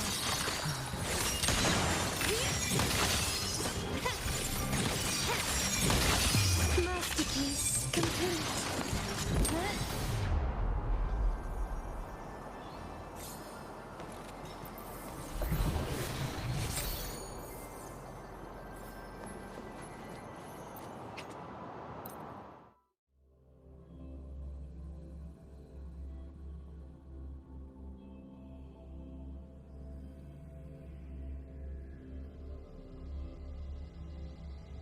Quickly and swiftly. Loading.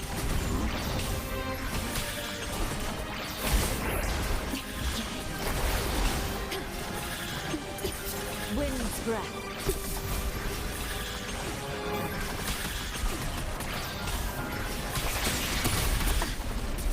Astral modulation. My compliments. Wind's breath. Recognize me?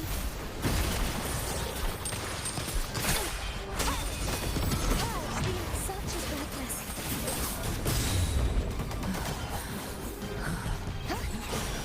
True form revealed at last.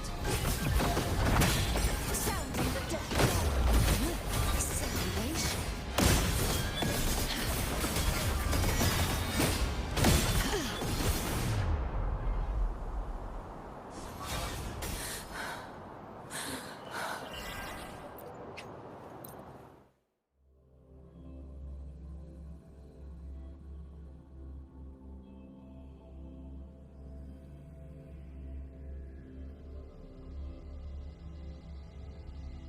The knight's challenge has arrived.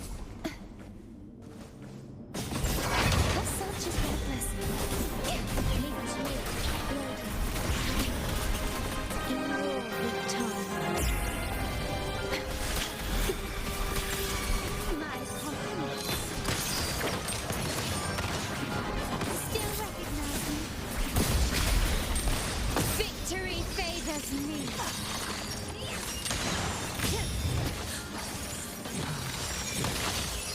In the name of the Montellis. Still recognize me? Can you keep up?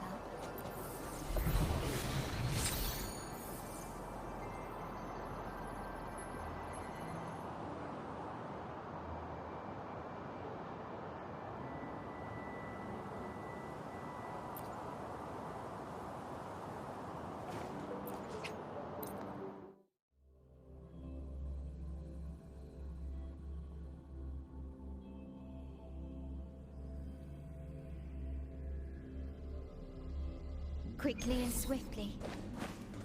Can you keep up? Found your weak spot. Still recognize me?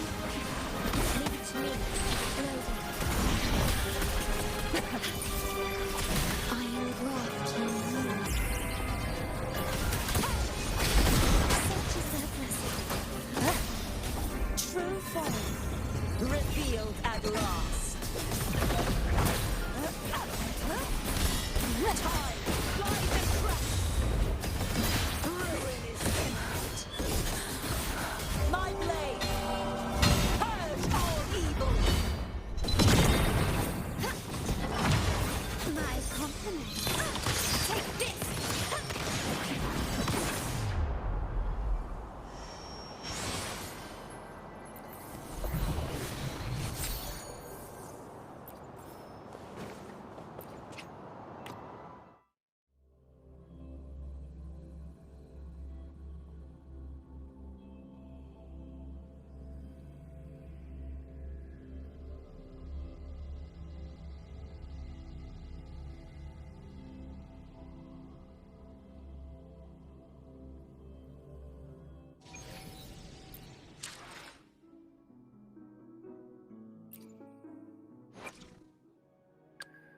the power to split and merge matter.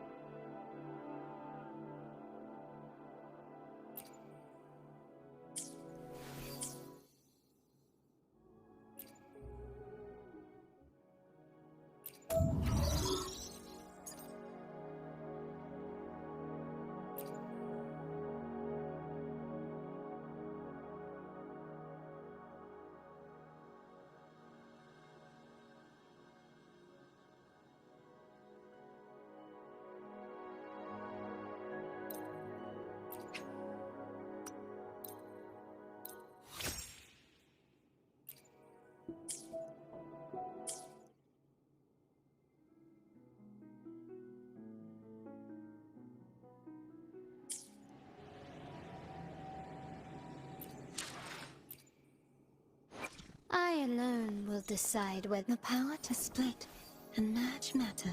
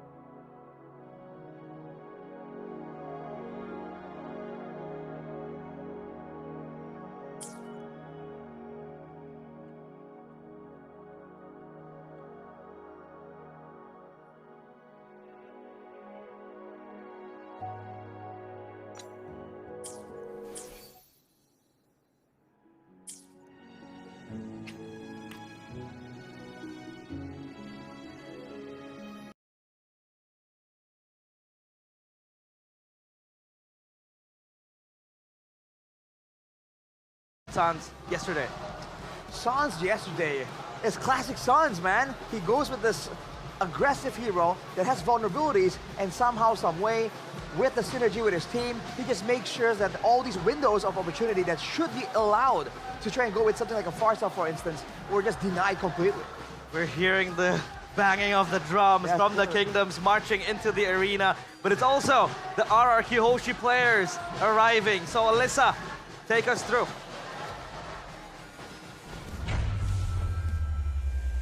Halo, kembali lagi bersama Alisa, pastinya masih di backstage karena Alisa akan segera langsung menunggu kehadiran dari RRQ yang hari ini akan berada di final upper bracket bersama dengan Onyx. Nah, kayaknya match kali ini bakalan panas banget sih karena ini adalah dua tim yang sudah hadir juga ya, yang juga sama-sama memiliki banyak super fans yang mendukung mereka untuk bisa mewakili Indonesia di MSC. Halo, Rins, apa kabar hari ini? Alhamdulillah baik. Oke, Rins, gimana nih hari ini akan melawan Onyx? Kalau misalkan kita tarik sedikit ke regular season, kalian kemarin sempat kalah nih dari Onyx. Gimana nih hari ini persiapannya? Persiapannya mungkin sekarang kita lebih bersemangat lah karena ini playoff kan. Jadi kita lebih bersemangat lah buat melawan Onyx. Oke, sudah lebih siap ya. Tapi kalau kita ngelihat kamu nanti akan melawan Suns nih, mid laner yang juga sudah diakui secara global. Nah, apa nih yang kamu persepsikan menurut kamu Suns itu seperti apa sih mid lanernya? Suns jago sih dia, terus mekaniknya juga tinggi, terus gue juga banyak belajar lah dari dia. Ya semoga bisa menang lah hari ini lawan dia. Semoga hari ini bisa menang ya lawan Suns. Oke, jadi sudah siap hari ini untuk final upper bracket mengamankan tiket ke MSC? Siap banget. Oke. Boleh dong pesan untuk Onyx. Buat Onyx, good luck, have fun aja. Good luck and have fun, juga buat Rins. Good luck, dan kita akan melihat apakah di match kali ini RRQ akan bisa mengamankan tiket pertama ke MSC di tahun 2025 ataukah sebaliknya. So, kita lihat di match kedua hari ini. See you! That was Rins with Alyssa talking us through about his preparations on tours today. In the past, he received a few criticisms on being off position sometimes, but now he's able to restore himself into a better position and he's able to play very, very flawlessly yesterday, I would say, against Alter Ego. And I want to hear on what the audience back at home has to say. Sky Kings versus King of Kings. Who secures the first ticket to MSC 2025? Because we have to note that we will find out our first Indonesian representatives for MSC. What do you think, Midnight? I'd say, I mean, I've talked about how great the Kingdom is. The fandom is very, very incredible. Yeah. But I gotta give it to Onyx. Like, they've had an amazing journey in the regular season, even though it wasn't really their best shape we've seen from this team. I think the progression is there for this squad. So I'm really looking to see the Sky Kings fly once again. It's funny when you say progression with a team that's been around, you know, they've been around, been doing that. So, yeah, I think they've been really, really good. But I think that we haven't seen all that RRQ has to offer. So I'm banking my hopes on that. They did say yesterday, I believe it was Rins or Sutsujin, that they were still saving a few strats. And after that, in the interview, Sutsujin said that, you know, Alter Ego were going to get 3-0 by Geek Fam just because they're pretty bad. They don't have any gameplay to show here in the playoffs. And technically that was proven. So hopefully they will be able to prove that, yes, they have been hiding a lot of their strats because it's now or never. The Royal Derby, the Royal Bestie era might be back. It's obviously an era where we had to go through Mpl Id Season 8, the Grand Finals was there, Season 9 as well, Season 10, even a treble of that era being around. The Royal Derby though, in your eyes, Midnight, what does it kind of provide, you know, to the fans watching? I mean, it provides history and, you know, a backstory to this entire affair between RRQ and Onyx. Back then, when they're at their prime era, this was really a huge match to witness. When this was happening, I was still coaching in the Philippines. Onyx, Indonesia was really scary, as well as RRQ. Even though there was a big curve down to their performance, now we're seeing these two kings come back in the you know, the grandest stages. I think for the longest time for Onyx, especially in this season and even previous season, in the previous season, the only slump I saw from Onyx was really about it's kind of weird. I think the meta shifted in a way where it didn't help a lot of the players that have made Onyx so special. Trio mid has lost a lot of power back in the day. It seems like the Sky King's domination is back, is over. No, Wow, 79% to 21%. 79? To be fair, Yeah, Arashi, come on. this is the English stream where we I have know, mostly but dang. international viewers who probably don't have RRQ in a lot of their pick'ems in the world stage. I'm okay. Be honest, 40% of those Filipino fans. But 40? No, you're 70. 70. It's sounding more like 70, yeah. You know, Arashi, if What's up? there is someone that they can play for, you know, a window where RRQ can play for RRQ to win. By the way, before that, we're going to talk about Severo and Toy. You know, head-to-head, obviously these players are both rookies, right? Severo has been, for quite some time, the tip of the spear for Onyx in terms of when KAIRI's not showing up or maybe Sans is having an off day, Severo is there. For Toy, though, will he be a player that RRQ can really play for to get that win against Onyx? In fact, throughout the regular season, he's been the player that has a bit more like unpredictability, for sure.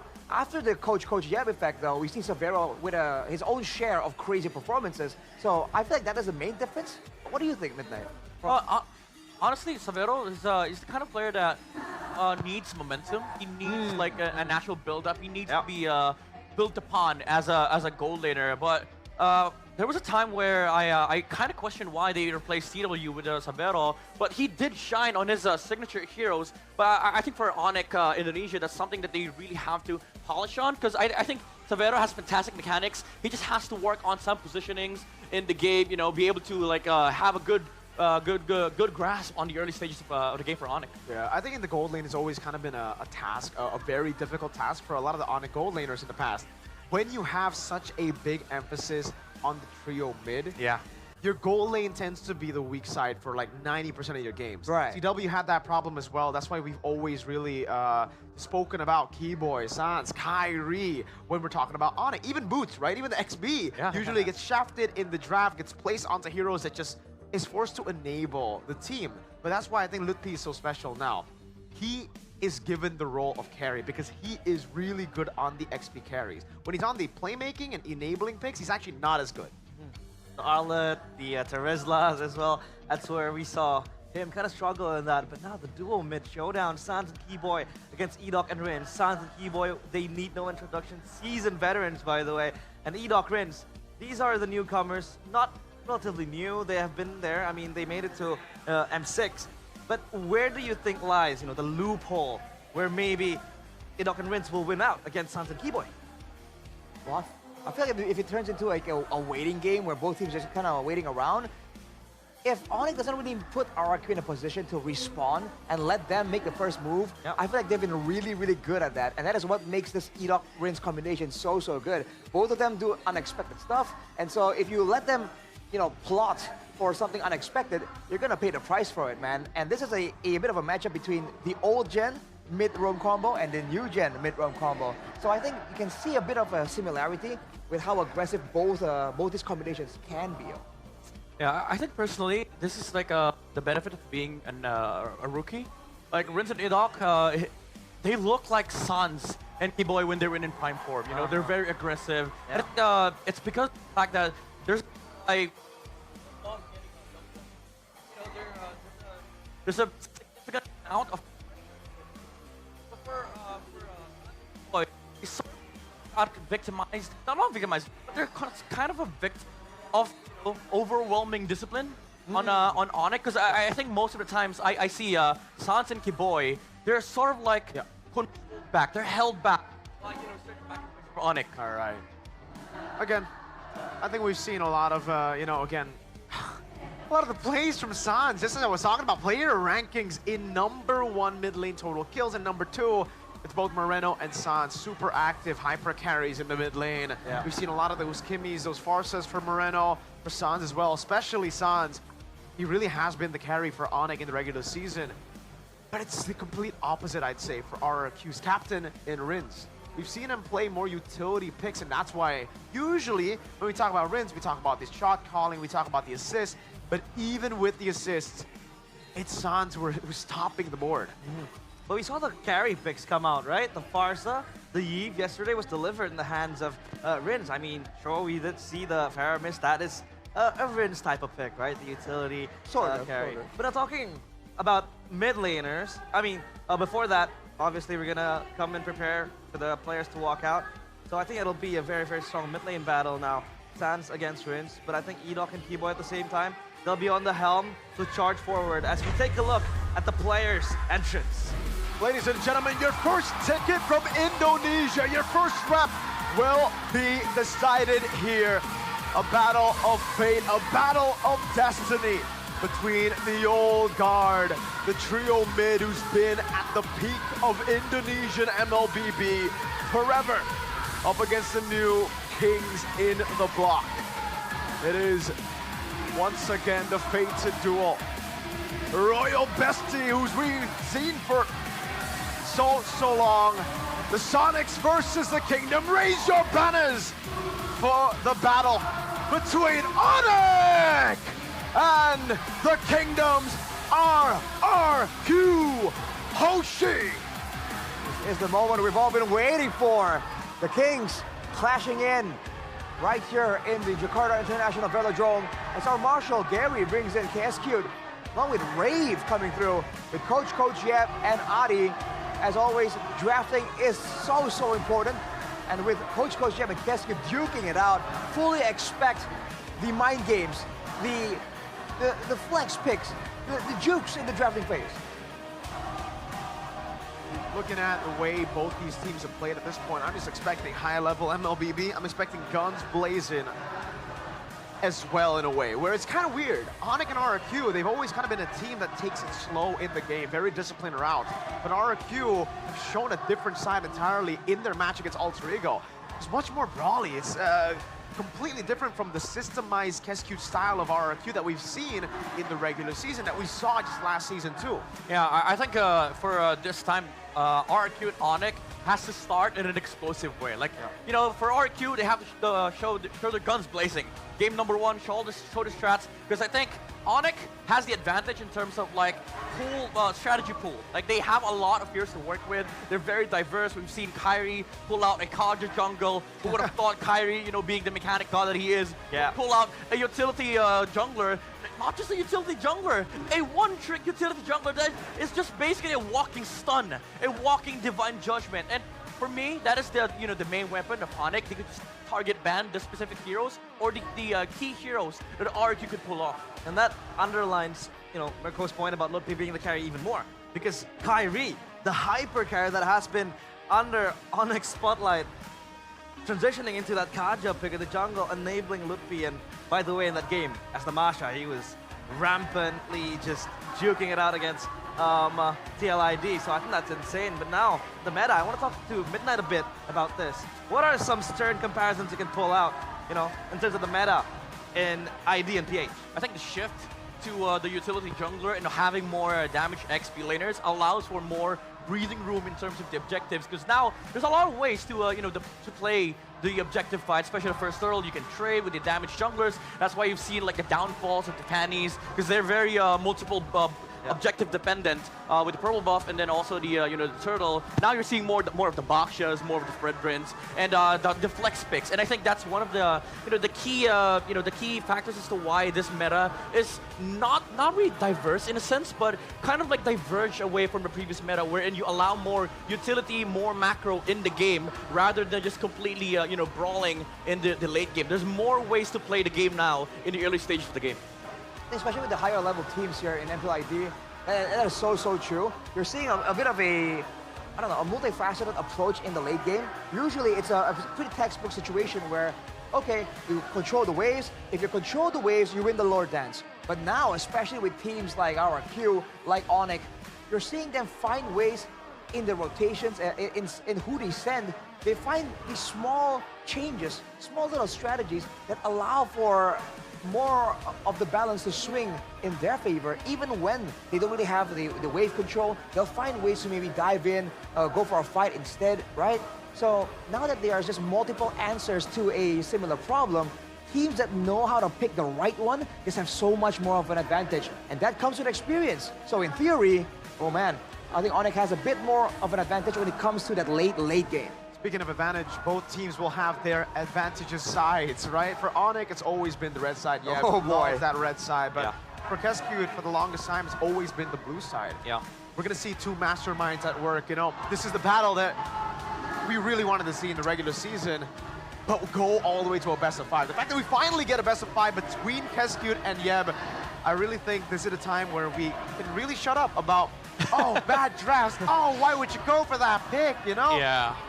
Like, I mean, I really like where Onyx is at right now in terms of like strategy-wise. Like, there's a lot of different compositions that Coach Yeb could pull off. But for RRQ, again, as you've said in their interview, they've they've exposed themselves with saying that they've hidden strategies. But so far, Onyx has revealed theirs. The question is, how many does Coach Yeb has in his own pocket? Because right now they are the clear advantage, being on the red side as well. They could eliminate some of the heroes of Sutsujin, effectively blocking some of the comfort picks here for RRQ. Yeah, and now we are in the drafting phase presented by the official tournament smartphone, Samsung Galaxy S25 series.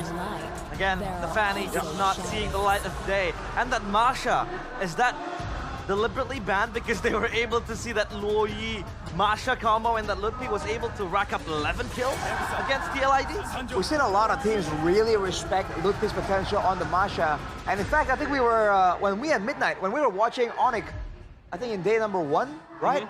We talked to Dalar a little bit. Shout out Dalar. Yeah. And he was saying that, the Masha has so much potential here. So, oh man, Baksha though. Yeah, that's a good start. I think RRQ is gonna flex here. They're not showing their cards right away, but Baksha is such a power pick because you can flex it to both EXP and Rogue, and also give it to Sutsujin if Onyx decides to eliminate all assassins. But Miracle, why is in this match, Baxia let go? Because previously we've seen the Baxia completely banned Ultra Ego against Geek Fam, and even in the previous days. They want to battle it out, right? And obviously there's more respect than just the Baksha. Yeah. I would say Baksha usually is a very, it's usually picked up by teams who don't have more ways to win the game. Like, you only have Baksha. We saw that from Alter Ego, Bigatron as well. Very one-dimensional teams tend to go for the Baksha.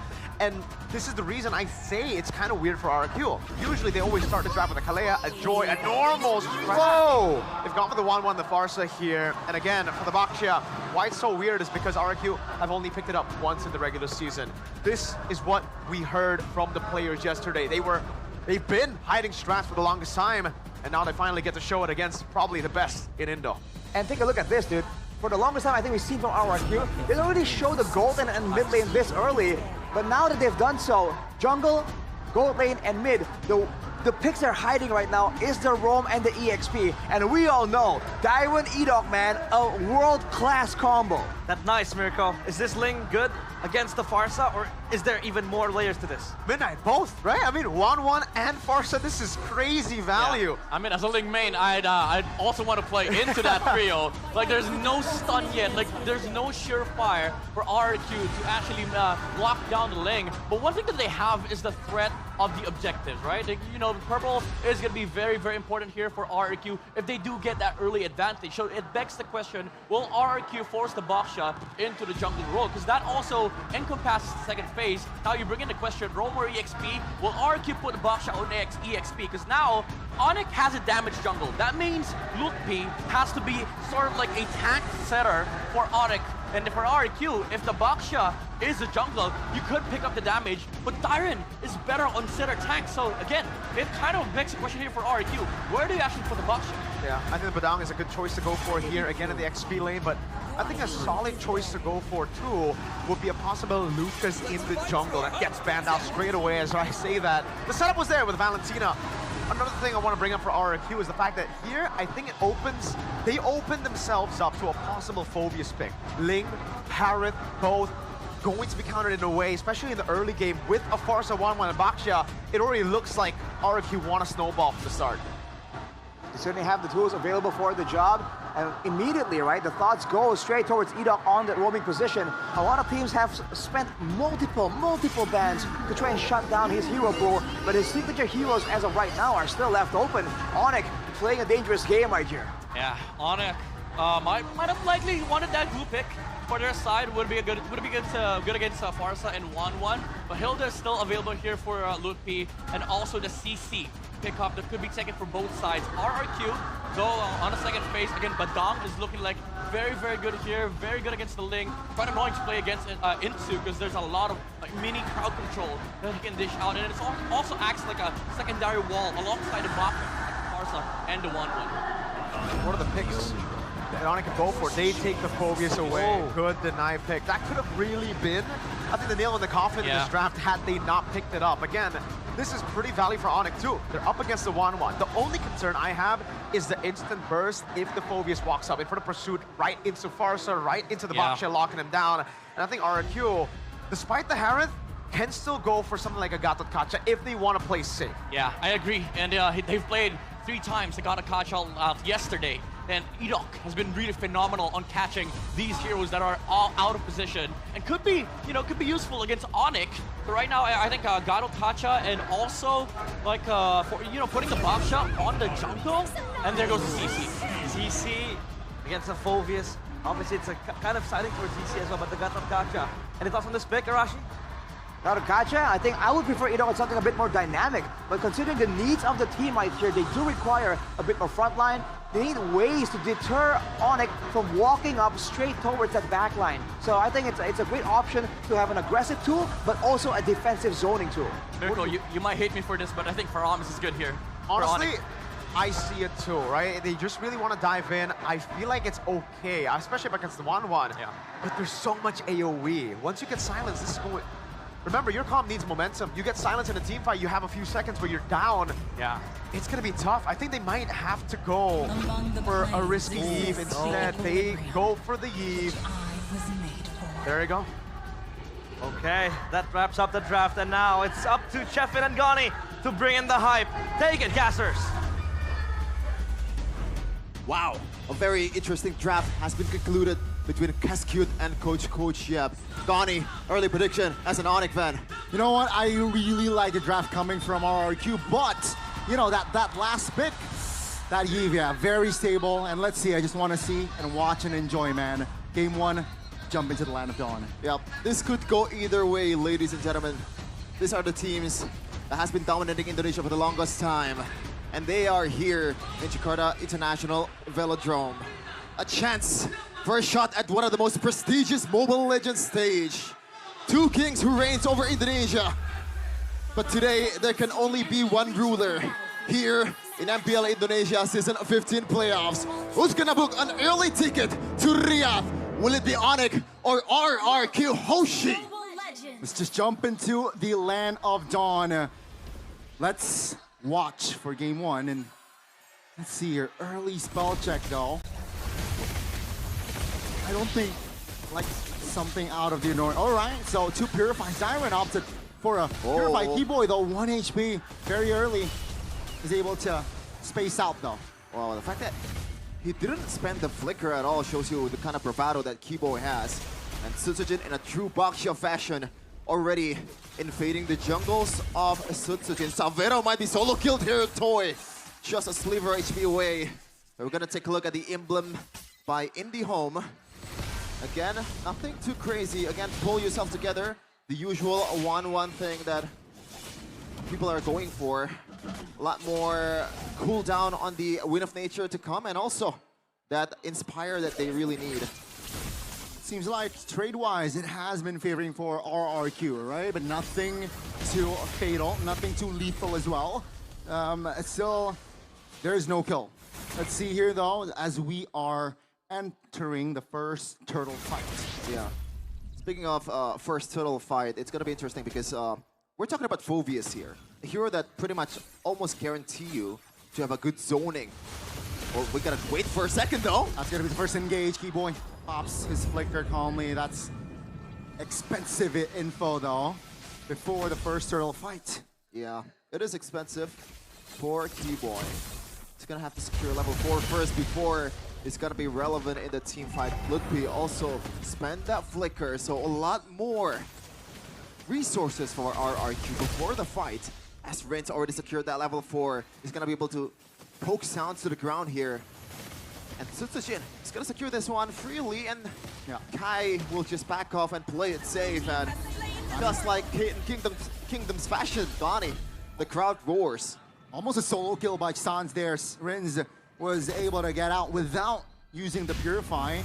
And yeah, seems like Tsujin will be aggressive. Ludby though, Onyx, they want to fight for a V3 as of yet. That's going to be the Tempest of Blade connecting onto it. Tsujin, the damage will be enough to take first blood as Keyboy will take it. KAIRI now out of position. KAIRI punish him. And that's 2 kills on the board for Onyx. Might be more as Ludby taking care of Rins, and that's going to be it up. Taunting KAIRI. Trying to buy time perhaps, and that's going to be KAIRI not over-aggressive. It does look like a good invade there coming in from RRQ, but in the end, the quick thinking, quick response from the whole Onyx team, knowing that they are trapped in their own jungle, was able to capitalize this and punishes the whole team of RRQ. Talent prediction though by Gope. It looks like it's gonna be a close one, but maybe we gotta shed some light towards Midnight's prediction, because here's the guess here. 3-2 for Onyx. Oh my goodness. Kai caught! Kai caught! Early on, great connection between Rinza and Tsujin there, and KAIRI will fall. Yeah.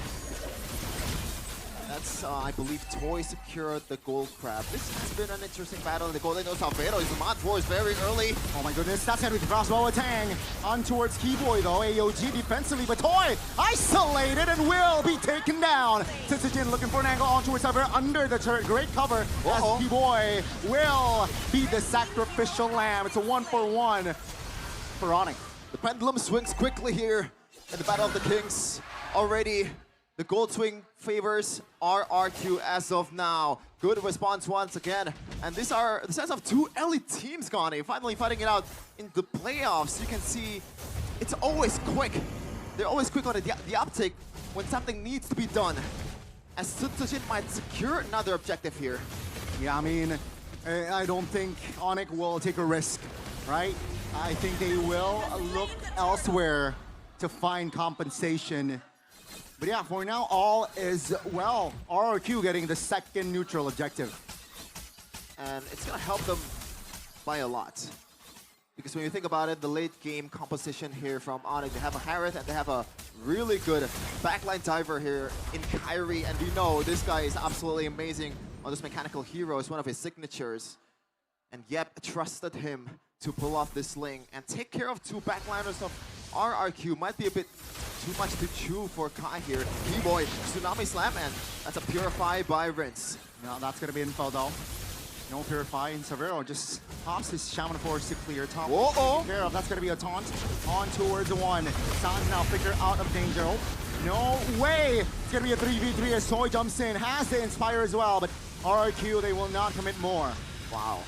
The fact that Onyx didn't really panic at all was actually amazing. Sans with a good flicker, and the whole team didn't really just try to back up Onyx. Instead, they're just trying to play it safe here because they know RRQ definitely has the lead in economy and also items. Looking at what they've secured right now, especially for Tsujin, a lot of emphasizing towards that emphasis towards the magic defense, knowing that San is going to be there, and he is, in a way, a main threat for these guys, the frontliners of RRQ and Salvero. The more the game goes on, once he secures that Divine Glaive, it's going to be crazy. Sans! RWM just get out of the knockup, but Dyron has enough damage to take him down. That's going to be Edok, the only trade for now, but Rins actually will fall as well. Shaman Force pops on towards Dyron and Tsujin, but they were able to hold off to that damage. Toy, that's going to be a turret on towards RRQ. Onyx, they responded too much in the mid. Yeah, mid lane trade there, and Edok traded for a turret in the bottom lane. I would say that favors RRQ just a little bit for that map pressure, and the fact that Edok is the one that goes down. He is the rover of RRQ. And now, Tsujin very quick on the uptick. RRQ, Toy already secured that crossbow time drop. Does he want to pry? Rins from the mid, Feather Airstrike pops. KAIRI looking for an angle to find a steal. Seems like, oh my goodness, damage will not be enough there as Bakshia will secure the perfect turtle for RRQ. AOG under the turret. That's going to be a stun. That's going to be a knock-up as well. Oh, Slam Slam on towards the... Oh, RW by Sun! Under the turret as well, but that's going to be the damage coming through. It's still RRQ claiming the bodies of Lutfi. The only trade is just Ida. Oh my goodness. It is a brawl server indeed, but you get some good brawl here from both teams. They're not letting up. They're not really want to lose this game, of course, because the stakes are higher than ever. A ticket to EWC. Let's wait and see here, folks. 7 minutes in. 2K in the bag for RRQ. 3 turtles, and yeah, Onyx, they're still behind. If you take a look at the level lead that Syzygy has, it's just level, so yeah, KAIRI needs to work in that department. And let's see what he will bring to equalize, or do to equalize that gap. Yeah, just a little item check here. Toy, it seems like he's gonna go for that crit 1-1 build towards the Hospitals and Berserker's Fury as the game goes on.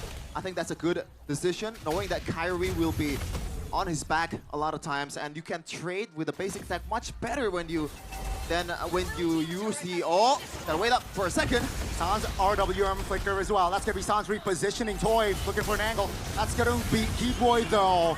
Overextending and will be punished. This time around, it will be Savero pushing the inner turret top lane. RRQ though, they have a free mid. It's always a trade. This is what I love about this game so far. There's no one... Yes, RRQ right now is leading in gold, but when you see the skirmish, when you see the exchange they've done in this game, it's always intellectual. Not just pointless brawl in the playoffs in MPL Indonesia, because right now it's RRQ and Onyx in Jakarta International Velodrome. But yeah, back to my point earlier about the items. It looks like Sans is gonna go for an early Wishing Lantern, knowing that Rinse and Edok will be his main target along with Tyron. And he needs to play that front to back, especially for Savero as well. RRQ, they want to chase. Lutfi might be for extending. Keyboy. Oh, that's going to be Keyboy looking for an engage. It's just Edok though, so no commitment on the Tsunami Slam. KAIRI around the top area. That will delay though on the lower take. Yeah, far lane is the RRQ who has the prio, and yeah, KAIRI shows an RRQ. They start to pull the trigger. Yep. AOG, the Sans gonna get jumped on. No flicker, Sans taken down. Lutfi now trying to buy time in front lane, will be taken down. Crossbow a tank, Tempest later response. Rins goes down. Oh wow. KAIRI very low and will be taken down by Toy, who claims the double, and that's gonna be Onyx. 2 members only up. It's only Savero and Keyboy. I don't think they want to contest this one at all. Syzygy does not have the retribution, but no Onyx players is in sight, and that is a green light for RRQ to take this one. And it looks like they want to wait just for a second to kind of handle the wave.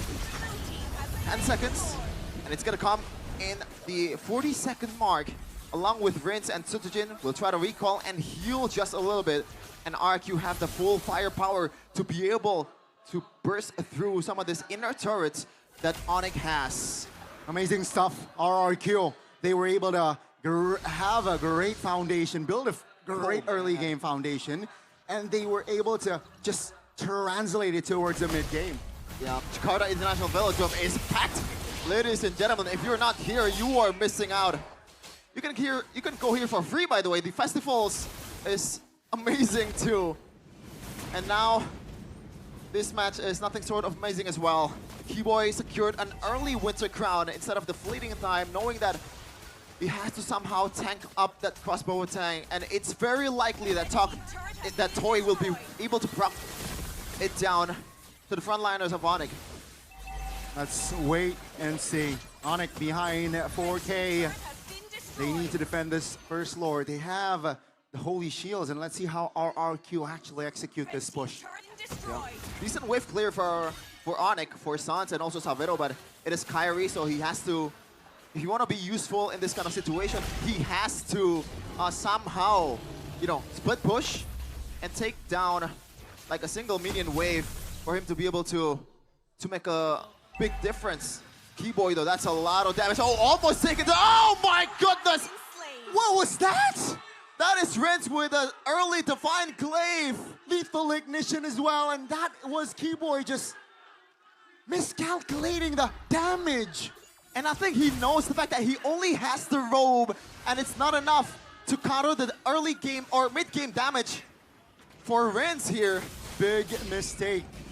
Let's see, will that mistake cost game one? AOG under the turret. That's a great taunt by Ludwig. One more Onyx member taken out. RRQ, they will not be hasty. They will back away. Yeah, KAIRI just, you can only watch in this kind of situation, man, because it's a Ling. It's not a hero that you're supposed to engage in the first second. You gotta wait for your teammates to be able to burst down or chunk up some of his HP, some of the opponent's HP away a bit, and then KAIRI will jump in with Tempest of Blade. It's a bit hard. 6K and counting for RRQ once they got full control of the map here. But KAIRI, this is a problem that RRQ needs to address too, because in terms of long lane presence, RRQ does not have a lot here. Yes, Tyrant can definitely solo lane and a far lane, but Ling will be able to make a difference if there is a 4v5 or a 4v4 in the strong lane. KAIRI will be there in a second compared to Tyrant. Yeah, and it seems like, right, Onyx, looking at the map, I think they want to contest this Lord, which I don't think is wise. Oh. That's gonna be engaged though. Real world manipulation pops. Keyboy flickers out. That's gonna be Severo. Oh! Shaman Force, Toy taken down. Now Kai jumps in towards the back, wins being the main target. That's gonna be Tempest of Blade connecting on towards 3, but the damage will not be enough just yet. RRQ repositions Edok now with the counterplay. Alongside Darren finds the double. Edok will be the only trade. 3 for 2. Oh my goodness, Shaman Force pops. That's gonna be RRQ down with the feather airstrike almost locking Severo down. RRQ still applying pressure. Despite Toy going down in the first second, RRQ capitalizes. And right now, they have the green light towards the Lord as well. It's an evolved Lord, and KAIRI, if he wants to win this game, if Onyx wants to win this game, there's gotta be some KAIRI magic in the building. And it's hard to pull off. Yeah. He is without a purple buff, and that is Ling. Take a look at the special halved. Take a look at the read as well, right? Oh Rinse my lord. immediately rotates towards their own purple buff. That's gonna be a free Lord. Let's see though, Onyx high ground, not too shabby. Yeah. But they lost already 2 base turrets. Yeah, but the thing is, Gani, Keyboy will look for someone to Tsunami Slam. And I cannot think of a good target here. Keyboy will be pretty much someone that burns a Purifier or a spell from the opposing team. Edok gets caught up, just AOG away. Tyrant still has a Purifier. Suchushin, do you really want to go for a turtle that's already snowballing and has a lot of items? So, Keyboy, like, what's gonna be the plan here? Let's see. Lord marching mid. Will this be the final push of game 1? Toy, half HP. That's gonna be Tsunami Slam under the base. Edok, revitalized pops. Toy destroying the base. That's gonna be Edok taken down. Lord will be taken care of. It's a look, be bursted down by Dyron. That's gonna be Keyboy falling next. Wind of Nature, but too soon. Kai finds the angle and takes Toy down. Kai once again being the savior of Onyx. Sabino goes in, Kai again! Oh my goodness! Both going at it, both trading blows. Sutsujin very low. Can Sans pull the trigger? The answer for now is no. As RRQ, they have cracked open the base, but Onyx, they have defended. They have defended, but advantage is definitely still on RRQ, especially with all the turrets are taken away from Onyx. 4K, that's a gold swing for Onyx, so that is a silver lining for the Porcupines, but I don't know if they're going to be able to use it properly in this later part of the game. Real-time victory rate, that seems about right. 85% to 15%. The odds are against the Sky Kings. Let's see. Minute number 16. So we're 2 minutes away for the next Evolved Lord. Question is, RRQ, will they wait for that Evolved Lord? Timing.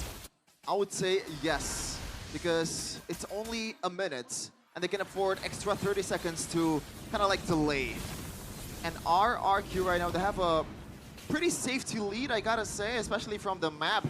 And you can see there in the in-game equipment by Dunia Games, the main difference here is the EXP laner, pretty on brand for a CC against a Phoveus.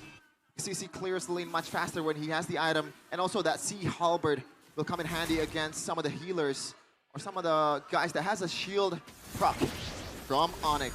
Uh-oh, that's a good taunt. That's a set. Keyboy flickers out. Feather airstrike, everything. Tsunami slam onto Tsujin, but that's going to be the Buisan in response. Oh my goodness! The all-in from RRQ will finally find Keyboy in the back lane. Tempest to Blade. Toy, 10 his Wind of Nature. Good night. As Savero is cleaning house in the back. Tsujin falling. 3 members out of nowhere taken out. RRQ is overzealous, and KAIRI once again being the executor of Onyx. That was a beautiful RWM by Sans. Maybe, just maybe, Toy needs to stack up with the magic defense because that was a bit too much damage. I do not know if a single, Rose Gold Meteor is enough for him to be able to handle Sans and Savero.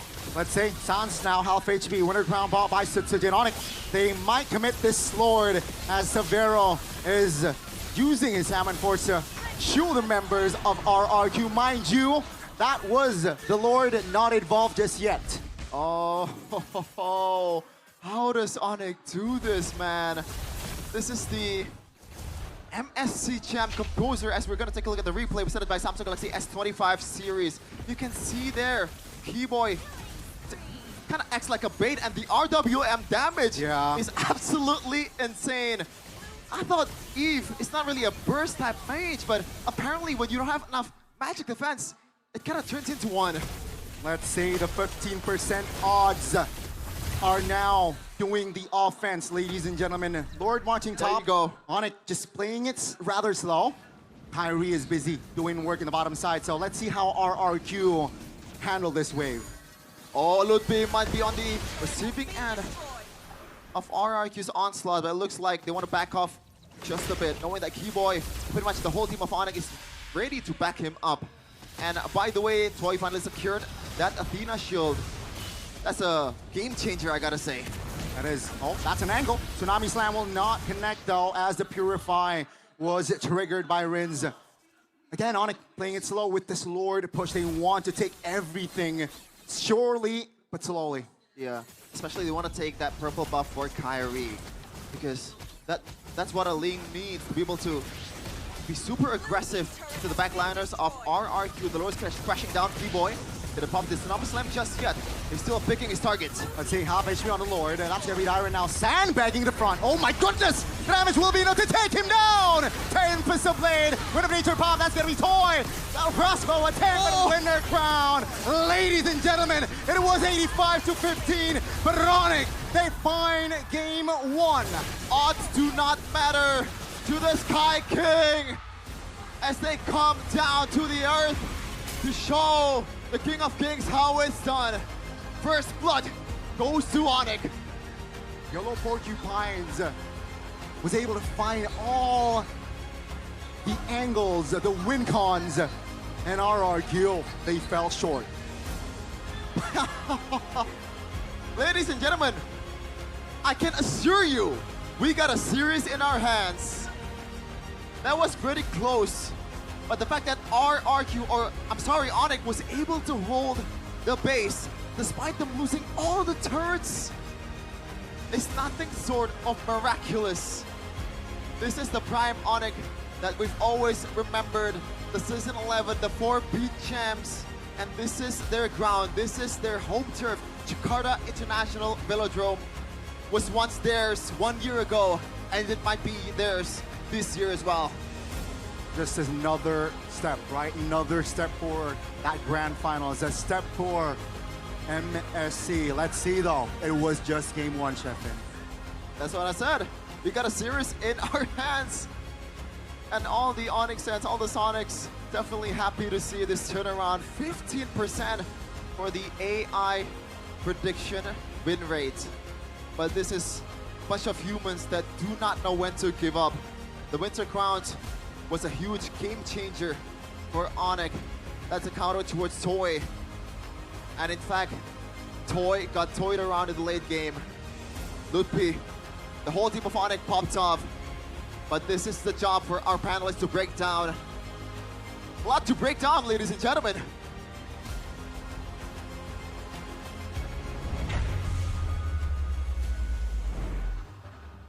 Yes. Yes. Absolute cinema. Bamboozled. Gobsmacked. Every word Gobsmacked in the dictionary out there because that was one fight back from the Sky Kings. They take game number 1 of this upper bracket match. How are you feeling, Arashi? You okay? A bit sad, but it is what it is. I am a bit concerned though, because I feel like if you just read into the intentions, this seems like RRQ trying to steal away the initiative, right? Show this this fighter style that we haven't seen RRQ use, right? We were talking about how Sutsujin hasn't really played the Baksha at all. Yeah. And then they bring it out. They were doing so well. They didn't get it done though. And I feel like if that is the intention, to start off strong, to kind of set the tone, then this is going to be a tough loss, you know, for game 1, but also for the mental state of the players of RRQ as well. Yeah, it's a good start. Honestly, like, exploiting strategy like this, something that you've never done in the regular season, not even once in the playoffs. And this is RRQ stepping out of their comfort zone to pull off a game like this against Onyx. I think it's promising. It's just that, again, late game Ling, especially in the hands of KAIRI, you know, gonna suffer same fate. Commendable. Oh boy. Commendable, but obviously the MVP presented by the official tournament smartphone, Samsung Galaxy S25 series. It's the man in the mid lane. It's Gila-san. Mirko, talk to me about his performance in that match. I'm gonna push my agenda of the anti-Faramis group even further now. If that was a Faramis, that was gonna be a cooked game for sure. Sans, put him on a damage dealer. Put your mid laners on a damage dealer, please. Top 3 teams, please. Just see how much impact you could have. They really forgot about Sans, by the way. We called in the early parts of the draft that RRQ were really looking for the snowball. 1-1, Baksha, and the Farsa, and they were able to get that. That's why you could see that Onyx were really struggling in the early game. They had some solid components to hold them in the early game, like the Kalea, I'd say the Yves mid prio, and also the Phobias. But for Onyx, the main win condition is still the late game. Harith and Ling, and it's also the way that they played around the Yves plus the Harith. Why the Yves gets so much value here is because with the real world manipulation, you're putting the immobility field in the box of the Zaman Force as well. So you get double value when you lock people down. I think big ways that RRQ have been able to outplay in this game has been how they've been able to kite away from Severo's Zaman Force. Here, one small mistake, overextending just one play, and you get punished. This is, I think, Onyx always in BH and ID the way they play. They take a centimeter and they go for a mile. Yeah. And if you look at how they were playing there, like for RRQ, after a while, when they didn't seem to recognize that Onyx can now strike back, have reached that gold equilibrium to actually try and fight back with the items with the damage output in the late game. So again and again, you see Toy kind of left out alone, and KAIRI having space to actually operate, do at least a decent amount of damage, if not, take out one member from RRQ and then get out. Whereas in the early game, especially in the mid game, when RRQ were just moving forward and there was no real safe zone for Onyx, you see that he got chased down again and again and was pressured for the most part. So I feel like his pressure there that kind of put Toy further away from the rest of Onyx, kind of slowed down the damage output from RRQ overall as well. And I feel like that was a big component in how Onyx eventually were able to just out-damage and outlast the late game coming in from RRQ Hoshi. Yeah, to be fair though, let's be honest here, like RRQ had that game. There was just a timer, a deadline for RRQ to finish. When they took the Lord, they failed to push the top lane. But in all honesty, this was RRQ's game. Even though Onyx had the first blood, they had the 2 kills. We were talking backstage, they were cooked. RRQ was cooked because the Link was gonna scale, but they were doing so many good moves on the side of RRQ, like pressuring side lanes, pressuring the purple. The Farsa was doing so much damage onto the backside, and Onyx had to just rely on a split push game from Savero and KAIRI. But RRQ Hoshi, again, there was this problem with this composition that when you go for a team fight, you have to be very precise on how you engage, because you are going to be under the pressure of the real world manipulation. Mobility is not your best friend, because this lineup has reach. But disengage is something that is already being, being taken out of the equation because of the Zaman Force. Now add the real world manipulation to the equation. Positioning is important for RRQ, and where RRQ faltered is the positioning in the team fight in the late game. Wow. I mean, the way they played it was just perfect. I agree with you. It looked like Onyx were cooked, but because they were holding so well, they kept their base turrets. Yes, Keyboy died. There were a lot of flashy plays from RRQ. it almost felt very, very stable despite it all. We kind of knew that, especially after getting the Lord, it would have to be, especially after, I think after the second Lord, it would have to be an evolved Lord to really end the game, to really give RRQ the final push over. And that's why you could see them making desperate plays. Towards the end, that San's immobility field, that RWM that caught them all was the big game changer in my opinion, right? Yeah. It was also a force because they knew that their game time, their win condition, their window of closing out the game was closing out real quick too. They needed a big fight to go their way so that they can get a free evolve Lord perhaps, because in the late game, Eve, Harith, Ling, they technically outscale the damage dealers. RRQ. That was a ticking time bomb that RRQ was storing in their backpacks. Obviously, it was kind of scary. But now, we want to talk about the debut picks that have been popping in each region. This is the MSC battle plan. Let's take a look at Lolita being picked up by Team Liquid PH and MPL PH. Talk to me about this pick, Midnight. Why don't you have that here in Mpl Id? Against the Kimmy, there's right? a bunch of Kimmys, there's a bunch of Rangers, Irithels, mind you. Why don't teams pick up Lolita? I was talking to Arashi yesterday, and I asked him, why do you think Lolita's not picked here? And it was like, I don't know. I'll give you an answer. I agree. I also like the Lolita, you know, as a potential solution to all of these marksmen. I'll give you an answer. The style that we play is very different. You play in a very slow style where it's like a lot of objectives, while the fights can be determined by one big ult too. But here, the brawls are so constant, man. One big ult with a Numenon blast like that, and it's like, it's just an addition to the fight. You get a big stun, but everybody fights back. Like, because of that action alone, Lolita isn't really that type of hero where, you know, you can stay in the fight for a long period of time and constantly deal CC, constantly heal your players. Yeah. Gatot Kacha, even the Phobies, all the longer fighting abilities, all the longer fighting tanks are usually what we go for. That's why we don't see Minzathar, Odette, and also Kaja. One Kaja. On Rome, right? On Rome. In jungle, we saw it. But the most OP pick out of everyone. Barats. It can swing a game from a 2-0 all the way back to a 3-2. Wow. That Barats miracle, is it gonna haunt your dreams? It's okay, brother. talk us through it. We'll work it out.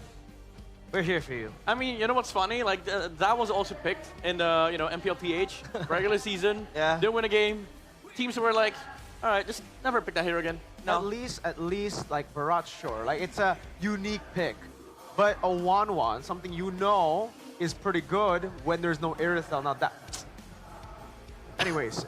This is the blueprint of our MSC journey. Indonesia against Midnight, you're one of us now, so never mind. Oh, am I? Yes. Against the PH teams, we have kind of a low rate. What is wrong here? Well, I think it's the consistency of Indonesian teams for the longest time. I mean, we could go on and on. I think this is like an hour segment, really. If you want to talk about the deep problems about Indonesia against the world, heck, even against Singapore, against Malaysia, inconsistency all throughout here for Indonesia. Even though we're the second best in the world. Yeah, it's literally 50-50. It's still 50-50. Literally. I think one of the major contributing factors is just the stark contrast of play. Like as Mirko's mentioned earlier, like we love playing the slow style of MLBB where information is very important. Very direct strategies are implemented. Very structured gameplay as well. And I think Philippines is, for the longest time has been consistent in that regard. But also there's just overall learning from Indonesia as well. That's why we stole chip from you. Like there was a few weeks in MPL Philippines regular season where we kept on ignoring chip, but then teams found out that in Indo there were a lot of chips being played, and then they sort of like incorporate that play style into their own, and that's why there's a certain resurgence, I would say, of like Brawl as well and PH. We've for 2 years we've had like 8 kills in a 15-minute game. Now you're seeing like 20 kills, 30 kills. 40 kills even in MPL PH. Especially the top tier teams, right? TLPH Onyx, a few of those games were like just action-packed, going at it, full battles. And that game actually reminded me of the Onyx PH versus TLPH matchup when Onyx PH were the ones with Ling, King Kong, and Kaura Harith. They just played for the late game. They were losing in the early game hard against TLPH on a Bakche jungle too. How easy it was. Same exact game. It was. Just waiting for the late game. But Rashi, do you think that win rate will slowly boost up again in this MSC? See, the truth of the matter is, it's a lot harder to raise your win rate than lose it, right? If you ever played a game, or if you play Mobile Legends, right, and you see I have a 100% win rate, one loss and you lose like 10%, you win 5 times, you'll even get back half of that, you know? So I'm just saying, it's a lot harder to bring it back up. But I feel like if we keep improving the way we are, we keep getting quality coaches, quality, people, staff in the teams that can actually elevate our players even more. Pretty scary. Slowly but surely, that should be the case. Stop stealing. Capital, bold, italic, underline should, okay? Stop Midnight. stealing. Stop Midnight, stealing coaches. obviously you're dominating our region now. Any advice? Not me. Any advice for the MPL Id teams? I would say, not advice, but it's more of like just trust the process. 'Cause honestly, even your top teams have good macros. Like, Indonesia has been really, really good at adapting the PH way. Like, there's a lot of games in a regular season, even in this playoffs, that, showcase sort of like the lower dances, the slow games. It's just that it's kind of hard to, pace yourself against something that has pioneered it. Like, PH has been on that for years now. Indo, of course, is catching up to that. Yeah. And so was the other regions, mind you. So I think just overall trusting the process that, everyone's going to get there. That process is going to take quite some time because Indonesia has been up there, but with the resurging, power of MPLPH, I think we are humbled. We are humbled. I think at this point, it's like, I mean, how many more M series do we need to watch? How many more MSCs do we need to watch? But it's okay, because at least we have the better crowd, right? Right? Hey, everybody, when every Filipino caster that have been here, right? It was, I think, Renmar last year. They all say that, Indo has the best crowd. Yeah. I think M4 in, I think it was Tennis Indoor, right? That was, I think, one of the best crowds there is. Yeah, when there was an Indonesian team, for sure. I agree. Like, even for the grand finals, PH, they all showed Exactly. They were still in the huge, amazing, loud Indonesian crowd here, even though it was a PH grand finals. So, hey, That's why the argument is quality versus quantity. Oh, now I see. So in now teams, you have the quality over quantity, but in the crowd, we have both quality and quality. We don't know. We don't know. But Let's to be fair though, like when RQ was playing yesterday, we were talking with Ranger Emas. Yep. The outside of the venue kind of looked like a scene from The Walking Dead, like episode 1. Hey. Everyone was there. That's the usual, bro. It looks like so many dead bodies out there, but it's not even dead bodies. Like I see people jumping on and on the stage. Some people were trying to climb on the scaffolds, and I was like, this is a crazy crowd. Oh my goodness. The Walking Dead mentioned, hey, it's a quality show right there, still watching it until now. And now, we're going to talk about the game even more. What can RRQ do to maybe play the way they want to play, but not have that, time restraint they have to close in 15 minutes, in 18 minutes? Well, if they want to go with the same kind of strategy, the timer is going to be there. Yeah. That's just the way it is. Yeah. Okay. That's how it's balanced, right? If there's no timer, that will be the meta, obviously. That's true. But I think they need to recognize that Onyx understands that as well and knows how to play against it, and they were waiting for that timer. So they have to be a bit more smart, intelligent with how they want to play that early game and have like further plans on how to keep Onyx down as long as possible, and especially towards that late game, even though things are desperate, they want to make sure that they have a good balance of taking the right risks, but still respecting the counter potential. Because again, after all, this is Onyx. Yeah, they have to be, honestly, they have to be little RRQ here and rap. And what we mean by rap is RAP, refine, and polish. Honestly, rap. That was a good game for RRQ. Again, we all saw what happened early game, what happened mid game. They were in full control. It's just that mistakes have to be lessened. This is this is playoffs. You're one match away from EWC. You should be able to control yourself. And I think that's where RQ lost their grasp in the game when they were forced into these errors from Onyx, like Toy overstepping as a 1-1, getting poked before the Lord actually pushed into the tower, getting boxed by the reload manipulation. I think RRQ, has the mechanics, to actually pull these crazy moves off. But there are some things in the game that you just don't do.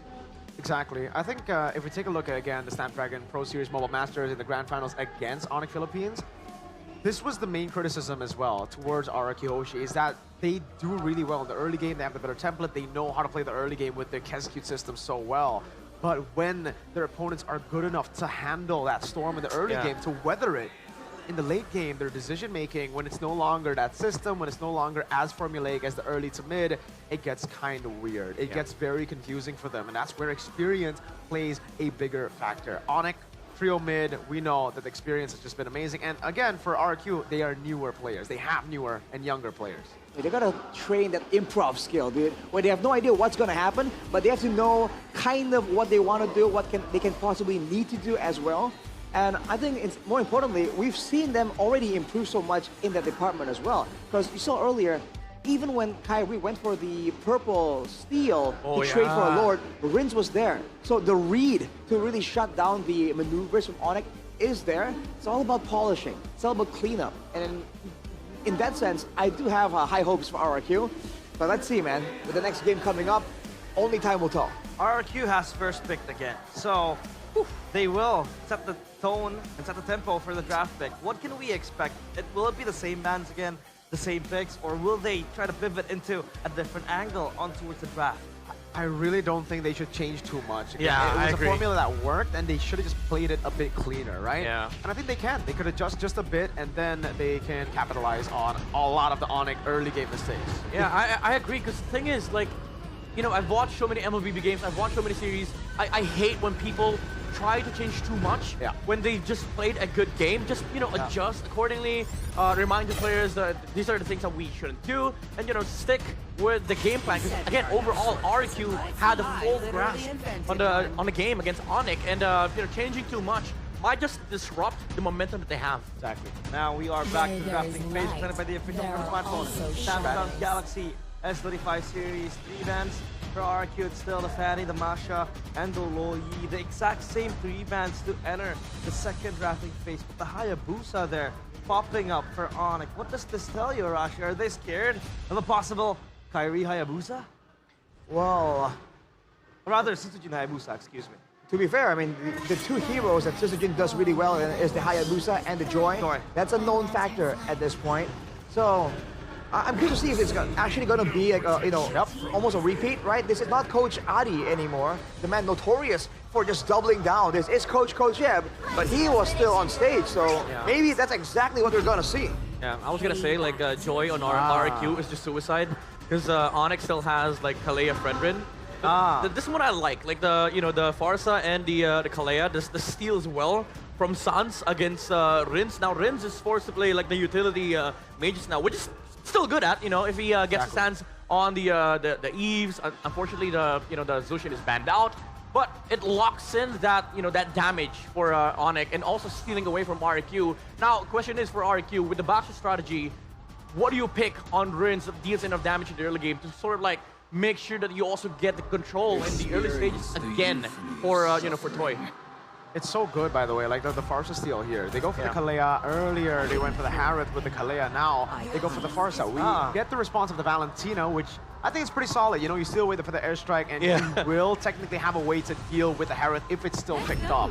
But they go for the Irithel instead. This is, again, what Onyx did to Geek Fam too. It's just in a different way. Geek Fam made a mistake where they didn't go for the jungle, or sorry, they didn't go for the gold lane in the early phase. And then we saw the Irithel pick, the ban on Harith, the ban on Granger, the ban on Harith and Moscow to force the Granger or the Wanwan to come up for the opposing side. Now that they see the Granger, it's so easy for the Irithel. They swap it out again, and they deal with the possible feather airstrike counter to the Harith. Again, Onyx, this is the refined Yeb. We're seeing the refined version of Yeb from game 1. Yeah, actually both teams are you know, doing fantastic in the drafting stage. Most of the Valentina third picks I hate, especially if you're not taking Lucas. But in this case, again, as Americans mentioned, the feathered airstrike is such a good you know, a good skill to steal for the Valentina, because you do need that damage in the early game. You have the lockdown from the you know, from the Baksha, and you also are supplementing into the early game of the Granger for Toy. So this is all in. This is the commitment of RQ. This is the shot that they've been trying to expose in game number 1. But this is more of a heavy commitment. Like, this is what they wanted in game 1. Well, not to mention, if they want to be a bit more careful about the possibility of KAIRI on an assassin, yet again, the Tsunami Slam stolen away by the Valentina can be a great deterrent or even an extra playmaking tool when there is that kind of urgency, depending on how this game goes.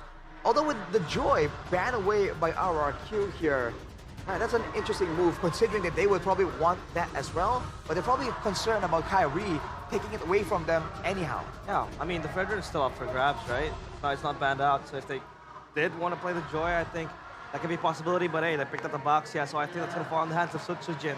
Last ban for RRQ.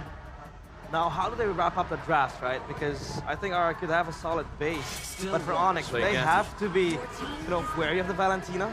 I actually thought that it would be better for them to go up against Link than a Fredrin, because now if the Fredrin comes through for Onyx, they have a solid front to back, and this also opens up a signature Ludwig carry in the XP, which I think is a bit more dangerous than the Ling. It can have, with the Fredrin, you could technically also go for like the Arla. You destroy the front to back with just one final slash, and you overwhelm Rins with how many good ultimates you have. There's already a Farsa and a Kalea in the team. He's gonna have to choose between one of them. Yep. Yeah, I was gonna say if they were looking at the Fredrin pick, might as well take the CC now, because it's like you're gonna get stolen by RRQ. Now they take the CC because there's no Fred chance anymore for RRQ. Wow. You get the +1 pick for Onyx, and this dives into that problem for RRQ that your timer is now real. Like, you have to commit in the early game. You have to snowball, because if you don't, you're just gonna get steamrolled on by the CC and the Earthel. I don't know how crazy this is, because it'll be greedy knowing that they already have a damage-dealing XP, Farsa, and Irithel. But technically, if they want that insta-kill button, the Julian can still come up here in the... Oh! What? Oh, wow. What? Oh, wow. Yi Sun-shin, talk to me about this pick, Arashi. Oh, wow. What is this?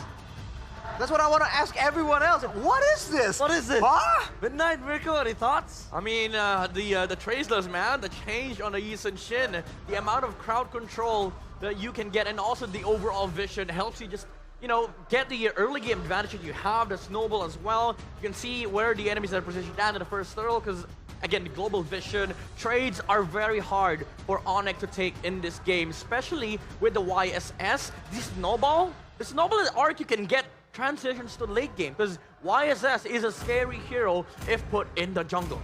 Hiding their strats. This is the strat that they've been hiding, I guess. Onyx, what will it be? Alpha? Oh, Alpha. They really just want to end, like, they really want to snowball through the early game, controlling neutral objective 1, turtle 1, and snowballing from it. Yeah. Instead of the Fredrin, though? I think it's a better way to shred the Baksha, to be fair, right? Exactly. The sustain that you have gets kind of countered by the Baksha, so you go in before the Baksha can do that, and you try to just shred through.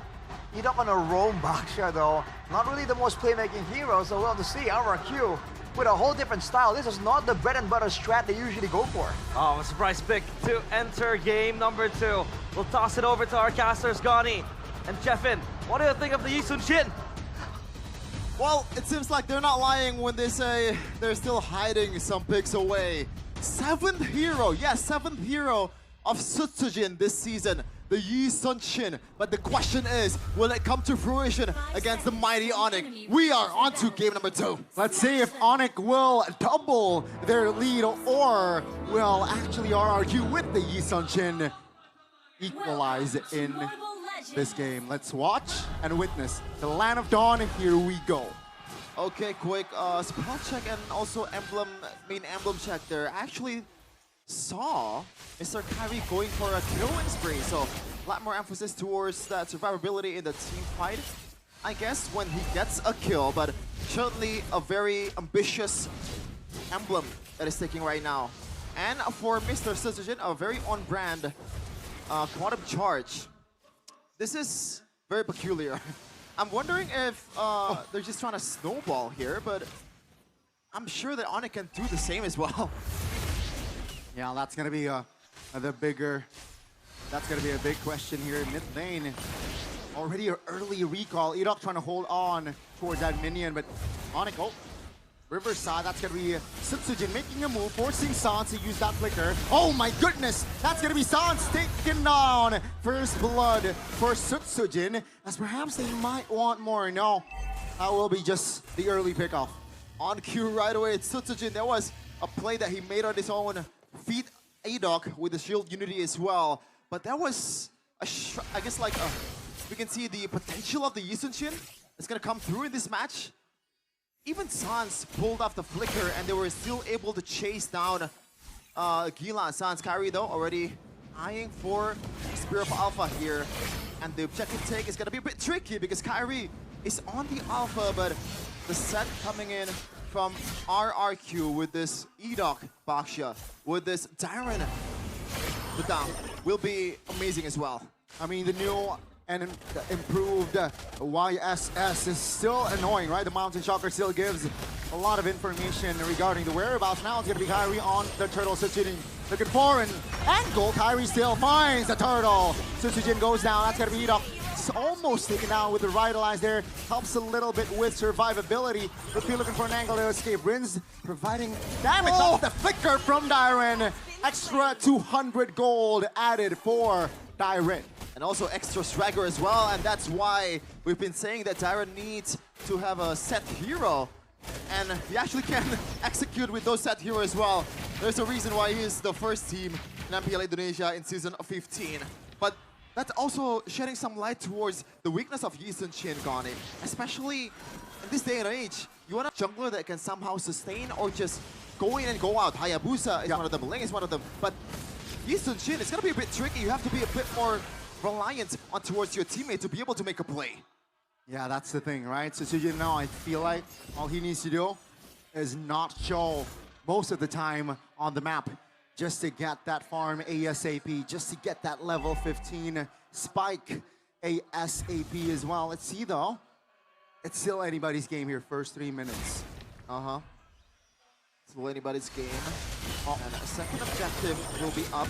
Oh, Tsunami Slam right away. Yeah. But Purify's there. That's going to be Purify, and Mountain Shocker popped earlier as well. That's going to be Edok though, out of position. Revitalize. Oh, a great Spear of Alpha. It's just a roamer though, but that was a great response from Onyx. Get over here, said KAIRI. Sans though didn't want to take that trade with Rins, but beautiful punish there by the whole team of Onyx, knowing that Edok has nowhere to go. Even though he has the Revitalize, even though he has that extra damage reduction. But when you're up against the turret, aggro, and the Alpha, which is a great pick, by the way, it's going to be bursted with those 2 damages. We're going to take a look at this, some of the win rates that's showing off just now. Keyboy, 5 and 2 on the Kalea. So this is his bread and butter. Lutfi though. Oh, that's a 3-man knockup from Keyboy. Finally finding Rins on the Tsunami Slam. He deleted first. That's going to be Keyboy soaking a lot of damage. Will be the trade as Savero joins in and will deal a lot of damage as KAIRI again finding the retribution. That's going to be Onyx winning the fight and the trades. Amazing from Onyx. Now this is a whole different game from what happened in game number 1. It was RRQ in the early to mid game. Now Onyx has the advantage. And Toy taking a lot of beating from Safero. This is something that we expected from the Granger and the Airthel combo. And also something that, in a way, we kind of expected with the Yi Sun-shin as well, because you're going to be prone to getting bursted down if you're ever so slightly overextending, especially with the amount of punish that Onyx has. Keyboy, Sans, pretty much everyone can punish, especially KAIRI. It doesn't matter how tanky RRQ's member are, it's still going to get taken down. Lutfi now isolated. Wow, what a fast setup there by RRQ. What? Onyx will respond. That's going to be Rins popping the Purify. Feather Airstrike does not land. Onyx failed to find compensation. Yeah, good one there coming from RRQ. They know that they have to get away from the crowd and somehow pick off with a Baxia, which they did beautifully on towards Lutfi. And that's something that RRQ maybe needs to abuse the next upcoming few minutes unless or until Lutfi gets the defensive items. All fine and dandy again. Tempo gone down. Gold just 500-ish between them. Not even. Oh, Keyboy. Great respawn there. RRQ committing 5 members towards the top side. And once again, folks, it might seem like Onyx is winning. It might seem that Onyx has the answers to all the questions that RRQ is posing, but what happened in game number 1, they were up about 8k, 6k gold lead, but Onyx came back. Keyboy misses. Tsunami Slam though. That's going to be Darren. Now taken down almost. Flicker, but Savero finds the angle. Oh! The counter play from Rins, and Savero will be taken down. Edok will fall, but that is still... That trade is just still favoring RRQ. RKO from Renz. This is one of the concerns that I have when I see Salvero on the sprints. Something that we've been addressing throughout the regular season. Sans though, Toy might be overextending here. 2 guys on him. Let's see the angle. Now that's Purify popped. Ludwig trotted by time, but Sans finds the finisher, but Sutsujin finds a trade. Now Ludwig alone, Dyron and Sutsujin will be able to finish him off, as that's gonna be Keyboy a little bit late to the party, and that will be RRQ favorite, just a bit from that trade. You can call us the Brawl server all day long, but if the Brawls are like this, I'm happy to see the matches. 8-8 so far, 16 kills in a span of 8 minutes. This is Indonesia at its truest fashion. Renz though, some pokes towards Keyboy, and he actually takes the Tsunami Slam once again, because he knows that this is gonna be the main key for him to be, or for the RQ to be able to punish Salvero without the Purify. Damage dealt, Sans as usual topping the charts. Sutsujin though, it's a bit of kind of a silent killer here. Didn't really see him that much during the team fights, but 5-3-2 already. So a lot of work here for both teams, right? Remember, first game it was RRQ leading minute number 8, but they lost. So will it be different for Onyx, who has the lead early towards the mid? Will they choke? RRQ looks for a push in the top lane, but doesn't seem to want to fight, as 30 seconds on the clock for the first Lord. Look at the gold lead though from Sutsujin from the in-game equipment by Dunia Games. That was pretty surprising. Yes, Sutsujin is one of the best farmer in the whole game, but the fact that Onyx is leading right now and somehow KAIRI is behind in gold is a bit surprising, I gotta say, because Alpha is also a good farmer as well with the true damage. So maybe Sutsujin, this is the time for him to be able to use his advantage and being able to output more damage than KAIRI, as Toy also secures a really important item there in Malefic 4. All the frontliners of Onyx will be screaming in pain if he gets hit by the Detonatas. Sans pops the wings by wings. That's a cancellation by Ida. That's gonna be the flicker spent. That's gonna be Sutsujin though, taken off the board. Great offense set up by Onyx. Yeah, no Purify, no flickers. This is a Sutsujin jungler, and you gotta rely on the iframe. A bit of iframe to be able to handle all the CCs away from Onyx, and KAIRI did a good job pulling the trigger there. Now it's a 5v4. 13k on the Lord, they reset it. Onyx taking their time. Keyboy looking for an angle. Revitalize bots. Keyboy moves back with Severo. Very aggressive angle here. RRQ, do they snip this one out? That's gonna be Feather Airstrike. Moving back, RRQ members. Iron doesn't really find the connection with that passive. Onyx also repositioning towards the Lord. That was a good cut coming in from RRQ. They know that somewhere Sapphiro is lurking. It's gonna be the danger. Oh, Tsunami Slam! Yep, onto it. T-Dog this time. He will fall. Iron finds a flank! That's gonna be time deleted. Onyx though, they will claim the Lord. That's gonna be 4v3. That's gonna be RRQ moving forward. Mid exposed. Onyx, they find the objective, but they lose out on the fight. And look at this. They still want to go for a bit more here. RRQ can take the turret, can take the purple for themselves. KAIRI looks like he was able to secure it. Sutsujin secures that endless battle as well. So another true damage here for RRQ to be used for the frontliners, especially for KAIRI, which is deathless so far in this game. The killing spree did do some work. And this 11th mark, Onyx 2k gold lead, and the Lord is coming up in the bottom lane. The siege potential of this team is actually crazy. You have not a melee EXP laner, and also Salvero. Sans gunning them down. Tsunami Slam! Oh no, that's gonna be one Tsunami Slam to engage the fight. Onyx though, HP bars not looking very great. Rita perched it down by Salvero. Great positioning. Onyx now. They will lead the charge with the Lord marching bottom side. I was wondering, like, what item did Idok take? Because that was too fast. Yes, he is 0.56, but I don't think a Baksha with the Poisons and also the Revitalize is able to go down that fast against Salvero's crossbow. My oh my. Sutsujin though, he is just farming all along the top side.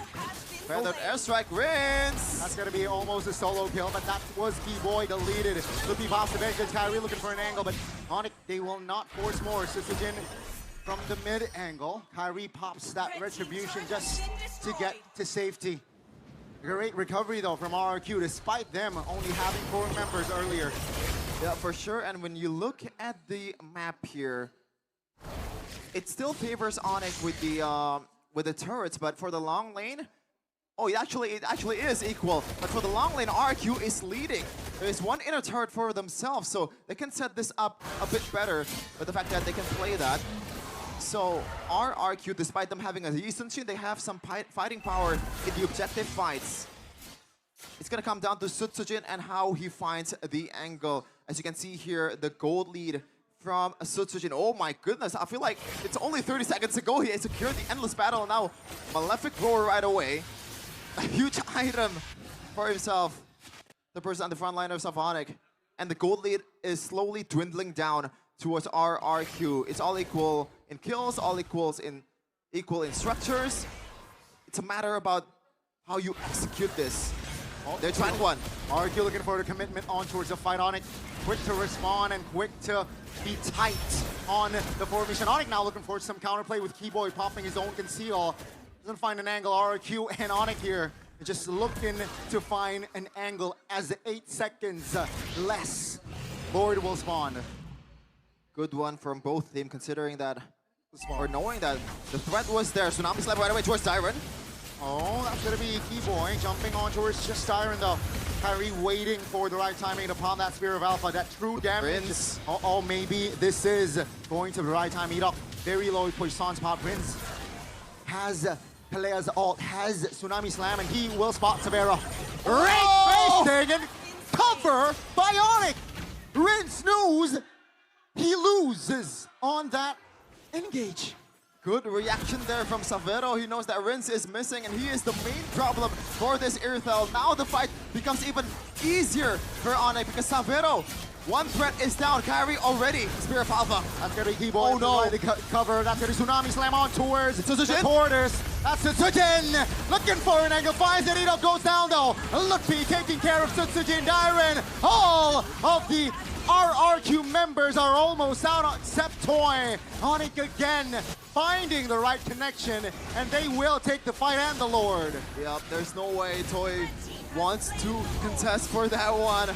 Amazing play by Onyx, but I gotta give some props towards RRQ. That fight went down a bit better than I thought. Sutsujin was able to find a flank angle and use the ultimate to kind of stand up 3 members of Onyx, but when you're up and also having the man advantage, Onyx will just easily capitalize. Let's wait and see, ladies and gentlemen. 3K now with the Lord marching, I believe, bottom side of the map here. And RRQ, they will be able, at least Onyx, right? They have time to manipulate the waves to have a 3-wave push. RRQ though, out of their base, not inside the not turtled inside their base. Yeah. This is a game for Rince and Tyron because they are the setters of RRQ. They have to somehow find a way to get this backliners of Onyx. Considering that Sans is also rocking that flicker, so maybe Rince could shift his focus on towards Sans as well. But he has a Purify, not a flicker, so he can't really gap close as easily as he usually does. Okay, that's very, very concerning for RRQ. Wind of Nature already built for Savera. Top lane though, exposed. Oh no, Sutsujin will claim that for free. That's gonna be a turret for a base turret, That's gonna be Keyboy though. Tsunami Slam on towards one. Iron immune, but he should fall. No, not yet as Lutfi claims it. That's gonna be the Lord taken care of. Savero just free hitting in the back. That's gonna be Onyx just pushing more pressure, adding more pressure as top lane. It's Sans versus Sutsujin. Sans, gotta be careful. Yep, oh, I knew that was coming. Wings by wings. Is this a solo? It's not a jungler v jungler. It's Kayla Sans. Oh my goodness, Keyboy under the base. Onyx now base exposed. Ladies and gentlemen, Onyx, they will double their lead in this best of 5. The calm and composed Onyx is here. It's Onyx time, baby. They are in match point. One more step towards Riyadh. 2-0. Not really the cleanest of games because RRQ also knows how to react, but Onyx was better in that exchange. Amazing. from Onyx. RIQ dig deep in the back, but it's not enough. But it was not enough. Seems like the Yi Sun-shin pick in this game did not work. And Onyx, they are one game away to securing the grand finals of MPL Indonesia Season 15. One step away and securing a slot to fight in the MSC. And boy, we might see the old Suns back again. Now this is the playoffs. This is the ultimate stamp. This is the ultimate stage for Suns, for him to be able to announce that he is back to the Gila Suns form. Look at this. Wow. It's a 4v4, but Onyx still want to take it because mostly the gold lead is on Sutsujin. And Suns, like, I somehow knew that he's going to be outside of the map because that's the only way for him to get away from Sutsujin's damage. Calculation, the boldness, so composed. This guy, Gila Sans. Gila indeed. I said that we have a series in our hand, but it might be over after the next match. Do you think so? Our panelists, give us an answer.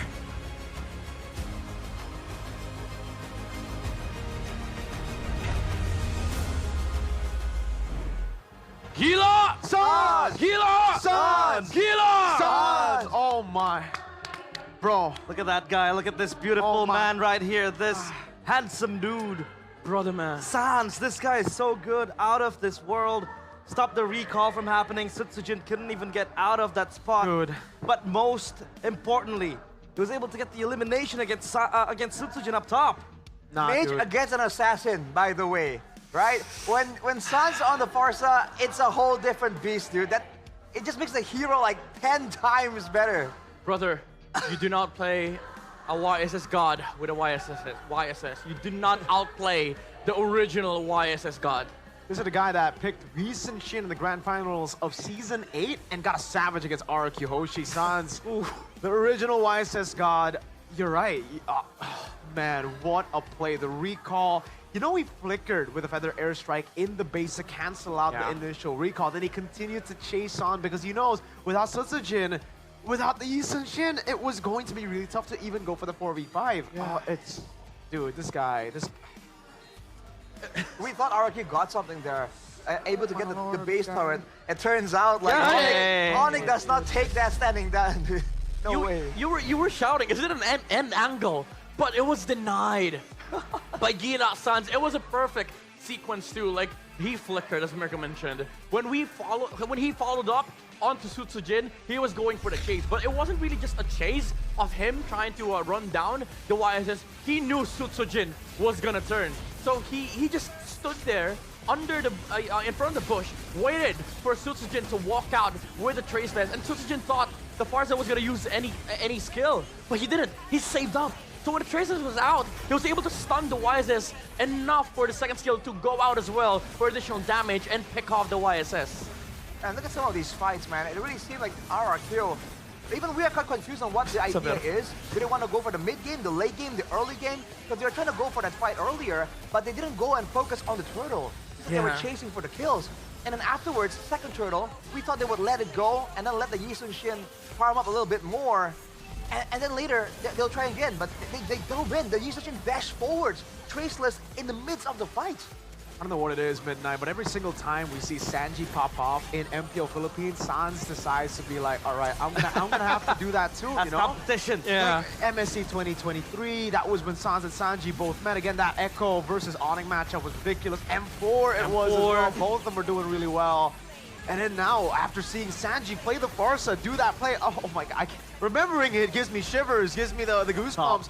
Sans says, I'll have to have a highlight play in ID as well. We're gonna, oh man. Yeah. To do that, and then later on, if Onyx ends up winning this, going to MSC to meet Sanji, I wonder who's gonna get, please make it blind pick. Just make it Sanji versus Sans on Farsa. Brother, he waited for the Traceless. The guy is, That's so crazy. But how is he so confident? That's against Because he's fully not. fed YSS. Because he's insane, brother. He knows. He does not operate like a human being. He's gila, bro. He knows the limits of the Yisun Shin. No one knows it better, I feel, than Sans. At that moment, Su Sujin was not playing the YSS. Sans was playing the YSS. You're gonna do this, and if you do this, I do this. Sujin was merely dancing to Sans' tune, brother. Exactly. Wow. But I will have to say, if we have to nitpick, that early game was disastrous for RRQ. With this composition, you do not want to face off against the Alpha in the early game. That's why we saw the Alpha, we're like, all right, they want a snowball. And yet, RRQ said, sure, have this on a silver platter. Luckily, they were good enough to actually stabilize somehow in the mid game, which is, in my opinion, quite crazy in its own right. Unfortunately, it wasn't enough. Had they waited for that moment, had they traded up until that moment, I think we would have seen a possible RRQ win. But again, they didn't. They dropped the ball way too early, giving an Alpha. 508 on an Alpha. This is an assassin stat on a fighter that is very one-dimensional. You go ult, you need to win the fight. If you don't, you're kind of cooked. Yeah, you know, he was sitting in the same boat. KAIRI, if you lose the early game, that's it. You know, you just lose to the snowball of RRQ Hoshi. But I think, you know, the definition of snowball here is not that you're taking the first objective. You're taking the first turtle. No, you're taking your timing. You're waiting for the power spike to come so that you're able to maximize the existence of the hero. And RRQ Hoshi, this is not a lineup that wins first turtle, especially up against an Alpha, up against a Pharsa, and a Kalea. You're a YSS. You have to time the traceless for the retribution steal, but guess what's gonna follow? Like never-ending crowd control from Onyx Philippines. You're gonna get doped on by the Alpha. Alpha with the with the feathered airstrike. YSS dead. So RRQ needed to play for the resource game so that when the YSS timer comes, you shut down the Alpha. You play with the Granger, play alongside it, the timer of Skypiercer, and then take objectives. Yeah. I don't know if you noticed, but you said Onyx Philippines. Oh, did I? Sorry, Onyx. It's a habit. At least we know that game was PH worthy now, right? Yeah. So, hey. Dude, it felt like, they know what they're supposed to do, but it's just at the wrong time. RRQ, they needed to, wait for the YSS items to come out, play under the timings. But what happened was the reverse. Onyx was just allowed to utilize the Alpha, utilize the the existence of the Pharsa, and then the Granger YSS mid-game power spike was no longer. Yeah, they mistimed when they're supposed to do the things they were supposed to do. I think the only reason why they were even able to recover, I think was mainly Dyron, right? With Edok being on a non-real playmaker hero, being on just a roly-poly, right? Rolling around. Person KB walked over earlier, had a bit of a conversation, and he said like, Edok on a Baksha, really? What kind of plays can we expect? Well, not much. So it was Dyron that was going with those fist cracks, with the Badang plays. But it just, again, wasn't enough considering the context, how difficult it already was for them. So it's a possible winning angle. It just did not come through, man. Yeah, but also the existence of Gila Suns. Like again, Dyron had an amazing crowd control. Three-man stun with the with the Badang, but unfortunately the feathered airstrike was there, sort of like zone out the the damage healers on the backside, and most of the time it was Onyx ID's pacing in terms of the team fight, and RRQ wasn't just able to, catch up in terms of damage, in terms of farm, and in terms of execution because Onyx was just prevailing in every single team fight. Yeah, this is so good as well for Sans. The storyline is that we all had kind of like the consensus that he might be declining. In the early season of MPL Id, well, he was. 15, he was, technically. And, Yep came back, and it felt like he was finding his rhythm again and fitting well into Onyx, and now, look at him. It's like Prime Sans all over again. Yeah. Or is it Prime Sans? It's like it never left. Yeah. Like it never left, yeah. It's like it never left. To go back to the draft again, though, we were already talking about how RRQ, they had a pretty good formula in game number 1. Unfortunately here, we said maybe don't change too many things. Onyx forced it upon them, right? With the Pharsa pick. That in itself stopped that same composition from coming out for the side of RRQ. And despite Onyx winning game 1, they wanted to win they wanted to win convincingly. Game 1 wasn't that convincing. They had to wait for the late game. That's when game number 2, stealing the Pharsa away, was a genius move in the end. One of the best steals. You saw the Valentina, and you're like, okay, that Valentina is pretty good because you can steal the feather airstrike, but then you watch the game again, one of the many things that Sans was able to do that wasn't really highlighted earlier is the fact that in a lot of team fights, he just plays so far back that it's hard for the Valentina to steal the feather airstrike. So most of the times, Brins was forced on the Tsunami Slam, and with a Purify, it's very, very hard to get the Tsunami Slam on any of the real targets. you're really just kind of like a reactive Tsunami Slam user on the Valentina with Purify. And he had to go Purify because you're up against Kalea. You don't want to like gamble on who gets the tap on Tsunami Slam more faster. Yeah. I somehow get the feeling if the tables were turned and Sans was on the Valentina instead, he might just do it though.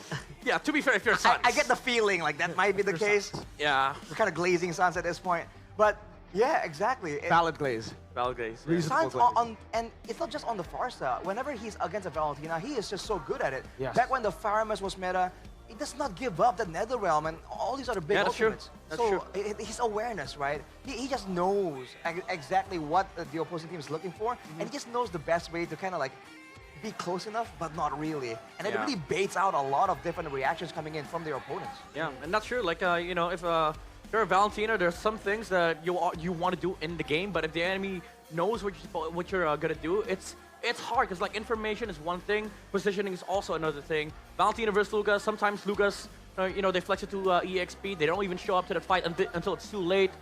You know, that's the thing that Sans abused in this game. Positioning was you know, very, very important for Onyx ID. We'll take it to Bude Clara Monster up on stage as she has an interview going. Bude, what's happening?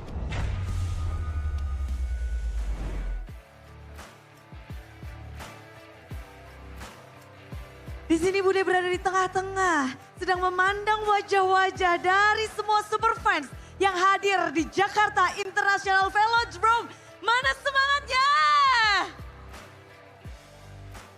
Tentu kita melihat kalau dari Sonic, mereka matanya berbinar-binar. Bisa terlihat dari sini wajah penuh senyuman, namun kalau dari Kingdom, wajah mereka juga masih wajah-wajah yang penuh pengharapan. Mereka berharap bahwa RRQ bisa mengejar ketertinggalan poin. Dan kalau kita melihat semangat dari Superfans tentunya berbanding dengan bagaimana perjuangan kedua tim ini untuk mendapatkan satu slot pertama untuk babak internasional untuk MSC 2025. Dan satu langkah lagi Onyx bisa mendapatkan itu, namun lawan mereka adalah tim RRQ yang kita tahu kestabilan mereka dari babak regular season yang dibawa hingga babak playoff. Namun kalau ngebahas tentang internasional tentu kita boleh berbangga karena kita banyak memiliki piala internasional. Dan khusus yang paling berkesan mungkin adalah gimana kalau kita ngebahas tentang legenda yang membawa piala internasional ke Indonesia. Di sini akan bergabung bersama Bude langsung yang terkenal dengan kebarbarannya. Langsung wajahnya pada takut nih ya. Kita akan langsung sambut saja untuk ngobrol-ngobrol. Inilah dia Donkey Barbar Koyur. Halo. Kok udah lama kita nggak bertemu. Boleh dong disapa-sapa yang ada di sini kok. Halo semua penonton. Salam barbar. Salam barbar. Gak jadi deh. Salam barbar, semuanya pada say hi juga di sini kok. Tapi bentar, kok lagi ngapain kok? Lagi di rumah Eko. Lagi nobar kah? Iya, lagi nobar sama Eko ini. Lagi nobar Terus bersama. lagi jodohin anakku sama anaknya Eko. Lah. Jadi panjang ya ternyata ya. Tapi rame banget pastinya di situ. Lagi rame-rame, tapi sebelum kita ngobrol lebih jauh, kita akan membahas sesuatu karena udah ada legenda. Kita juga akan ngebahas perjalanan yang ada. Inilah dia, sesuatu yang akan kita bahas bersama-sama. Di mana kita tahu Koyur, Roamer menjadi satu momen atau role crucial juga yang ada. Dan kita bisa bahas juga dari season ke season, era ke era, ada ikonnya masing-masing. Koyur, dari season 1 sampai season 5, wajahmu terpampang. Lalu selanjutnya ada Leo Murphy, tasnya. Ada Keyboy dan juga Idok. Tapi kok kalau ngelihat dari musim ke musim, gimana sih kok ngelihat ini? Ya dari musim ke musim, setiap musim pasti ada tank yang jago ya. Jadi tapi ini kayak Keyboy ini keren banget, dia bisa bertahan lama banget loh, dari season 7 loh. 7 sampai 15. Tapi kalau kita lihat dari season 7 sampai sekarang performanya gimana kok? Masih bertahan, stabil atau meningkat? Masih bagus. Kemarin kan Onyx sempat menurun. Nggak tahu kenapa, tapi memang efeknya Yep ya mungkin ya. Begitu Yep balik langsung jadi jago. Harus digaji mahal tuh dia. Oke. Tapi tentunya kita ngelihat juga selain K-Boy, ada satu sejarah baru di mana MVP regular season didapatkan oleh Idok. Seorang roamer yang biasanya jarang banget masuk ke leaderboard. Dan Koyur, kalau ngeliat Idok gimana nih sebagai pendatang baru? Idok nih potensinya gede lah. Dia memang bagus ya. Dia lebih mungkin team playnya tuh bagus banget. Jadi dia kayak sama temennya mungkin chemistry-nya dapet, tapi nggak tahu kenapa Onyx yang kali ini tuh kuat banget. Onyx yang sekarang tuh tadi kan kalahnya gara-gara game 1 tuh comeback. Jadi Onyx kemarin juga comeback juga kan lawan Ikpem. Pokoknya dia tuh kayak sekarang Onyx yang kali ini tuh kuat banget lah.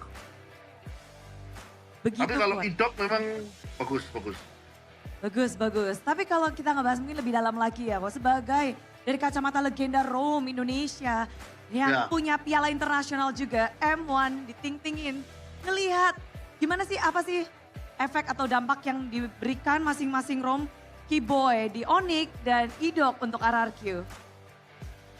Kalau K-Boy mungkin lebih barbar ya, dia mainnya lebih kayak ngebit gitu ya. Kalau yang Idok kan memang aku lihat lebih team play gitu. Jadi ya semua tergantung kayak chemistry-nya masing-masing sih, mempunyai kelebihan masing-masing. Punya, gitu. Oke, kelebihan masing-masing. Tapi kalau ngelihat ini memang momen-momen barbar, kamu lebih suka yang mana kok? Emang jiwa barbarmu ada yang nerusin tuh seneng gitu kok? Kalau aku untuk lebih seneng K-Boy sih. Oke, memang ya jiwa barbar. Kalau di musim 15 dengan adanya 2 nama Roam yang terlihat juga di poster, siapa sih kok yang memang ikonik banget nih untuk memegang roamer Indonesia? Kalau mungkin memang dilihat dari performanya dari awal, kalau kemarin yang dari grup ya Idok ya kan stabil dari awal. Kalau Onyx kan setelah kedatangan Gap baru bagus. Gitu loh. Jadi ya Idok lah kalau season ini. Idok, oke. Jadi memang terlihat ya dari regular season dan ternyata efeknya sangat berkesan bagi seorang Dangki Barbar. Tapi kok kalau ngelihat momen-momen banyak sekali yang terjadi untuk MPL Indonesia Season 15 sesuai dengan prediksi Koyur nggak? Sesuai dengan prediksi enggak sih. Onyx aku pikir awal-awal tuh Onyx tuh bakal ya udah kayak stuck gitu. Tapi tiba-tiba Yep is back. Ya beda lagi dah. Oke. Yep, efek merubah segalanya. Tapi Betul. kok ini tim yang menang kali ini akan ngedapetin tiket MSC IWC. Koyur punya prediksi nggak kok? Siapa nih kira-kira yang bakal ngedapetin? Ya RRQ sama Onyx lah. Wow, RRQ dan Onyx. Ini dua Ya, nama ini ini. siapapun yang kalah tetap menurutku, siapapun yang kalah di lower tetap menang. Yang dapat pertama siapa nih kok? Yang dapat pertama ini udah pasti Onyx lah. Bukan pasti ya. Hampir pasti kan udah 2-0. Susah mau comeback gitu. Tapi semoga aja RRQ bisa comeback. Jadi mengharapkan 5 game kok? Oh, harapanku 5 game kalau bisa. Harapannya 5 game. Tapi mungkin ada yang mau disampaikan Ya. kok untuk penutupan perjumpaan kita yang online ini kok? Apa penutupnya? Salam Juan COK. Oh, wow. Pokoknya salam untuk semuanya yang ada di sini ya. Dan itulah dia kok Dangki yang memang barbar. Dan melihat hari ini thank you banget kok. Game harus terus berlanjut. Dimana Best of 5 Series kita hanya bisa melihat perjuangan dari setiap tim. Dari Kingdom yang masih berharap dan juga dari Sonic yang ingin terus mendapatkan kemenangan. Dan panelis pun sudah siap untuk membreakdown seperti apa. Tapi kita kasih semangat. Sekali lagi, mana semangatnya untuk match ini? Dan semangat sudah mengalir, langsung saja panelis. Silahkan game ketiga.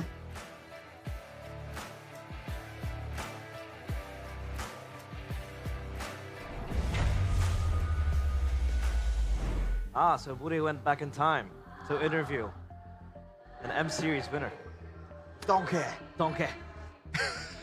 Strike. Kill. Exactly, you're gonna say it like that. Donkey. Donkey. Donkey. Get off me swamp. Get off me swamp. Get out of me swamp. Just and- want to say, Yeah. your last M Series win. That's true. That's true. Hey! At least we have one. I'm There's just a stating region with facts. that. Oh, LFL. Oh! Name drop. Gideon. Wow. Any more? Any more? Yasu. Gives a shout out. Oh, Oh, man. whoa. Husky. No. Shout out to the whole world. Yeah, to the whole world. The whole. At least we can say we have all the M series here. Exactly, brother. Let's go. Yeah. I think we're gonna cool it down a bit because I think there's dandruff falling. Have you been taking shampoo, Virgo? No, it's impossible. No, I'm kidding. That's impossible, I'm bro. just kidding because I shower every day with this. What do you? Yeah. Where's it? Right there. Here. There you go. This. You gotta This move is- on. this Head is and shoulders. It midnight. wipes out 100% of wet dandruff. Plus, it's oh no. I hate this. This is a Initiation. this is a custom. Okay. we do A here long-standing at- tradition. Hey, I'm sort of trapped I now. was there. Thank God, my first season there was no, Head and Shoulders yet. And then the next season I had this. constantly every week. You hold it until we get to draft. Okay, Yeah, This okay. is You gotta hold it. the signature. I'm gonna be honest though. Testimony, exactly. I'm gonna be honest. I bought one. Yes, earlier in the morning. yeah, I bought yeah, one. yeah.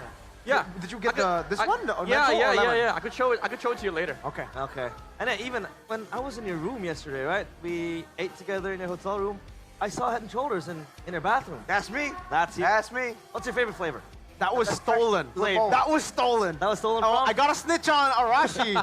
Technically, we didn't steal it. All right. The end of the regular season means that like everything is technically ours, right? Yeah. Like the Samsung as well by the end of playoffs. Like they've served their purpose, right? So I was reusing, recycling. Reuse this.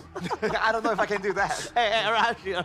I had to do that for like I think 5 minutes or around like 10 minutes. I'm committing. Nah. I'm committing. And let someone like take a screenshot. It's just like some I know, you know what? I know. no context. Deep inside Midnight's mind, he wants Mr. Producer to cut off to like Yeah.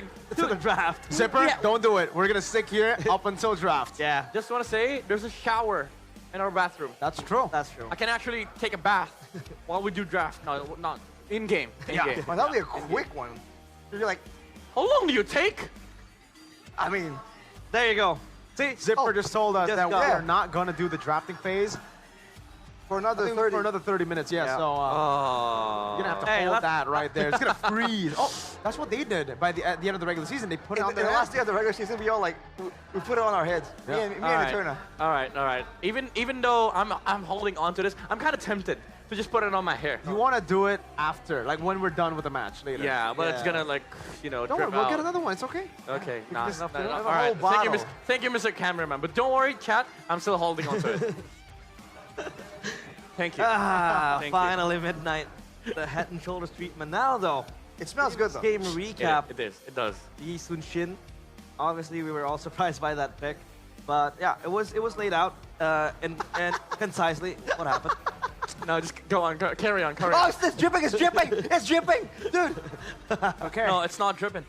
It's not dripping. Don't worry. Thank you, Mr. Producer, for making this off cam because we don't want to see that mess. It's not a mess, This bro. is It's between not his a mess. fingers. It's between his fingers. It's not a mess. I'll be putting this on my hair later on. Yeah, you have to. Again, though, if we have to bring it back to the drafts here, Yeah. it's look at how relaxed the man is. By the way, who's the better? Oh, you really gotta do it Hey, here right this now is- after that performance. Diabolical. Type the players' names now in the live chat. Do you guys think it's Rins Dude, this is rigged, dude. or San? After that clip, of course. That was baked fresh in our minds right now. I'll answer then. Moreno. All right. I'll answer. I'll answer. The mid laner that's out of playoffs, right? Sanji? No. Moreno. Suelo? Hey, Suelo? listen, Suelo? listen. Suelo? Listen, guys. Your mid laners will lose at MSC, like at least one game. Okay. My mid laner is undefeated. Oh, that's true. Okay. My mid laner is undefeated in MPL PH. By the way, my Fanny has a perfect record too. Yeah. 0% win rate, 0% lose rate. Perfectly balanced, as all things should Perfectly be. balanced. That's not balanced though. Who's the better this is- Yeah, Farsight? that is not balanced. Oh, Hiding man. Clans. Hey, usually when these kind of polls come out, it's, broadcast native. Like if it's an ID, usually the RRQ votes, they pop up. Oh, but not over even there, not even we ID. can see that even in ID, Sans is voted to be the better Farsa user. Now, Hey, it's equalizing now though. It is equalizing. Is it? Sans is still far. Never mind. It Mirko. jumped back. Mirko, what do you think are the comparisons between Sans and Rinse when it comes to the Farsa?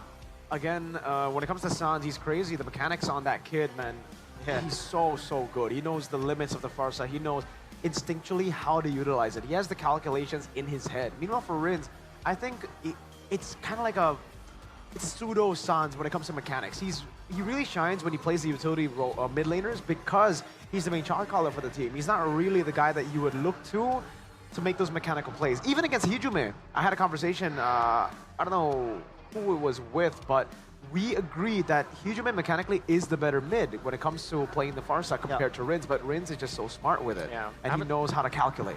I haven't talked to you about it, but I would agree because even when I was with Arashi yesterday, in my mind I was like, Hijume's really good on the Farsa as well, and he's kind of gapping Rinse. Yep.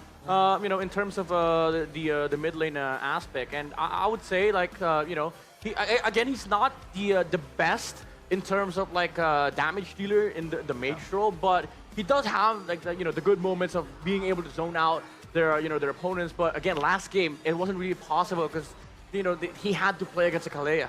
And now, obviously, into the drafting phase we go on what could potentially be the last drafting phase of this evening. Could be, actually. And Onyx, just one win away from that ever-coveted MSC ticket. An EWC, will they be able to make their way in a quick notice? But now, drafting phase presented to you by the smartphone, Samsung Galaxy S25 series. The Lucas band coming in from Onyx with the Juicin and the Chip as well. As for RQ, it's the Fanny and the Boxia. The immediate extra ban there, with knowing that the Fanny factor is well at play. Now for RQ, they're banning the Boxia as well. So, Loyi. And even the Kalea. Sans Loyi open. Oh my goodness. Oh my goodness. There's no Boxia, there's no Kalea. Yes. We both reacted at the same time. Yeah, I mean, dude, guys. Oh no. Time to drop the beat Let's of the see. clap. It's gonna be the Joy. Fredrin No, up for no, grabs. no. They can take the Fredrin, right? But Onyx can go Harith. Harith is still up as well. Now it puts RQ in a tough position. Oh, they go for the... Oh, this might just be a give in the game. I don't like that at all. What is this, Fredrin Harith? Yeah, Fredrin Harith, I would say. That's Harith. Harith, Fredrin. There's no way! There's no... Oh my goodness. Badang even, right up against the high-lows. Or Glue, just pick it up. Oh, they go Ling. Okay. I think they already have enough with the Harith, I guess, to deal with the Joy, so they go for the Ling instead. Yeah, at least this gives them access to the late game. You can just trade against the Joy. This is really popular as well in MPL PH, the Ling versus the Joy matchup. You're never going to be able to threaten the Ling, especially on the side lanes. He's always going to have that Tempest of Blades. He wins the 1v1 matchup. And now RQ goes back to the Granger. I would say RQ is in a similar fate here, where you have to sort of get a formal control in the early stages of the game, and then have that huge power spike with with the Joy getting the starting side, Holy Crystal, and end the game before the Ling gets out of control. Because at this point, RRQ, they have to keep in mind this is still KAIRI's Ling. They're always going to be able to make space, and late game, the problem with this lineup is that they don't deal well with the split push, not just from the Ling, but also the diversion plays coming around from the Loyi. We've seen again and again, nowadays, the diversion can also be used just to facilitate faster rotations. And as a result, you're going to have pressure in all three lanes. And without pressure, you can't set up for ganks. You can't set up for dives. You can't really get extra farm outside of your own jungle and lanes. So that is something that a lot of teams have been able to use with the Loyi. It's not only about the pickup or teamfight any longer. And counter though. Just to talk about how ridiculous it is, because hero encounter, whatever. For me, I'm still on Sans on the Loyi. He's been inconsistent in the regular season, right? Mm-hmm. There's 100% win rate still on the Loyi. Oh so there's one thing that stays constant despite that inconsistency of Sans in the regular season. That is scary.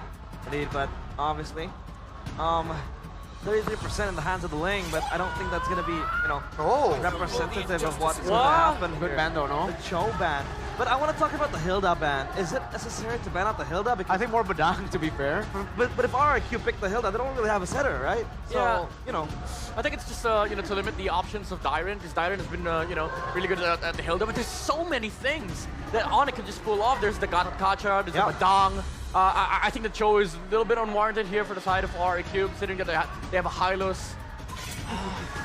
And Onyx removes the Farsa. Oh my goodness. Yeah. Heave is still there, right? But is it strong enough? No, not against the Ling and Low Yi, man. I mean, as a Farsa, you can at least wings by wings if you get caught by the diversion. On Yi, you just ult and die. Yeah. RQ? A Faramis game? I think even worse, I think, against Low Yi Harith, yeah, man. I mean, you'd understand the the sense of getting up from the Faramis here, but it's just like the core idea of this lineup doesn't really work that well against Onyx, and you're not really solving the split pressure from the Ling. I think even though it's risky, you might need to pull off a Novaria here for Rins. You need that team fight and vision aspect. Well, that works. The Selena division against the the Luo Yi, and also the Abyss of Traps that can be utilized in the early game to sort of like make space for this lineup of RRQ. So that's why they banned the Cho. They want to go Selena, Probably. they want Shampoo. Onyx, if they want to go crazy, I think going for the Tigreal can work, no? But if they don't, Badang Gatot is probably the safe answer. Or, if you want to go crazy, you could pick up both. Badang Tig? Badang Tig. Damn. Because honestly, I don't see any problems with the Badang being on the XP.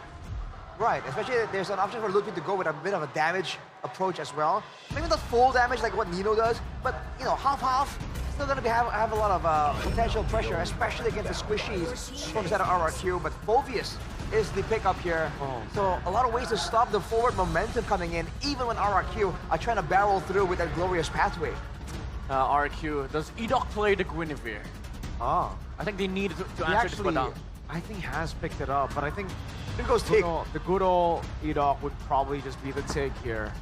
Yeah, it's a little risky, but if you put the if you get a Guinevere here, you shut down the Phoveus, shut down the Badang.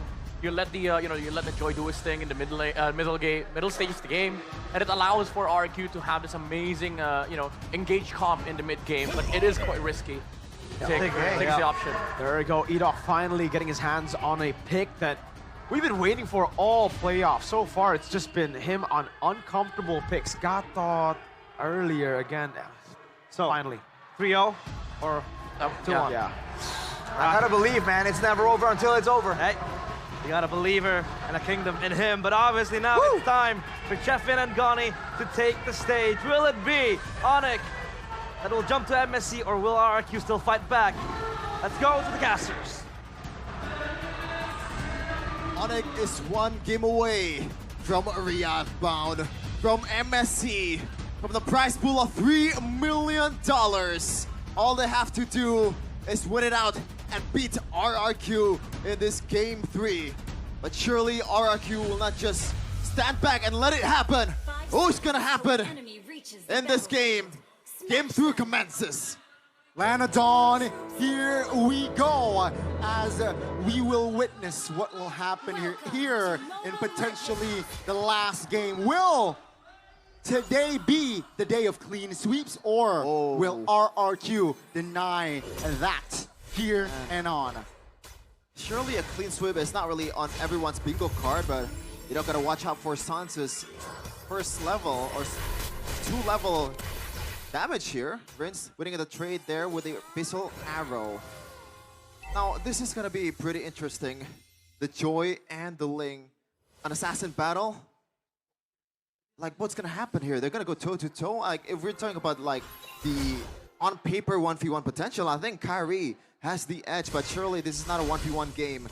Edok finally getting his hero on the set. So it's gonna boost RQ's potential on the team fight, surely, if he knows what he's doing.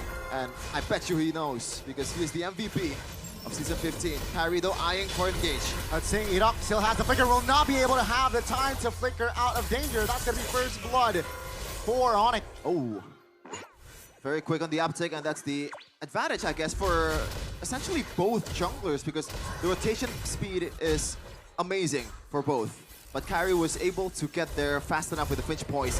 Emblem, though, by IndyHome. Let's see the usual fatal for KAIRI. But so far, nothing that's super interesting here. Maybe it's the mystery shop from Savero, so he wants to snowball a bit instead of just tanking up the damage.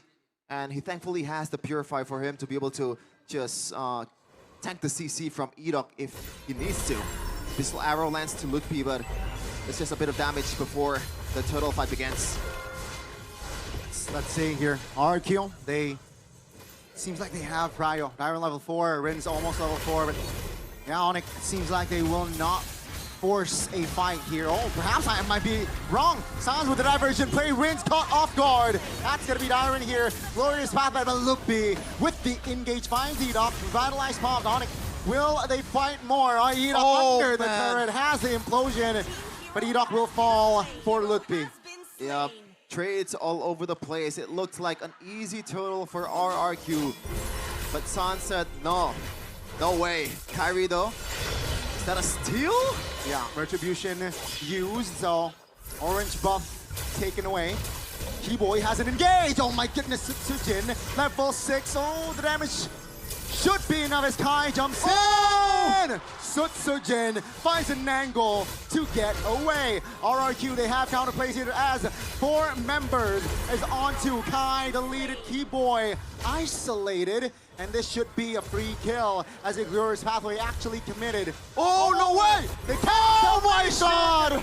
The minuscule mechanics actually favors the Sky Kings. Gila Sans again. What was that? I thought Edok was making the right play, and it was the right play, trying to drag out both Sans and also Keyboy outside of the diversion area, but not enough apparently. Insane mechanics and also recognition that he needs somehow, save Keyboy from his demise. But speaking of Keyboy, he is on the down once again, Gani, and we know he is 100%, yes, before this day, he is 100% on the Badang. 10 matches or 10 games he played on this hero. We saw Sutsujin finding a cheeky angle to escape 10. San say, hey, we can do better. Let's see here, reset gold. Yeah, very, the difference is very low. The turtle will be up here soon. Let's see who is going to take it. Yeah, I think Onyx will somehow use the diversion again for Sans to be able to take the bushes behind RRQ, but Rins knows what he's trying to do here. He tried to just cover all the bushes for the whole team of RRQ for him to be able to spot out this micro mechanics or macro from Onyx for them to be able to catch them off guard. It becomes even harder, but KAIRI is there trying to get the total. See here, it seems like both teams taking it slow on the second turtle take, and RQ, they are filling and committing more in the river area. Then again, KAIRI is honoring also. Sutsujin knows this, he is a level ahead. Lutpi looking for an engage there on towards Sutsujin, and yeah, taking it slow. Uh-oh. Okay, some damage towards Sutsujin, but nothing too serious. KAIRI secured the Berserker's Fury. That's a pretty big item. Edok though getting stunned up. Oh, implosion! Yep, on towards one. Severo pops this Purify. RQ, what will they do? Edok, half HP, Glorious Pathway committed. Turtle half. Selena doesn't land. That's gonna be Lutpi. Sandbag. Oh! Keyboy finds a connection and 2 members deleted. That's gonna be Sutsujin though, looking for compensation. He moves back, but Onyx, they will be in control of the turtle. Immediately after I mentioned that he is still 100% on the Badang, he proves that this is why he's been unbeatable on this hero. Absolutely crazy from both Keyboy and Sans in this early of a game, and that is why they're the best roamer mid lane duo in MPL history. Sutsujin might be in trouble. No problem for him. Let's see. RQ, they need to at least find something trade-wise. They are behind on gold. Map control. This is perhaps the play. That's going to be the implosion. Flicker committed. 2 members caught. Tempest Blake also triggered, but nothing else. Sutsujin, half HP. Lutpi misses. Yeah, RQ, they tried earlier, but great spacing from Onyx. Yeah, this is why Badang is such a good pick here. And even the Phobias, because you have this engager, the Edok, even Sutsujin, it's gonna have a hard time for them to be able to get into the team fight because these two are engage denier, assassin denier. It is difficult for them to make the right play when you have these knockups, when you have these cancels from the first kill of Keyboy, and also not to mention the fist cracks that has been on point in this game. It's 1v1 once again, Sutsujin and KAIRI. This time Sutsujin will take on a jungler, not like the last game. Seems like they will not commit on towards a 1v1 just yet though. Yeah, both teams taking it slow on it. They know that they have Prio here, 2k gold top lane. Almost, right? Almost taken down. So, yeah, map control. It's all blue for now. Yeah, and I'm not sure if RRQ wants to contest this. Yes, they have the tools. And if Rince can land a hook or a good Abyssal Arrow, and that would be a difference maker before the team fight begins. And there you go. Sutsujin is just gonna split and try to get the bottom turrets, the first tier turret for himself. And I think that's a good move, knowing that RRQ is at a massive disadvantage in this fight. See here, KAIRI pushing bottom side, but hasn't really shown. So the fog of war here, playing it with it. There you go. That's the show from Kai. No real call just yet here from RRQ. Keyboy spotted out, taking it slow as the turtle will shift, and it becomes a lord. I'm not sure if I saw it correctly, but I believe KAIRI picked the magic shoes in this game. That's so weird, considering that he's up against a Selena and also Edok. And I think extra CC immunity will come in handy if he's ever, you know, get stunned up for a long time.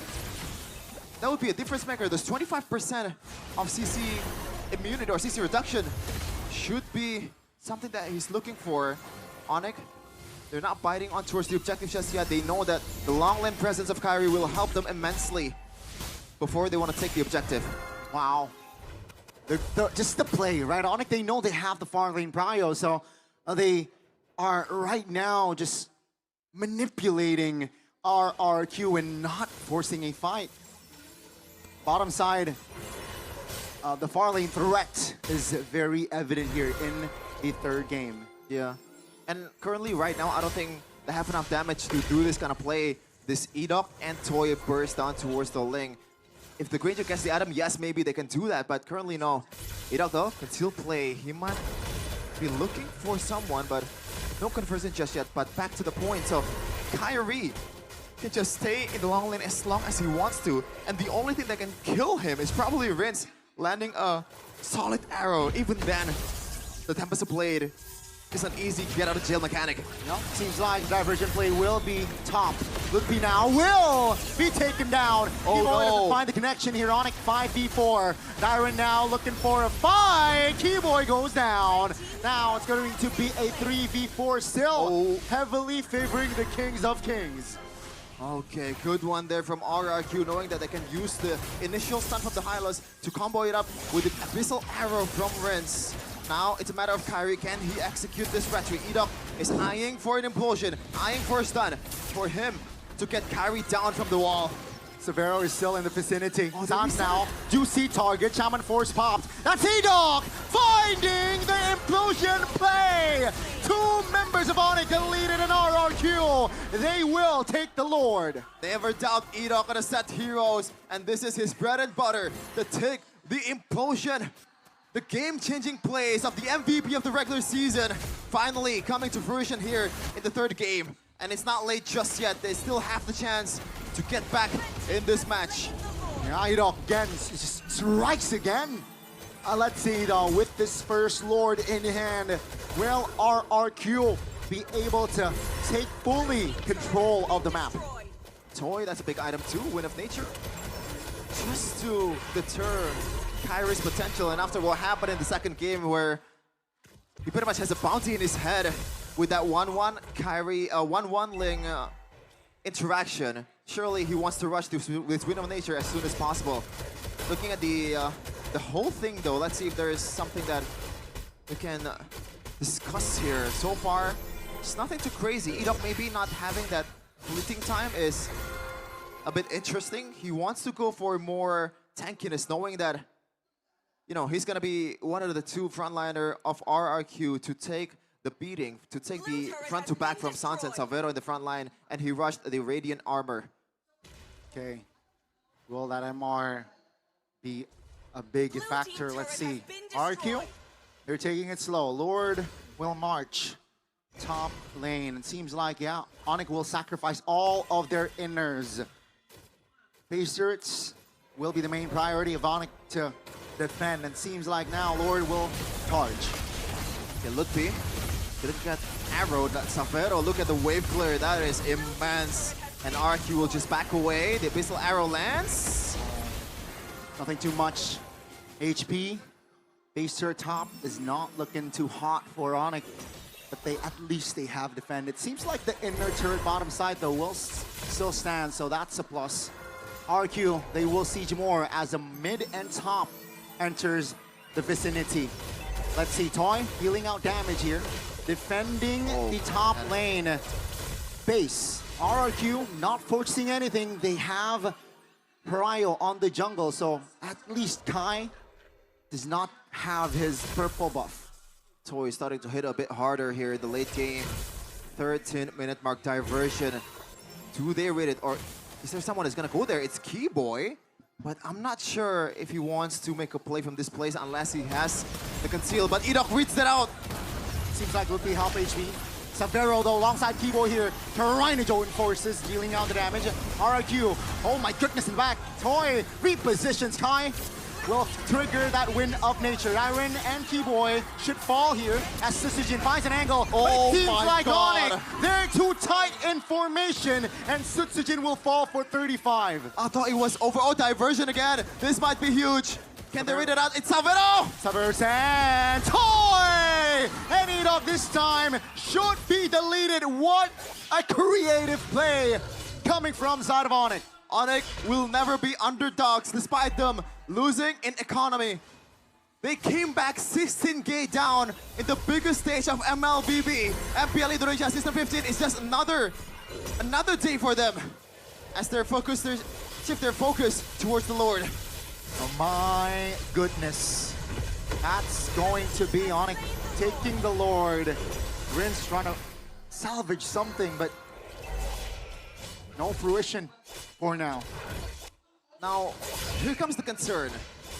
Renz, on this kind of situation, he's not that useful. The wave clear is not there. Unless he lands a perfect arrow to the perfect target, that's the only thing that Renz can do. But with the level of focus that Onyx players has and the mechanic that they have, I'm not sure if he's gonna be able to land those, especially with the fact that Renz will have limited room for him to be able to, you know, shoot these arrows, because the map will slowly but surely be leaning towards Onyx side. Oh no, that's a land. On cue. That is an arrow landed, but oh my God! Savero finds a solo in the mid lane. Toy taken down, Lord still marching, healthy in the bottom side of the map. That's a legal diversion. Where to? Bottom side, turret now. They want the base turret. Onyx is already invading the home of the Kings. Now that's gonna be diving under the turret as well. Taking some heat. Oh my goodness! That's an implosion, but the damage from Onyx is just too much. Now it's going to be Onyx running for the hills as RRQ. They actually have defended. 4 members of Onyx will down for at least 20. And Jakarta International Velodrome roars with the turnaround from Edok. How? That 4-man implosion was huge. Forced out the Purify from Savero, but there's no Zaman Force. There's not enough HP. There's not enough shield for him to be able to survive that one. We're gonna take a look at the replay here. Edok spotting, I guess, the overzealousness of Onyx. They just grouped up, knowing that Edok is in front of them. That is not something that he should do against a Tig. This is a hero that brought RRQ or Onyx in M5. Came back from 16k down. Surely they know better. That's the thing, man. A little bit of autopilot right then and there from Onyx, right? Just inside of the base. And yeah, a team like RRQ with a roamer like Edok definitely will capitalize on that autopilot coming from their own opponent. So it's another reset. Keep in mind, we are 16 minutes in. So yeah, let's see here. Definitely RRQ have increases their odds to perhaps potentially force a game 4. Yeah. The increased odds are there. Especially with the... Oh, it looks like for this Lord in particular, Onyx has the advantage on the long lane because there's no inhibitor turrets for RRQ. So again, that's something they can use, especially this is KAIRI we're talking about. You know, he's gonna be there in a few seconds with the Finch Poise as long as he has that purple buff for him to be able to expand his energy a bit, you know, a bit freely. Now RRQ will pull the trigger on towards the Lord. KAIRI decided to recall because he doesn't have that purple buff. All right, so KAIRI did not show in the bottom side. Fist crack, Onyx looking for an angle to perhaps enter the river. That's the winner crown trigger. Oh, would be very low. He will be broken down. That's gonna be Sans flickering out though. Savero taking out RRQ. The Kings have answered back. Kai finds a shutdown, but RRQ, they are moving forward as again 3 members will be down and out. Only the dynamic duo of Sans and Kiboy can stop this avalanche from RRQ. Can they do it? Wow, Glorious Outlay committed. Sans stunned. That's gonna be Toy focusing, locking the turret. And ladies and gentlemen, this is not the day of clean sweeps. We are going to game 4. Oh man, oh man. All in the back of Edok. MVP. Say it. MVP. With some MVP performance.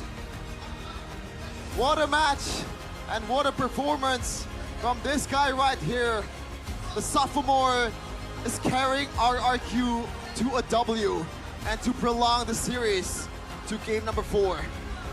Oh my God. RRQ answered back and the kingdom erupts. Jakarta International Velodrome. A burst of momentum for the King of Kings. They're up against the Sky King, but there's a reason why they have the moniker King of Kings. They can't take down this team. There's a reason why they are the #1 in the regular season. The consistency and also the composure for them to be able to stay in the course, believing that they can achieve this and come back from a difficult odds. And also keep in mind, at least for this series, the team that has red side Sheffin won the game. So I think that will be something to keep in mind. And by the way, we doubted the Hylos, but I feel like the fact that the Abyssal arrow lands so much before the team fight, that's also because of the Hylos. Yeah. Maybe our panelists can break it down even further. Time is yours, guys.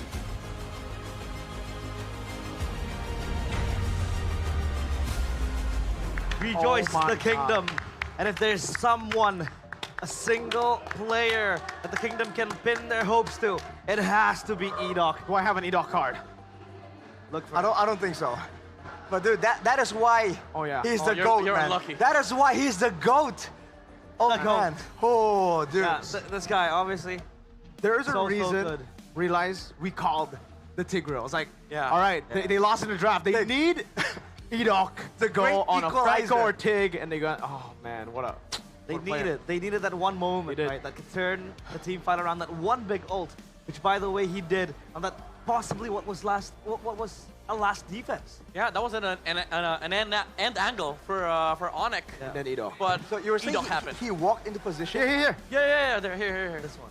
So he went and flickered in. Oh my. Sans sort of walked in too. And Onyx did not expect that set because, you know, he waited for at least 0.8 more seconds before he went inside and get that found that set. I'm speechless. I'm slaughtering because I'm stuttering. Not slaughtering. Dude, stuttering. I Because can't I talk. couldn't believe Edok pulled off that play. Yeah. I can't talk that well right now. I may or may not have him jumping around yelling when that happened. Yeah, the whole place erupted. The roof went off and Arashi was just screaming on top of his lungs. But the MVP, the player of the game, it is, and it has to be Edoc, presented by the official tournament smartphone Samsung Galaxy S25 series, and yeah, that single implosion at least. But aside from that, anything you can highlight that Edoc did in the entire game? Well, he was doing a good job screening for potential dangers, and several times you saw very clutch intentions behind the Sacred Hammers from Edoc. But unfortunately, Onyx were just doing a great job mitigating a lot of those big moments until later on when RRQ were able to find some trades off and they're able to kind of match when it comes down to the damage output. That's where Edoc really started coming up online, dude. He was just so patient the whole time. Before that, I guess knowing that there was something they could have done anyways, but dude, that's it. And it turns out, right, I mean, usually when you're up against Edoc, it's so easy to just say, all right, let's go Purify, let's deal with it. Yeah. That's why the Selena pick ended up being really, really good in the end, right? I mean, at the start we were thinking, all right, why Selena? Turns out it was a setup for Edoc to get those implosions. Before that fight happened, the one where the implosion landed on two, both Severo and I forgot the other guy. Oh, by the way, crazy Severo assassination here. When this happened too, the Purifies had already been baited out, you know, from Severo, and it was just, well, in the end he actually did it, but like before that, the turning points when they were able to slow the game down. I will say though, for Onyx, I think we also didn't expect the link to come through. We expected something like a Fredrin just to shut down the Joy and then have proper ways to deal with, again, this kind of composition. They went for the greedy route, they went for the comfort route in a possible last game of the series, and ultimately it went to RRQ. They can't let their guard down like this. They gotta stay consistent. Remembering, again, RRQ, even though we have seen them kind of neutralize in game 1 and 2, they're still #1 in the regular season for a reason. Edoc and Dyron. Actually, 2 reasons then. Yep. I have to give a shout out a bit more to Syzygy as well. Like we said, on the Joy, this guy just is a bit better. He's not the clutch kind of player like we were talking about. He's still the same kind of more hesitant kind of jungler. But you saw that on the Joy, there was that one escape against KAIRI that was very impressive. And even in that final fight, he did a great job just actually outputting the damage and zoning out, dealing damage to the whole backline. Even though in the end he missed the final dash, and you know he got picked off against KAIRI. But you're seeing him just perform so much more, so much better in a clutch factor as compared to the other assassins that Syzygy usually brings to the table. Yeah, weirdly enough, it doesn't brawl in Joy. I think that's why Syzygy Joy works for RRQ. Like, you know, they learn to play the game in a slow pace. Not really slow, not sluggish, but they find their timings. And I think for RRQ, this is very important. But for Onyx, this is where they got sloppy. This is very similar to how RRQ played game #1. They just got sloppy in the the later stages of the game. Dyron getting picked off in front of the Lord, in front of the bush, where the Hylos was checking, used the glorious pathway, the arrow hit. And that's where the game started slipping off for Onyx, because even KAIRI couldn't hold the side lanes anymore because RRQ was forcing the issue. Yeah, that base might pick up though by Sans. Did he really need to survive with that emblem? Was sustainability necessary for this Loyi? Yeah, I think at this point it's a pretty common spell, or sorry, not spell, common emblem to take right now. The Brave Smite over, just damage dealing, because on the low Yi, especially up against a very aggressive composition like this from RRQ, you do need a little bit of survivability, especially in the early game. I just gotta give props though to RRQ for playing that game well, because despite the fact that yes, we didn't like the Ling pick, there were some picks that we thought would come out, like the Tigreal to deny Edoc. RRQ just played a good game. Actually, Edoc played the best game of MLBB. Here, I think throughout the series, out of all the individual players, despite Sans going and getting a crazy individual play last game, Edoc, this is the reason you want to take away the playmaking from him. You want to just put him on the Hylos, on the Gatos, on the Baksha. No, for your opponents you do. You want to put him on the Hylos, the Gatos, the Baksha. Don't put him on the Tig. If you're his opponents, if you're RRQ, Keskewed, he finally, I think it clicks now, he's like, damn, we really got to go back to the regular season. We've been throwing out strats that we've been hiding. There's a reason. Yeah, I think this is comfort for RRQ. This is where they thrive on a lineup such as this. You perfectly realize what the timing is. You play for the late game. You let the the Selena and the Tigreal kind of sort of like control the early to mid, and then when you are in fighting shape, you execute to perfection. And I think for RRQ, this is where the coach comes in. All right, that's a good play. I like that he didn't panic. Because honestly, keyword there is not panicking. You saw when Edoc tried to roll over onto the Ling when KAIRI contested for the Lord, he didn't even use Flicker. He just let KAIRI waste his energy. And when they saw the Ling had no energy, he went for that crucial ultimate onto the backside. Yo, by the way, do we see 2 Sky Piercer builds for a toy? Or is that a mistake? There's a Sky Piercer there at about 6 minutes, and then there's another one at 18. I think he might have sold it then for something. Yeah, he might have sold it for something, which is like, yo. They bought it again. What? Something behind that. I think 80's not it's the enough. rose gold, no? There's like a rose gold behind it. Because he has both Rose Gold and Wind of Nature, but it could also just be the boots that he sold for one of those. Yeah. Yeah, I wonder what he sold it for. Do you get the stack still? Like if you sell it and then buy it It again? resets, it get reset. Yeah, it resets. I think he knew that, like, okay, Severo was doing well, and he didn't get a lot of stacks, so he sold it, but then he was like, oh wait, we're starting to win again. I'll get it again. Yeah, probably. Which is, you know, it's an interesting decision there, but I guess shows you again adaptability, and shout out to the whole team as well. Despite what we were talking about, the Sans, was it 100% win rate on the low Yi? It was that. So cracked it. No, Not any longer. It's gone. The fact that the Selena, aside from just burning the Purifies, spamming out those Abyssal Arrows, kind of gave RRQ an idea of where they were. Yeah. And for the most part, despite some really good diversions made by Sans, in some really unpredictable locations, they were still able to actually spot it out and cancel it. There were 200% that was taken away. Lo Yi and Badang. Keyboy Badang was 10 picks, 100%. Yo! First No loss way. for Badang, Keyboy, and Lo Yi Sans. No Thank way. you, Mr. Edok. Thank you. I mean, I still, stand by what we said earlier. They should have just taken Tig. Honestly, Yeah. because when you mentioned it, I was like, why not just take the the Badang XP and then put Keyboy on Tigreal? Then I agree. RQ suddenly have no solutions up until late game. But you gave Idok, the Tigreal. He acted like a marquee. He became the solution for RQ. It was always been the staple pick for Edok, where he was, pushed on to make the clutch plays, right? Even the regular season, he has been doing in week in, week out.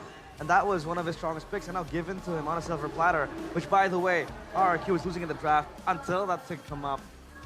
And maybe Onyx Greed as well kind of got to them, so, yeah. It didn't even seem like they won so hard in the drafting phase. It's just that the way that guy plays it, Yeah. it's a different hero, bro. My Tigreals in rank don't look like that. Oh. That's different. Nowhere close. It's shown up. Yeah. Let me play Tig for you. We'll see, let's see. An astronomical gap right there. I think. We're gonna cosplay as Edok, bro. This guy's gotta go. Midnight with the implosion. Or. Shedding darkness on the opponents. Just like, Midnight, what was that? Midnight, what the hell? Oh man, what a game. Really beautiful game. And now, I hope they finally found the formula, realize. That like, Edok needs a playmaker. Uh-huh. Yeah, because they keep on putting him on the high lows, right? On the box, yeah. Like Arashi mentioned as well, he's not going to do much with the box. I mean, he can scout, pull around, but that's not what Edok is for. He's there to play make. He's like Luka Modric, right? Just setting the tempo, right? Yeah. Pushing Me the ball. Steven Gerrard? Steven, well, washed, by the way, washed. Edok's not washed, okay? Yo! And I think, to a certain degree, they were thinking of maybe making him the frontliner, but I think it's more than that. He's the playmaker. He's the one who have secured RRQ finally their maiden game in the series. But on stage, we have Bude Clara Mongstar to take an interview. So Bude, what's up?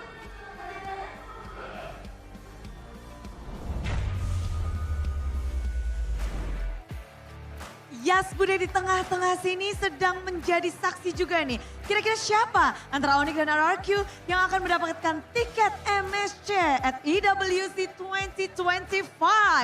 Dan telah bergabung bersama Bude yang udah punya tiket untuk MWI. Ciko. Halo Bude. Congratulations untuk Onyx Pertiwi.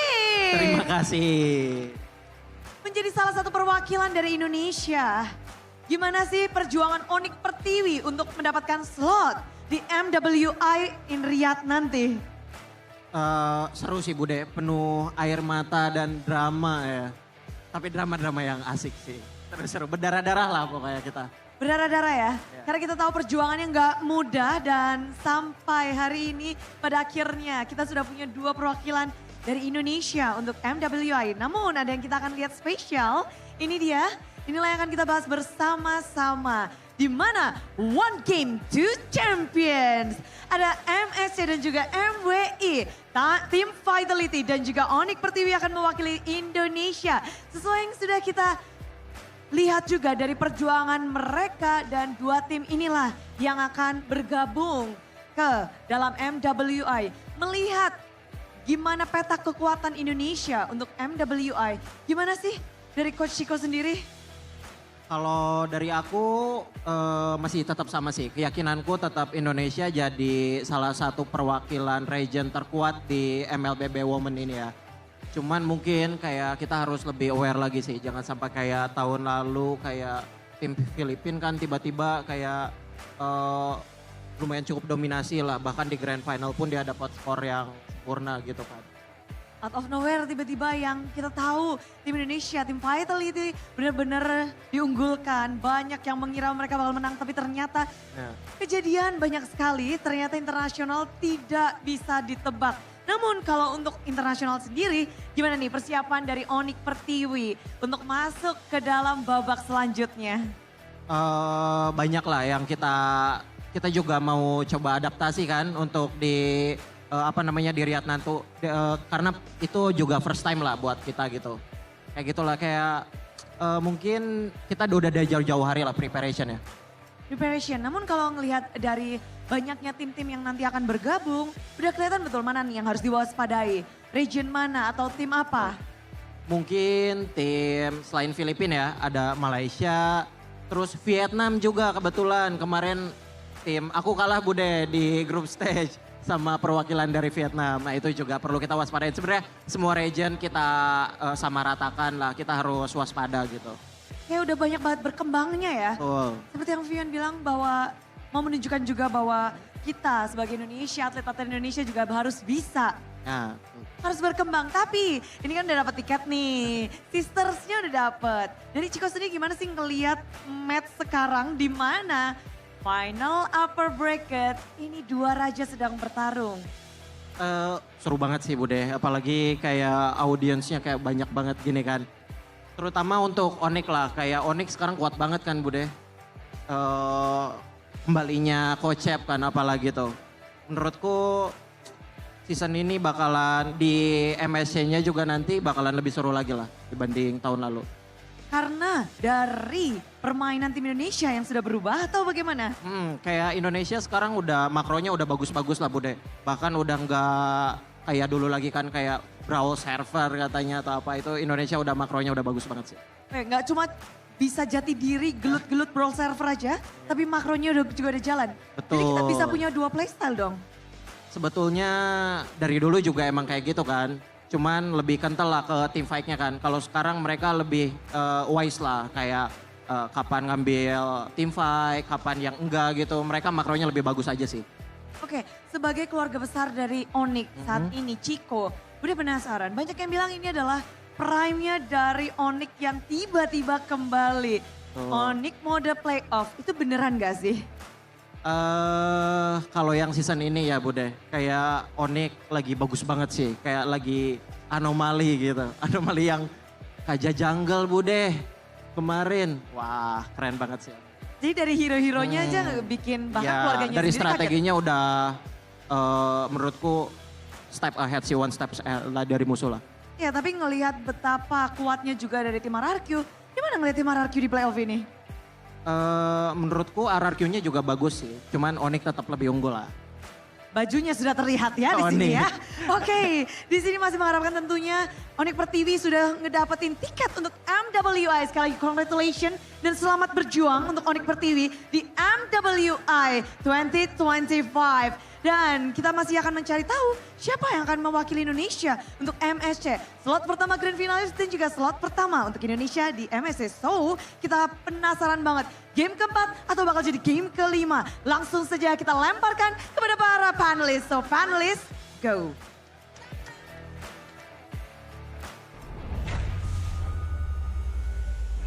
Thank you, Uday, Clara, Mongstar, and Chico. Chico, who is currently the coach of Onyx Pertiwi, which is the female team for Onyx, and he was ex-Rebellion coach. Ex-Rebellion, by the way.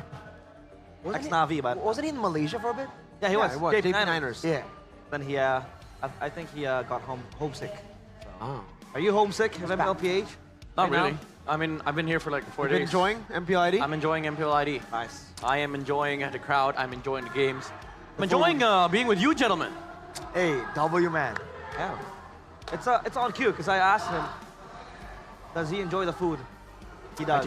We're having Sambal. Head and shoulders earlier on. And by the way, you had this, right? Yeah, Just yesterday. It's so good. Kila food.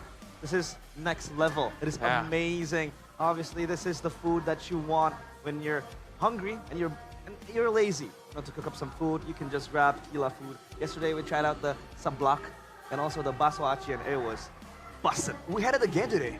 Ah, yeah. Oh, you got it again? Yeah. It's delicious. All right, how was it? He treated me, I mean, if you're gonna ask me, I'm gonna have to keep a stash at home.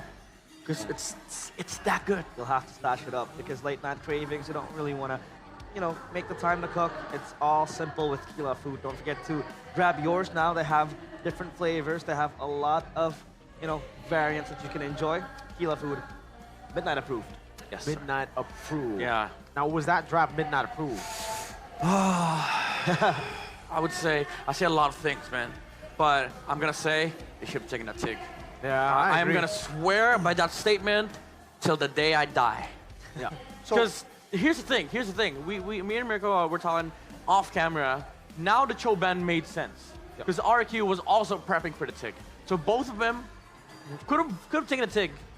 RQ wanted the TIG, but Onyx was like, nah, let's just go full views, and Edo happened. We were calling for the TIG too. Yeah. Yeah. Well, so is that Onyx, trying to find out if they can deal with the TIG? Or is that Onyx really thinking like, they just want a different solution there? Because remember, even for the jungler, we were thinking Fredrin, not Ling. Yeah. So is that the idea? Can we deal with this Sutsujin Joy without the Fredrin? Because, I'm not going to put that beyond someone like Coach Air. Onyx always, I don't know what it is with them in game 3s, man. Against Mpl Id, game 3 they lost, and then game 4 they won. Geek Fam, game 3 they lost, and then game 4 they won again. And now, game 3 against RQ, they've lost again. Are they give chance? Are they giving chance? Are they, because they went for a comfort draft, dude. The Ling instead of the Fredrin, full counters the Joy. Yeah. The Phobias instead of the TIG that we were talking about. I don't think it's an Onyx thing, because even in day 1 of Mpl Id and even in Mpl PH, most teams lost game 3.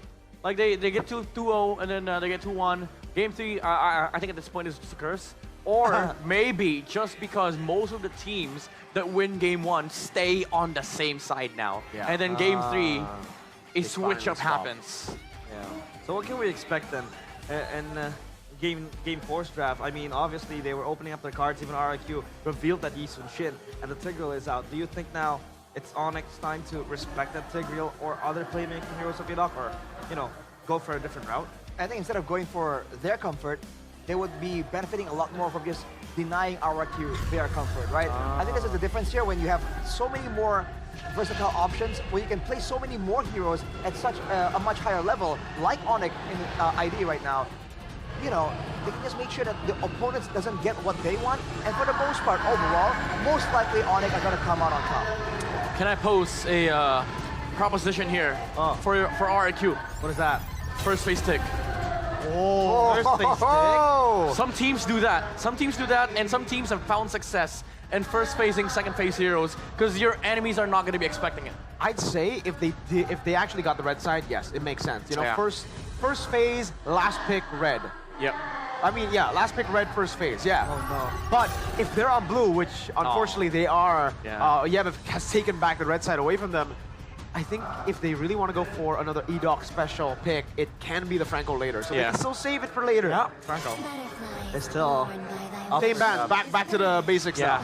Wait, Harith gets taken out. Lo Yi left open again. Okay, this is different for RQ. Onyx, never mind. Let me just say, red 3 for Onyx is very, very dangerous, because Savera could get the 1-1. So RQ might need to take it out, but if you're Onyx, you're planning ahead of, RQ, you just take the Barca here. Well, Padang Lo Yi? Probably, because RQ didn't... I would say the Kalea was a good priority, but now you have to be concerned about the Louis again. And then there's also that threat of the 1-1 red 3. So I think RQ needs to get their hands on the 1-1 on this next upcoming picks. Because if not, I don't think they're gonna be able to stand against Avero's 1-1. Wouldn't an Aerithal still be available though as a counter to that 1-1? No, it's red 3. If they pick it red 3, it'll be banned out. Red. Unlike some Okay. teams. Yeah. So if the RQ takes, 1-1 here, Onyx just goes Irithyll. Exactly. That's a problem. Yeah. So it's kind of like a lose-lose situation. They go Granger again, I think. We really haven't seen Toy go for anything else when the Granger's up for grabs. It seems just to be the key pick for them. Yeah. Play two heroes. Is still up for grabs too, and technically now it gives Onyx. Oh, they don't jump for the What? Granger. Selena early this time round. Selena again. Is it a setup for another Tigreal? It's a setup for a Tigreal, but it's also a pick that we are used to seeing up against Loyi. Just open up bushes so that when there's more diversion, you can read out some of the ambushes. Exactly. Yeah, there's a Fredrin threat for Onyx on the second phase, but I don't think they're gonna be concerned about. I don't think RQ is concerned much about a Fredrin pick because they can just remove it on the second phase unless Onyx wants to take the Fredrin here, which is kind of okay. But they lose the the gold 8 advantage that they could potentially take when they take the gold 8 here and then remove some choice heroes. So either 1-1 or Fred. Aerithel. I thought it was preemptive. Yeah, I thought it was either the 1-1 or the Fredrin. We have seen Savero just go straight onto this Irithyll just as an option, not as a response anyway. So, I was questioning about that, and it's most likely due to how Onyx likes to go with distance management, and the Irithyll is a perfect solution for something like that. I think what they're doing here is choosing to not care about gold lane matchup at all, because now RQ can either get 1-1 or Granger, but all matchups, Savero wins. So now Onyx can just relegate their bans towards Edoc, and then also the XP flex. This is next level from Coach Ship. Yeah, and even if there's a pick that still does all right against the Irithyll, it's kind of like a non-confrontational pick, like a Moskov. Yeah, That's Moskov. Like you go fight, I'll go and play in the side. So if Onyx wants to, again, force RQ to play to play the Granger or 1-1, then after the tick ban here, they ban Moskov. If they want to play it safe, again, take away the playmaking heroes from Edoc. But I don't think you want to take away Franco now, because the Kalea is still there. I don't think you want to double down fully, so the Moskov makes sense to ban here, right? It's another way to technically deal with the Irithyll through just playing in the side lane. Yeah, maybe the Hylos or the Hilda. They could remove from RQ because well, that too. But I think the Hilda would have made more sense. Honestly, because she could just roll in, check the bushes for RQ, adds more layers for the Selena to work with, creates more angles for the Joy as well. But for Onyx, I don't think they're much concerned about the gold lane again because they have the Airfill. So Fredrin might be the next choice here for Onyx if RQ does not take it out. They can still go Fredrin Masha, no? Like the Masha's actually left open. Oh, you're right. That was a pick that RQ have always banned out so far in Game 1, Game 2. I forgot about Game 3, but it's left open to RQ. Do they still decide to read into it? They ban the Fred. There you go. All right, so the threat of the utility plus Masha. They can still go Masha here and then last pick Kaja. Wow. Oh, Kaja? Oh, against the Joy. Yeah, even though there's a Selena, this is not roam against Kaja. The Kalea though, yeah. It'll be good against the Joy technically if the Joy walks up, but if the Kalea is the one who goes in first, then the Kaja with the low Yi. Yeah. I see it. But then Onyx will be inclined to play. It's still okay. It's still okay. Kickoff, right? So thing is, like Onyx, if they take the Masha here, it could potentially set up the the Kaja, but I think the best answer here for RQ is still the Hilda. Like you just have a walking hero that tanks everything on the side of on Onyx, and also it's a Dire special. Oh, they rushed it! Midnight! They rushed, bro. Double it down. RQ, if you don't take Hilda here, I swear to God. Whoa, Midnight with the call, and now it's up to RRQ. How do they want to respond to this? You need somebody that just wants to die in front of the Kaja. Hilda. I mean, not really die in front of the Kaja, but suicide himself. Let's see. Someone as tanky, someone who can maybe survive if possible, right? The Hilda does fit the bill, with the movement speed, the shielding, the regen. Hylos too. The next best thing would be something that, deals with, that can run with a revitalize. Yeah. To just buy some more time. What do you go for Dyron? What do you go for gold? That's the question. Granger, Bruno? Experience the youth. Still the Granger. Back to the roots. Wow. Double G's. All of them die, so this combo from Onyx. So yeah, I agree. Sure, Masha then? I mean, honestly, if you want to get greedier out, go Julian and KAIRI. Wow. Go Julian on Kai, Kaja on Keyboy? Yeah. And then Badang XP. Yeah. Insta kill button with the Julian. We have seen in the past as well. Yeah, Go for the normal Masha. There you Still go. the same. Man, they didn't ban the Masha. It's a win-win draft for Onyx either way. Midnight, the call. That was Midnight. good. That was impressive. The call and the coach and the caster. Wow, and now I'm getting glazed. But it's KAIRI that needs to be glazed in this game. Yeah. And now 100%. it all comes down to this. An almost repeat of the picks that Onyx showcased in their first match of the playoffs. And now, will it be the end for RRQ? Or will Onyx be pushed to a deciding game 4? Let's take it over to our casters, Gani and Jeffin.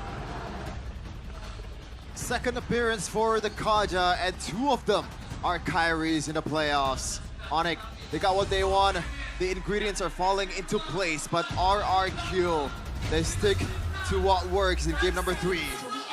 We are on to another match point for Onyx. Can RRQ force the game 5? Ladies and gentlemen, we are potentially a game away again for Onyx to secure the grand finals and secure themselves a spot for MSC. Let's watch and enjoy potentially the last game. Yeah, some good points being raised by panelists about the Kaja. Yes, technically it does counter Sujin, but that is if. Okay, Keyboy getting jumped on, still has the flicker. That is if they want to go for a dive. Other than that, like, you can't really engage on your own first. I guess you have the Luo Yi, but you don't have the chip, so maybe they will make use or full use out of the diversion, and Sans will be the pivotal member of Onyx in this game. Looking at the emblems though by IndieHome, it looks like KAIRI is going to use that support emblem. Irok didn't get the turn on towards Sans. For now, it seems like it's just both teams touching and going. Pokes around the board. Keyboy no flicker for that first turtle, perhaps. That's already a sign for Onyx to not fight for the turtle. But let's wait and see. Sisujin yet level 4. KAIRI as well. Oh, okay. KAIRI finds that green camp. Yeah, for now, it's just both teams trying to poke each other out. Yeah, Rince has been quite on point. Cheeky cancel by Irok.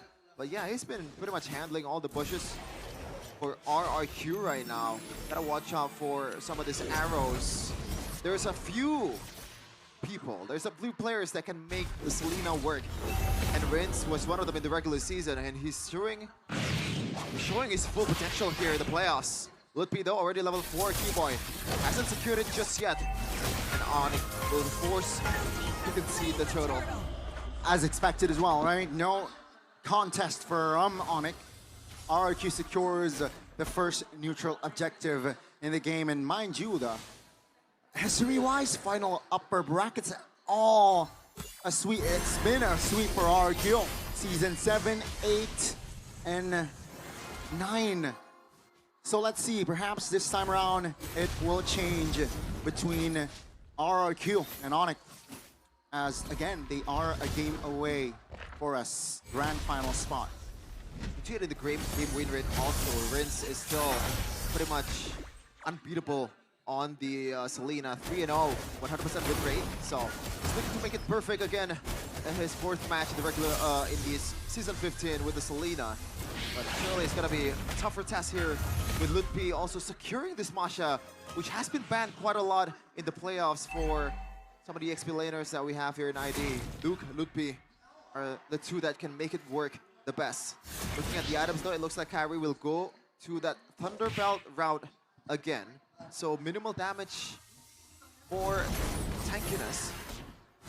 But again, surely the RQ, if they don't fight, I think it's gonna favor them because Sujin will just farm up much better than KAIRI. This is a problem that they have to address. Onyx will have to force a team fight on towards RRQ with their diversions. That should be the win con in the early to mid game. It's all quiet though, right? For that divine judgment. I don't think it has been triggered this game here, and KAIRI's level 7. Let's see though. 15 seconds on the clock for that turtle. RRQ seems like they will set up for that turtle take as well. Sans, half HP, that's not a good sign. Yeah, solid pokes from Rintan. He's been handling sides with this lead, man, 2 games in a row. Look at he's on a Masha right now. Oh, diversion, gotta watch out a little. Sutsujin might be in trouble. Look at That's gonna be Sutsujin though. Distracted, rather, by Lutfi. He will reposition. AOG will connect on towards Lutfi. That's going to be Lutfi though. First no. down. Toy finds the first blood. Keyboy very low but high. Calm retribution. That is going to be a kill for a trade. Thankfully, they got the turtle, because if Sutsujin takes it, that's an L on all over the department for Onyx. The gamble that paid off from Onyx. Lutfi, he got to tone down the aggressiveness. Yes, they need to use the diversions, but it has to be a bit more calculated with the all-ins. Okay, and tempo slowed down again. Onyx, they will play it slow. Diversion. This might be a great setup. That's gonna be Keyboy forcing Toy to use that flicker. Base. And that's gonna be a turret taken down. No. Oh, that's going to be a pull by KAIRI. And Severo will be the executor on it, pulling Idok back, and that's going to force the AOG from Idok. Yeah, another concern that a Kaja jungler has is the gap close. It's not really that great either, because you don't have that flicker, you only have a retry. But, you know, KAIRI mixed it up with the fact that he was flanking Toy from the side. Good one coming in from Onyx, and they secured another turret. Even though economy right now is still favoring towards RRQ, and that should be all Sutsujin farming the hell out of this Toy. See here, RQ, 4 members in the mid. Onyx only 3. Will they be able to capitalize on this? No, it seems like both teams just wants to clear 25 seconds on the turtle, and Onyx seems like they will rotate towards the top lane. Yeah, Lutfi though, this is quite interesting. He's just gonna go towards the far lane here. Something happened. Idok conceal, but so far no target just yet. Onyx, they're not owning the bushes. Yeah. Purely just because Tyrant is on a Kalea and Rinse mostly on this lead, man. The arrows, even the, a single Abyssal Trap, the utility is just too big. Diversion by Sans. Great awareness. Oh, that's going to be the connection on Sutsujin. Great taunt. Onyx 5v4. Onyx will somehow keep it tight formation-wise, but they lose out on the turtle take. Yeah, KAIRI, he's forced on a jungle that literally does nothing but a single point lock engage, and that's a problem. This is someone that's mechanically gifted, someone that can make a play of his own, but he's forced to be this utility jungler. Veteran has a lot of utility. Baxia can roam around the map really, really fast, but Kaja, the utility is just so minimal that KAIRI is not really, so effective if he doesn't get that divine judgment towards the perfect target. Okay. There's 1,000 gold between them. Onyx still have some counterplay here with Severo still untouched. Let's see how RRQ will handle this fact. 60 seconds here for our first Lord in the game. Sutsujin looking for an engage. AOG lands. Purify pops. Onyx, great recovery, and they will move back. That is why you use the Purify onto the Airthel, man. The arrows and the AOGs from Idok. That was a good punish, but thankfully Severo still has the Purify. But also good use from Onyx, though. They're not really down by much. Oh, Tsunami Slam on towards Tyrant, and he is out. Another Sky Piercer stack from Toy. RQ playing it very, very well. Structured, patient. I like it. Onyx, again, suffering a loss. But then again, it's just Keyboy, the roamer. Taking it slow. As long as Severo is able to farm, I think they will think they are A-okay. Diversion towards the mid to reinforce the threat coming from RRQ. But yeah, so far, it's just 5 kills in total. Yeah. Almost 9 minutes of game time. Especially for Onyx, a team that feeds off the early game, just want to dominate the early to mid game. This is something that's quite rare to see. And that's because KAIRI again is on a Kaja. They're not gonna be able to be as dynamic as the Prime Onyx that we're seeing, especially with Chip. is non-existent in this game. It's only the diversion from Sans. Other than that, there's no gap closer for KAIRI. Oh, that's a big knockup. That's going to be on it. Collapsed on. RRQ looking for angles. KAIRI still tanky enough, but in the back side. It's going to be Lupi taking one down. KAIRI very low. Toy claims the kill. Sutsujin very low and taken down. Savero finds the kill, but it will still be RRQ taking 3 down. God, RRQ got away there because they took a fight in that tight position, a position that really favors Sans by quite a lot. But thankfully, the frontliners are frontlining for King of Kings. They live to see another day, actually winning the trade also. It was 3 for RRQ and 2 for Onyx. A good sign building up towards the late game, and Toy is just hacking up on the Skypiercer, man. 4 by now. Things are definitely not looking good here for Onyx, but it seems like they want to contest. Diversion for... Okay, they send a Keyboy. Toy is in that area. Taunted, oh my goodness, everything put on towards Keyboy. That's going to be Rinse. Distracted, KAIRI secures the Lord.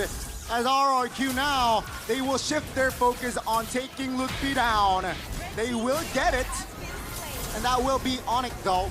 Still claiming the Lord. Oh, risky again. Thankfully, KAIRI is as good as ever with Retribution despite him being on a Kaja. That was a big gamble from Onyx. Thankfully, they didn't just overreact from the fact that Keyboy is getting picked off. Lupi was in the back. They know that they have to take the Lord for it to make the trade worth. They have to risk it with the KAIRI and the 50-50 against Sutsujin. Purify there. That's info though, 80 seconds on that Purify. Yeah, I think Savero untouched. That I feel is one of the main positives from the side of Onyx. They still need to neutralize this 2,000 gold lead, and let's see here with this Lord push, perhaps they might turn the tables around. Now, how do you see it, Jason? Oh, Savero does not have the Purify! Oh my goodness! AOG doesn't land, luckily, but Iron is there to secure that kill. And ladies and gentlemen, the collapse from RRQ is beautiful. 2 members again down. Lord, though, will charge and will take a base turret top lane, which is not good, because Lord will spawn in the bottom side of the map. That was almost the worst case scenario, but thankfully, again, Gila Sans was there. Onyx is playing with the limits here, playing with a lot of, margin of errors. Now they're forced to defend with only Sans being the lone wave clearer. Abyssal arrow lands, but yeah, that's gonna be not much of a damage towards KAIRI, but all that is started with, once again, Rinse on the arrows on towards Savero that does not have the Purify. And the follow-up from Edok and also Dairon was immaculate as well. So this team, man, when it clicks, it really is clicking. I mean, Savero needs to respect the potential, especially when his Purify is on cooldown and don't show too recklessly. That's going to be the Tsunami Slam and the AOG combo. Let's see Onyx from the back. Suts again! Finding the flanks, finding the double. Almost got the triple as Tor secures another stack for that Skypiercer. Keyboy will not be able to find an escape as Edok is the only compensation alongside Iron. It's only Lupi, 17 seconds on the clock for Sans to respawn. Lupi will try to defend this one all alone until all his teammates are up. Only 3 for RQ. No, it's 3 for RQ. This is the time for them to end the game, but do they want to go for it? The wave is coming in. Yeah, minion, luckily for Onyx, is up. So yeah, I saw the timer. Yeah, RQ will not be able to end there. But Onyx, they are given a warning sign there that they need to be careful. Oh, diversion play, Rins! What? Out of position, and Onyx will be there to punish Onyx now. They have Bryo on the Lord. Far lane is pushing towards their side, and it's a 5v4, but Sutsujin oh my goodness, Sutsujin! Looking for a play. Let's see, Sutsujin stunned up. Oh my goodness, what are you doing? That's not the play! He goes in all alone, not knowing that the whole Onyx team was there to punish him. That was absolutely unnecessary, especially when you have the Retribution. Why? Why? It was a 5v4. Toy was practically top side of the map. Why would you look for that play, Sutsujin? And now Onyx, they will secure the Lord. And will this be the final push? I don't think so, but if RRQ makes the same mistake, this push might be the push that takes them to the grand finals, to MSC as well.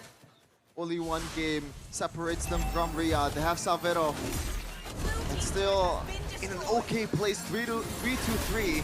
And he's stacking up the items. Toy secured that Blade of Despair. He's gonna be hitting like a truck. Lord comes in on the top lane and can... Oh, diversion from outside of the map! Oh my goodness, Gable! Finds the opening! Toy taken down! And ladies and gentlemen, RRQ, they're in shambles as the Lord is hitting the main base, and that will be it! Onyx goes to MSC and will be in the grand finals. Celebrate, Sonics! RRQ fell asleep for just a sliver of second, but Sans in his Gila form, truly a maniac. What a play to end the game, and what a way to come back from a sticky situation. 3-1 from the Yellow Porcupines, and the kingdom is theirs, at least for now. They secure a spot in the grand finals, and they qualified to MSC. Boy, oh boy. Wow. The Sonics are definitely up for joy. But that diversion play, Sheffin, that risk, that gamble, Toy deleted, that's just, yeah. All hell breaks loose, and Onyx takes the game. Oh man, you mentioned something about joy, Connie. Yeah. But I feel like the joy killed them. Sutsujin, that was a very, very questionable push check. It's a joy against a Kaja. You have to somehow know. Yeah. Like, yeah. Why? I still don't get it. I'm still speechless on that attempt. That is something that they shouldn't have done. But once again, Onyx will just fist bump it out. Yeah. So officially for the first time, the upper bracket finals kings, which is RRQ, especially against Sonic, they will go to the lower brackets where they will meet with Geek. This was the final push, the diversion play. Oh, beautiful, beautiful harmony from the Yellow Porcupines. We're gonna hear a word or two from the winner and see how they feel with the fact that they've secured a spot in one of the most prestigious tournament, MLBB. Onyx, welcome to MSC.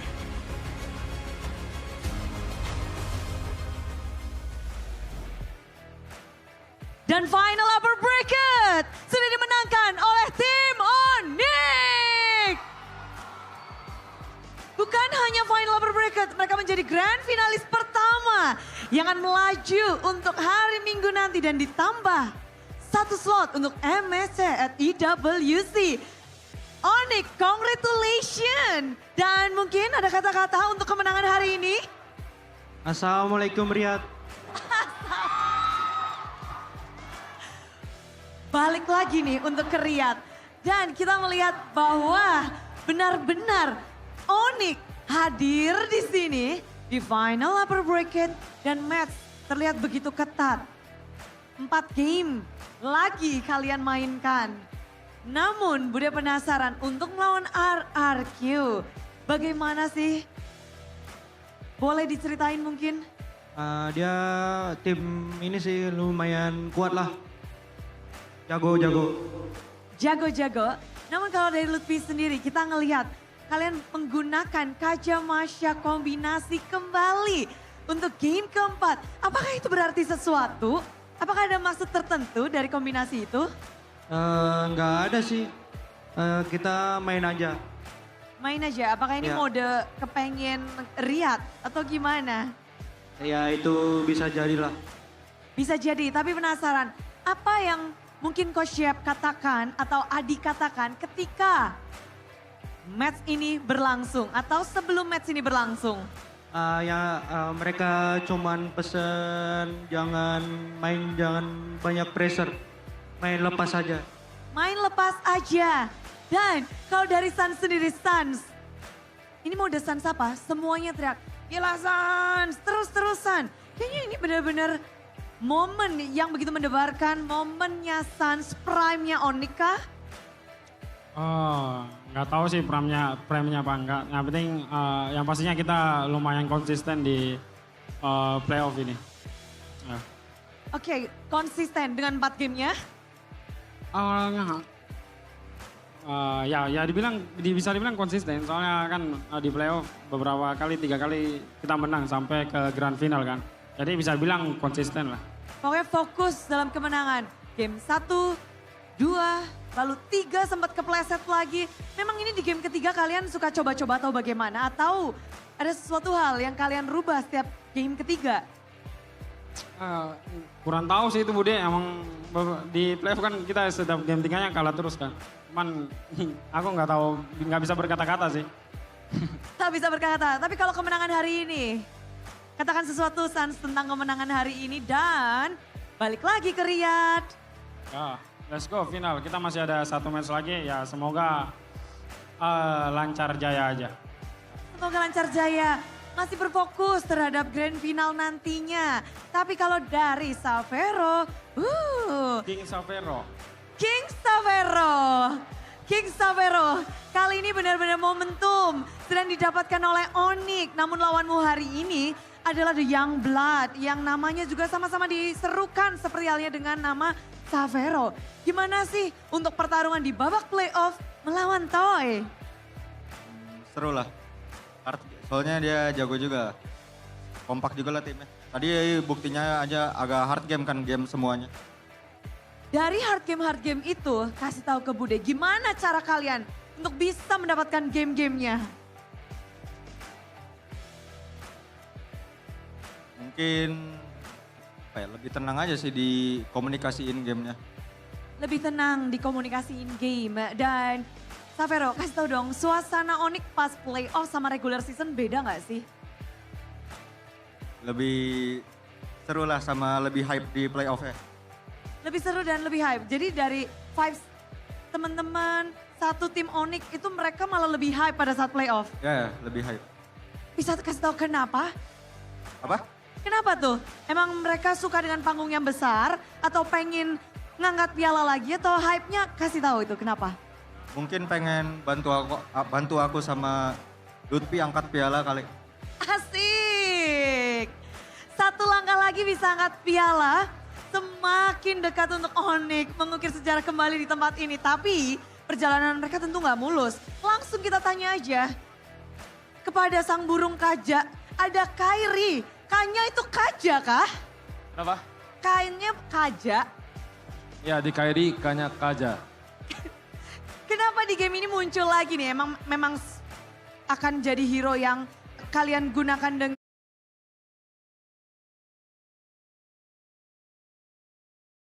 dengan kombinasi ini atau bagaimana? Kaja lagi. Ya karena udah nggak pede main assassin tadi. Ini jujur atau bercanda ya? Ya bercanda. Tuh kan. Langsung pada kaget pas saya, pada ketawa di sini. Tapi kalau melihat dengan momen-momen yang ada berat juga untuk Onyx, kenapa terlihat sulit untuk ngedapetin kemenangan atau snowball lawan RRQ? Ya karena RRQ jago juga. Tapi momen apa tuh yang membuat kalian kayaknya cukup kesulitan?